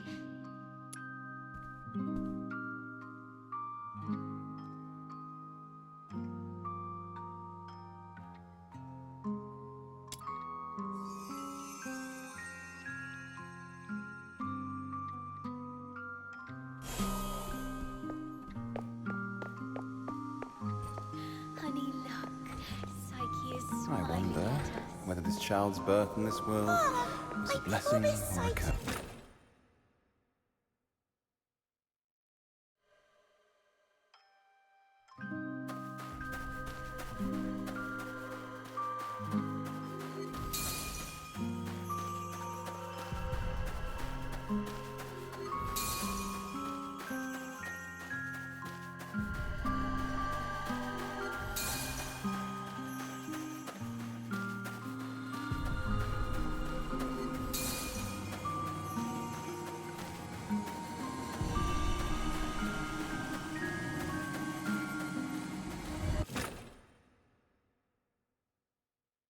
You've witnessed your entire life.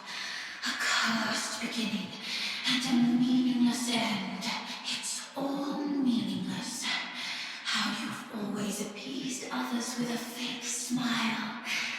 Are you really that selfless? No. You're just cowardly, begging for their pity, and for them to remember you as before you turned into a monster. It's all meaningless. Their fleeting pity and memories will soon wither and decay with time, leaving you rotting in the ground, utterly forgotten. What are you thinking?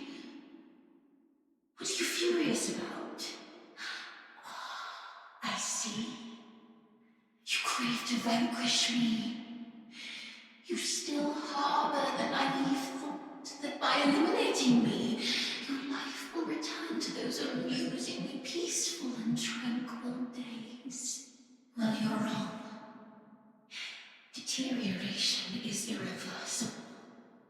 Once I die, you'll vanish along with me. Just embrace me and yield to the primal urges of this flesh. Be a beast. None of this absurdity can hurt you anymore. You, demon's child. Just be a beast, you demon's child.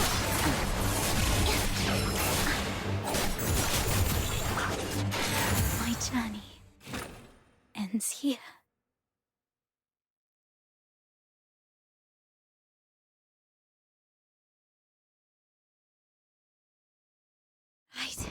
My time has already come to an end.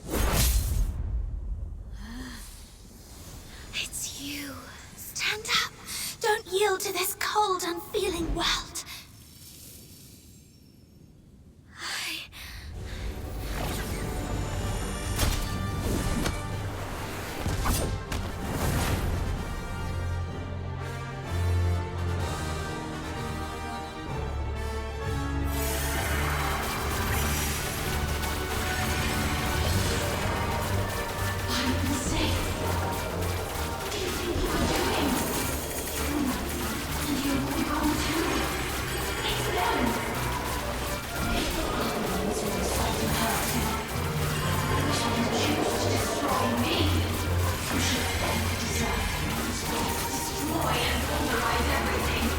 No, this is not right.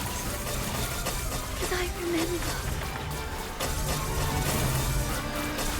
Psyche, pinky promise. We'll be best friends for life. I'll remember that you lived in this world. We'll wait for your return.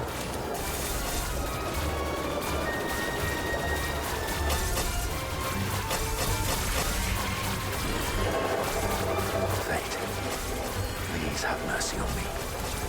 Let me help her fulfill this wish.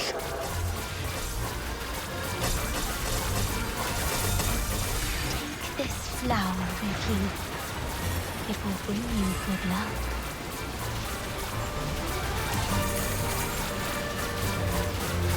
We'll go to a small island where you can build a house by the sea and grow white flowers around it.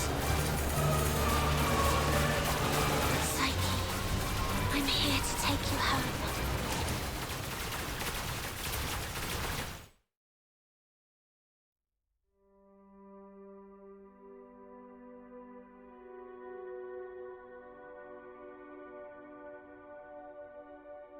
Pain and hatred have been my acquaintances.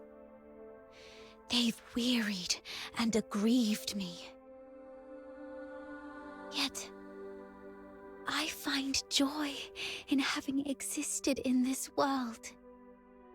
This is my choice.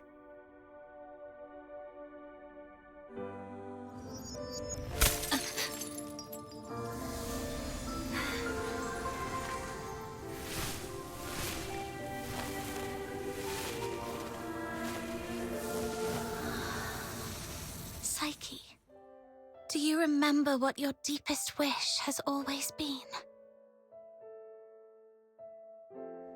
Yes, I remember now. I've always wanted to leave this place and see the world. To find a warm place where flowers always bloom. I wish to make it there. I will make it there.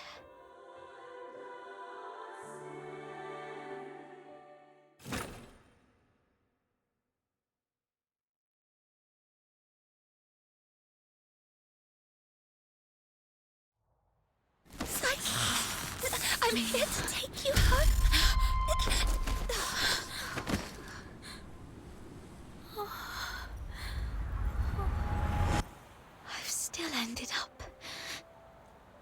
hurting you all. I'm so sorry. It's okay. Let's go home together. They wanted me to tell you. They're all waiting for you. Home. But it's already too late. Outsider, aren't you a know-it-all? Didn't you say your brain was 1,000,000 times smarter than mine? Do something now! It's too late. She's fatally wounded. She won't make it, even as a filthoid. What? Little minion, did you really have to hit her that hard? No. It wasn't her. It was me. I killed myself. I can't. And I don't want to live like this. Chin up, Psyche. You said you dreamt of a place warm and full of blooming flowers. You've said it yourself. Flowers bring good luck. Yes. It must be a beautiful place. No, don't just take my word for it. You have to see it for yourself. Do you know why I love flowers? 'Cause they're seeds, carried by the gentle wind, travel to distant lands, over city walls and mountains. Nothing can stop them. I have one last wish. I'm all ears.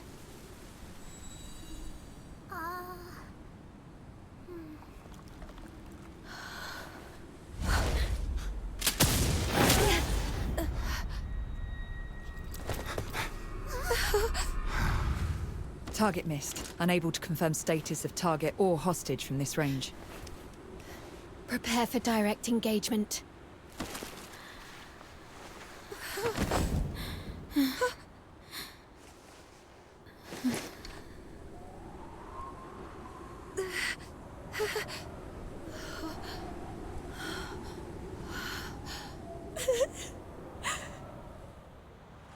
Mom, the deteriorator. It's already... Something's off. But the hostages are safe, at least. Rhythm Fisher, warrant officer of the Crytallo Escort, 6th Legion. The Filthoid is highly dangerous. Although it's ceased attacking, it may only be in temporary dormancy. Return to the city immediately. The escort will take it from here. No need, ma'am. We took care of it before you got here. No point wasting more bullets. Took care of it? I see. That would explain why the target was more stable than a typical Filthoid. Although... was it just the two of you? You look like fox hunters from your outfits, am I right? Precisely. That's not it. Ma'am, during my earlier scouting, though from a distance, I saw these Charons using magic. They might be accomplices of the deteriorator. These low-life beings, all wicked sorcerers, they should all be... I'm not saying... I was just referring to them, Mum. I'm not saying that all Charons are... Anyway, I didn't mean anything by it. Punishing the guilty shouldn't affect the innocent. We appreciate your support of the Legion. Please, come with us to the Security Bureau. We shall offer you handsome rewards. Dispose of the deteriorator ASAP to avert public alarm. Don't touch her. She was trying to keep away from the crowds. That's why she ran towards the outskirts so desperately. Even in her last moments, she was still trying to do something for others. What do you mean by dispose of? How could you even? What did you say? Are you all right? Should I arrange a military medic for you? Not at all, ma'am. My friend is just a bit shaken up. We'll be fine after a few warm drinks at the Asphodel. We'll talk about the reward another time. Got another commission to attend to. Let's leave.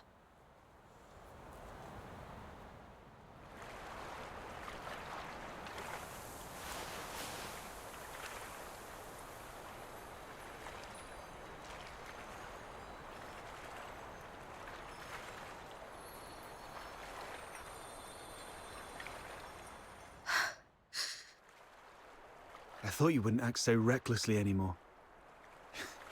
Yet you remain true to yourself, which isn't bad. This is you, who just said goodbye to a brave young lady. I can't let you risk yourself as well. Thanks for covering for me back there. There's nothing to thank me for. After all these years, I've changed from a hedgehog to a rat, living only to see another day. Don't end up like me. A hedgehog retains its dignity. So, it's better to leave the groveling to the rat. Oh, there is one more thing. I'd never heard of any deteriorator regaining their self-consciousness, but Psyche briefly did it. With the last bit of sobriety, she shattered that filthy beast with her own hands, telling everyone that she would not surrender. Did you make that happen? The magic you were using, it was resonance, wasn't it? Huh? How did you... Relax.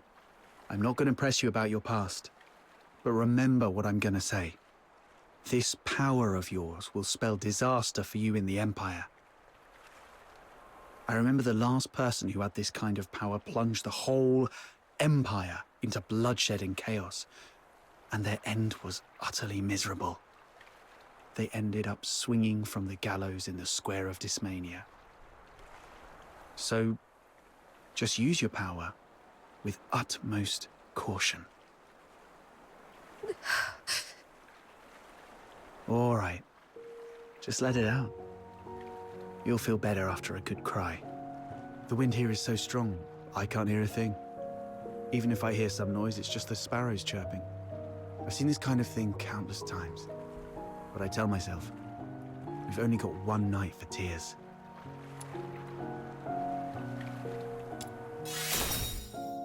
Anyway, pull yourself together. That girl would surely wish you to face tomorrow with a smile. Even if we were once deceived by this world.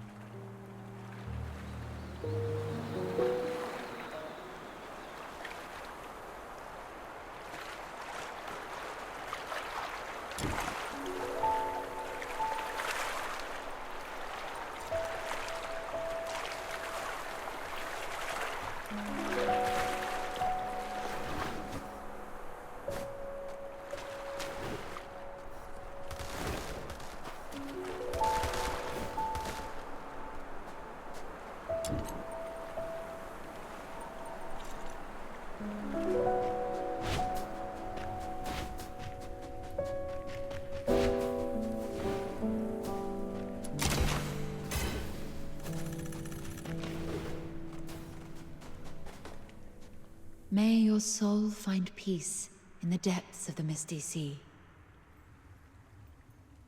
You have come, child. Please, wait while I complete this final rite.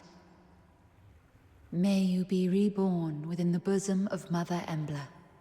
Greetings, child. I roam as the ferrywoman of the misty sea.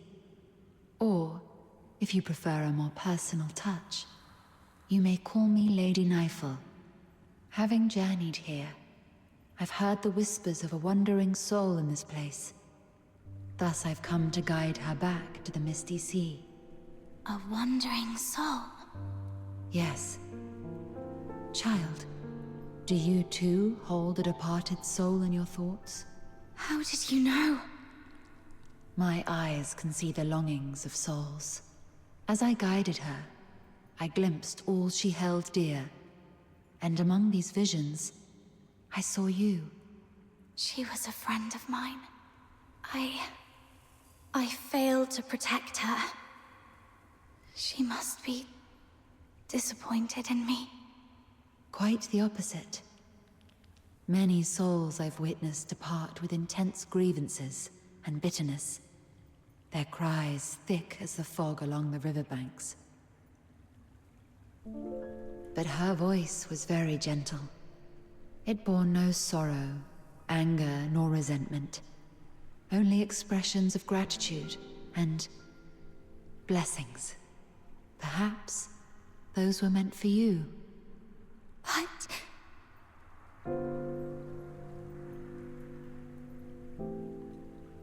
Child, I have lived long, and bid farewell to countless souls, and I've heard such words time and again.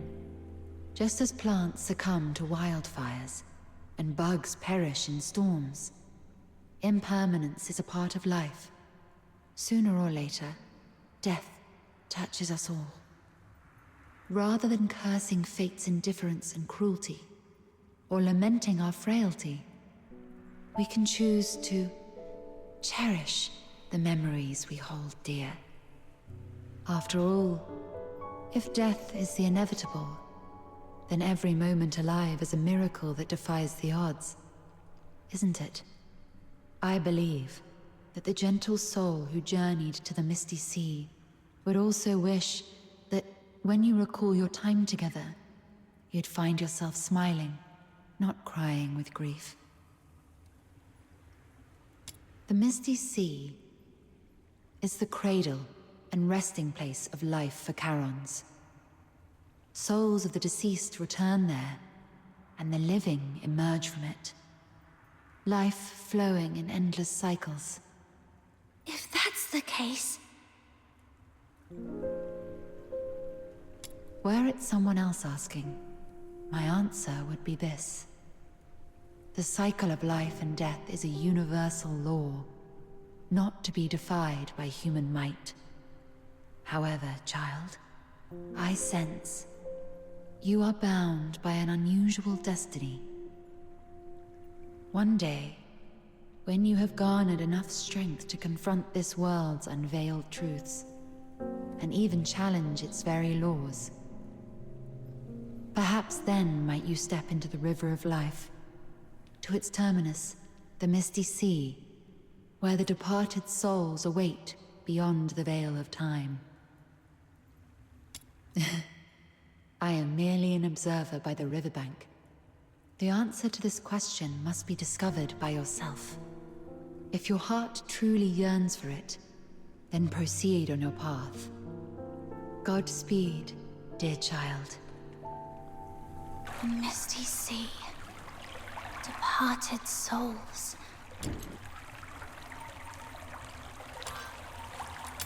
The world's truths and its laws.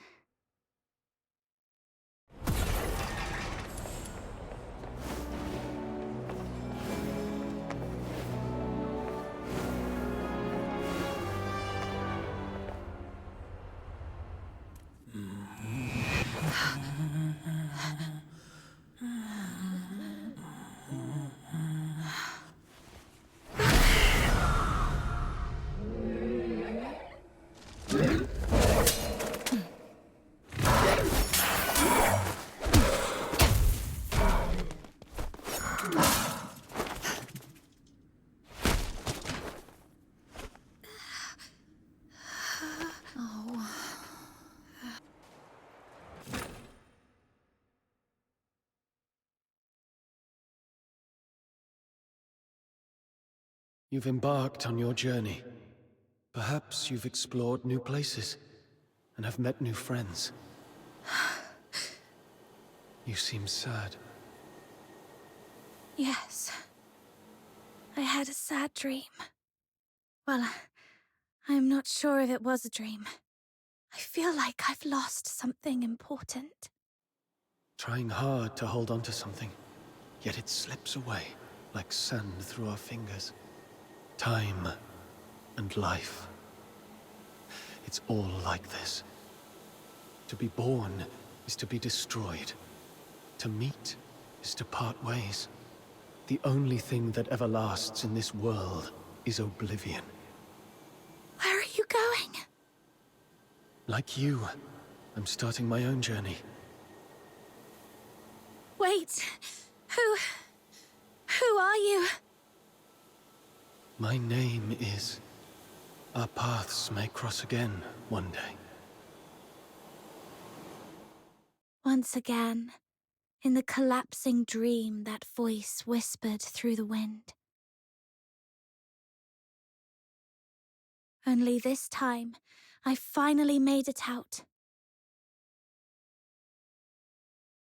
Like tree roots eagerly absorbing every drop of water, I endeavored to engrave that name in my mind.